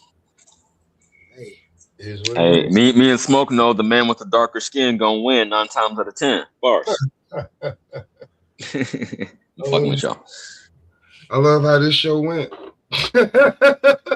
It was I don't great. know about that, bro, because there's some light-skinned niggas that been knocking niggas shit back. No, I was bullshitting. That was straight off the top of my head. I was just, that's not a fact. Hey, man, over. And hold on. Let me ask y'all something. My bad, Pop. Go ahead, bro. I said it was a whole lot of trolling. That's all I was saying. CJ was just trolling because CJ damn near light skinned. Hell no. Fuck out of here. On this last card, bro, it was a nigga named Palin, this white dude. He just beat somebody, bro. Who the fuck was this? What's his nigga name, T? Penny. The white dude. Penny. Man, this motherfucker is nice, man. That's Tank Spawn partner. I fuck with Panning, bro. That motherfucker nice, man. He just put the hands on somebody, man. Since we before you get about the T, I guess WWE couldn't find nothing for the nigga Razor, but he ain't BFK knocking niggas the fuck out tomorrow. He want any. That nigga said the most. Yeah, he did. He sure came to that shit. Yeah, he did. I meant to tell you that. Also, he won, so he won that jump. He won that jump out. I'm a wrestling fan. Yeah, he won, and that nigga dropped that nigga dropped like 42 motherfuckers. He said, any motherfucker want to fight? I'm the motherfucker from the motherfucker. This I said, yo, this motherfucker. Yeah. You know what I'm saying? That's crazy, yeah. Okay, I knew he had went over to this shit, so he won that jump. Yeah. Damn. Bro, you know what I think is garbage? Go ahead. Conor Ben, bro. God, this nigga's ass. Nah, I can agree with you. Hold on, wait. The UK likes our domestic stars. Wait. That's a bruv, bro. He's good to them niggas in the UK. That's a bruv. He come over here, he gonna get his ass chewed. This motherfucker ain't never had a real belt. Bro, what I'm saying is, wait, I'm just saying, hold on, stay. The fight before, first Eubank fight, big bread. Second Eubank fight, neither one of them niggas had belt, big bread. And he about to make how much off of this damn next fight? Never had a belt, bro. Like sometimes it ain't everybody. Handful of people. That's a handful of people, stay. Real talk, man. Like his name is Ben. His name is Ben too, by the way. Don't forget that part, Pop. I mean, don't forget that part. And he's in the UK. So his money is already made. And wait. He didn't just do that by himself. It ain't just Ben. It's really Eubank. It's both. You think it's so? both. It's both. It's bro, both. They needed one. Now they needed one another. If Eubank never fought Ben the first time, they they wouldn't have been as big as they was. Neither one of them. I don't think so. I think fucking Now, Eubanks was bigger. that was the thing. It was them two. I think Eubanks was a bigger name than this Conor Banks. You saying it because he won, but at the time of this actually going on, I'm talking about because his they the same name. And now that's what I'm getting at. Like Conor Ben and Chris Eubanks, I'm talking about the original ones was just as big. Like those names are just as big over there. Like it ain't no Big Eye Lil U. Like those are Nigel the top two names over there. Yeah. Yeah, those are the top two. Those are the top two names over there. And Anthony Joshua. Those names. But yeah, I them think too. Conor Ben is fucking. Oh my god. Because a lot of people think Ben beat Eubanks. You know what I'm saying? A lot of people think Ben beat Eubanks. Man, no. That was in the rematch. In the first one. Yeah. Here's what I'm talking about. Yeah, big. That's what I'm talking about. That's what I'm talking about. Yeah, I'm gonna be real, man. That shit. But that fight. This is what I be telling like Tank fans. Like that fight did huge numbers right off of two dudes. Because Eubank, I like him personality wise. I think he's got a really high IQ. He's very his wit is like out of this world. How he can respond to people on the fly and just always has a counter for whatever you say. I like how his mind works. However, he's never beat anybody in the ring. Every time he went for a title, he got beat and beat bad. You know what I mean? So what I'm getting to with the Tank fans is this. What I'm getting to is that fight did huge numbers because of them two. Like Stacey said, they ain't never been champions. So just because you have a big name or a big following doesn't relate to you actually being a good fighter. There are good fighters with lesser followings than bad fighters with bigger followings. You know what I mean? So that's what I'm saying. Like when it comes to skills, popularity contest means fucking nothing. We weren't even talking about skill. Yeah, that nigga kind of been his ass. I was getting at this, bro. I just watched some of this nigga fights, and I was like, man, this nigga look like he fighting in the damn club, bro. I ain't even gonna lie. He a walking ass whooping waiting to happen. About to get 15 mil. Bro, and it's such a basic ass whooping, bro. Like I'm talking about 1, 2, 3, roll. Get the fuck out the way. The nigga feet be crossing and shit. Man. Damn, man. Didn't he sign to Zuffa? Didn't he go to Zuffa? Yeah, but no, I heard that 15 mil shit is capped. Yeah, but if he's with Zuffa, he can't never even. He's not getting 15 million for that fight, for that one fight. Nah. No, it's his contract. I ain't gonna lie, man. Bro, there's so many niggas that in this realm that we live in that whooped his ass bad, bro. Oh my in this realm that we live in. Bro, like I'm talking about, bro, that shit is not good. That's just not good. I don't know if he'll beat Rolly, bro. I'm being real with you. No, Rolly will knock him out. Rolly might put that shit to bed, bro. You come in with your head leaning in, and he gonna and that nigga gonna be stiff as fuck. I'm telling you. That's my limit. You putting too much sauce on it. You was cooking. You put too much sauce on it. I'm telling you a fact. I think that nigga gonna stay behind that damn jab. He gonna come in. Now we go pump Rolly up. Now we go pump Rolly up. Now Rolly gonna roll under that shit. Oh man, I can't go there with you. It's like I got my cousin. My cousin is married to a like a. Hey man, that's out the mud. Hey man, shout out the mud, man. Quick. Tony Allen. No, just my homie be talking about flat Earth and shit, right? I'm like, I literally say that I can't go there with you, champ. I can't take it that far. Shit. Yeah, I remember Tony Allen in different shots. We definitely about the damn Tony Allen. Hey, shout out the mud, man. Tony Allen, Zebo. Anything else y'all want to say before we get up out of here? Hey, champ, I'm good. Thanks for having me up, man. This is good. Hey, it's a little therapy. But y'all gotta watch that interview, bro. Please go watch that interview, bro. Rashad McCants, bro, out the mud, but that shit's Rashad McCants said, I could have dropped 81 like COVID. Tony Allen ended the show. Oh, yeah, that's exactly how we about to Tony Allen ended the show. Hey, you seen what I sent you, T? What? Oh, just now that you texted me. You know I answer text message. You know I answer. I know I'm already knowing. Hold on. I'm tripping. See? Look, I know it's you now. Yeah, I see it now. Yeah, I see it now. Yep, I see it. Yep. He said like that, nigga. Hey, Yeah, anything you want to say before we get up out of here, bro? We ain't been to 4 in a minute. I ain't tell. I don't never tell no lies. Yeah. We ran it up real quick. All I want to say is I don't never tell no lies, bro. If I say tell a lie about what? About nothing. About what? Good, because if you bring it back up emailing me, you never emailed me. And what I would like you to do, T, is look at the email address in whatever he sent you, because it sure as hell ain't my email, whoever he's emailing. What the fuck is you talking about? I'm just wondering if that's what you're talking about. Okay, on a positive note, I want to say this. Yeah, I got an email here, Tony. These YouTube streets. What's when up? I first hopped out like 3-4 years ago, like B-Mac, and when I met most of y'all, but it was a good vibe, man. That's all I'm saying. It was good, man. I enjoyed today. Yeah. Nice. If it ain't one address or email sent per show, we ain't do our job. We ain't have good enough topic. Word. There you go. And I've been fucking with Tony since damn Jesus was wearing them slippers, and I ain't gonna ever stop fucking with Tony. But if me and Tony go out to a club together and a bitch say something crazy, I'ma slap the shit out somebody. And Tony know that, bro. So I ain't gonna never stop fucking with his big ass. I mean, I'm cool with you, but I'm just saying, like, on some real talk, you never emailed me. Like, I don't have nothing. Yeah, nigga. Look at it. T, what's the email address? Read the email address. Tony Reviews. I want you to read it because it ain't Tony's Reviews. Look at my name. Look at how it's spelled. And how is that spelled? Just I can't see it, Tony. Pop got Tony's. That is not how you spell my name. RE. That Tony. Read the Bro, screen. I copied and pasted what you fucking put in the chat. No, you did not. Yes, look at my name, nigga.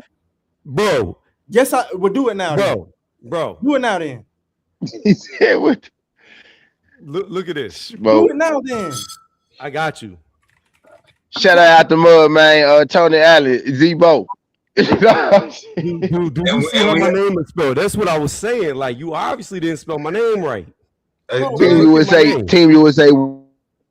know what? Team USA won, by the way, y'all. We going to the ship. If y'all care about that type of shit. And on that note, man, man, y'all niggas gonna talk behind the damn sink. We up out here. Yeah. The smoke session, man. Out the mud, man.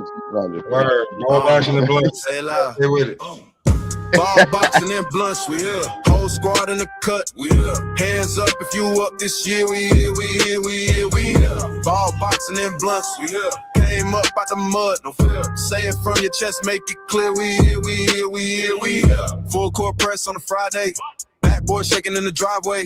Sweat on the floor, got the side fade. Still hit the step back sideways. Hands taped up in the hallway. Shadow box hard on the off days. Jab so sharp, leave a jaw days. Look so mean, make the crowd crave. Backseat full, past that. Long day, let the smoke map that. Laughing with the fam, we past that. Broke old life like a bad habit. Numbers on the board when I clock in. Gloves hang up, then we clock in. Light one up for the losses. 2 more up for the progress.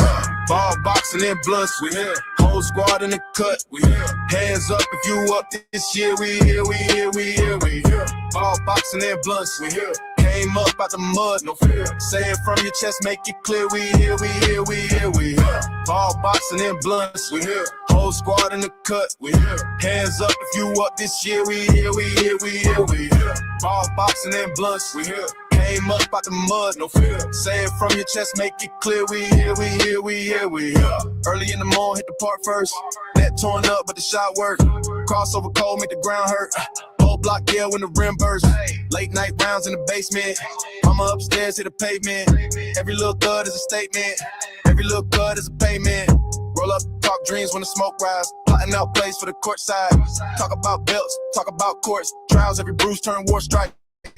Cousin in the back still laughing. Chain on swing while we passing. We ain't had much, but we had this. Ball boxing, more blunts in the plan, kid. Ball boxing and blunts, we here. Whole squad in the cut, we here. Hands up if you up this year, we here, we here, we here, we here. Ball boxing and blunts, we here. Came up out the mud, no fear. Say it from your chest, make it clear. We here, we here, we here, we here. From the curb to the canvas, we here. We here. From the park light shining, we here. To the chair. From the first small bag, we here. To the big bag. Same crew, same block, same tag. We here, we here, we here. Ball boxing and blunts, we here. Whole squad in the cut, we here. Hands up if you up this year. We here, we here, we here, we here. Ball boxing and blunts, we here. Came up out the mud, no fear. Say it from your chest, make it clear. We here, we here, we here, we here.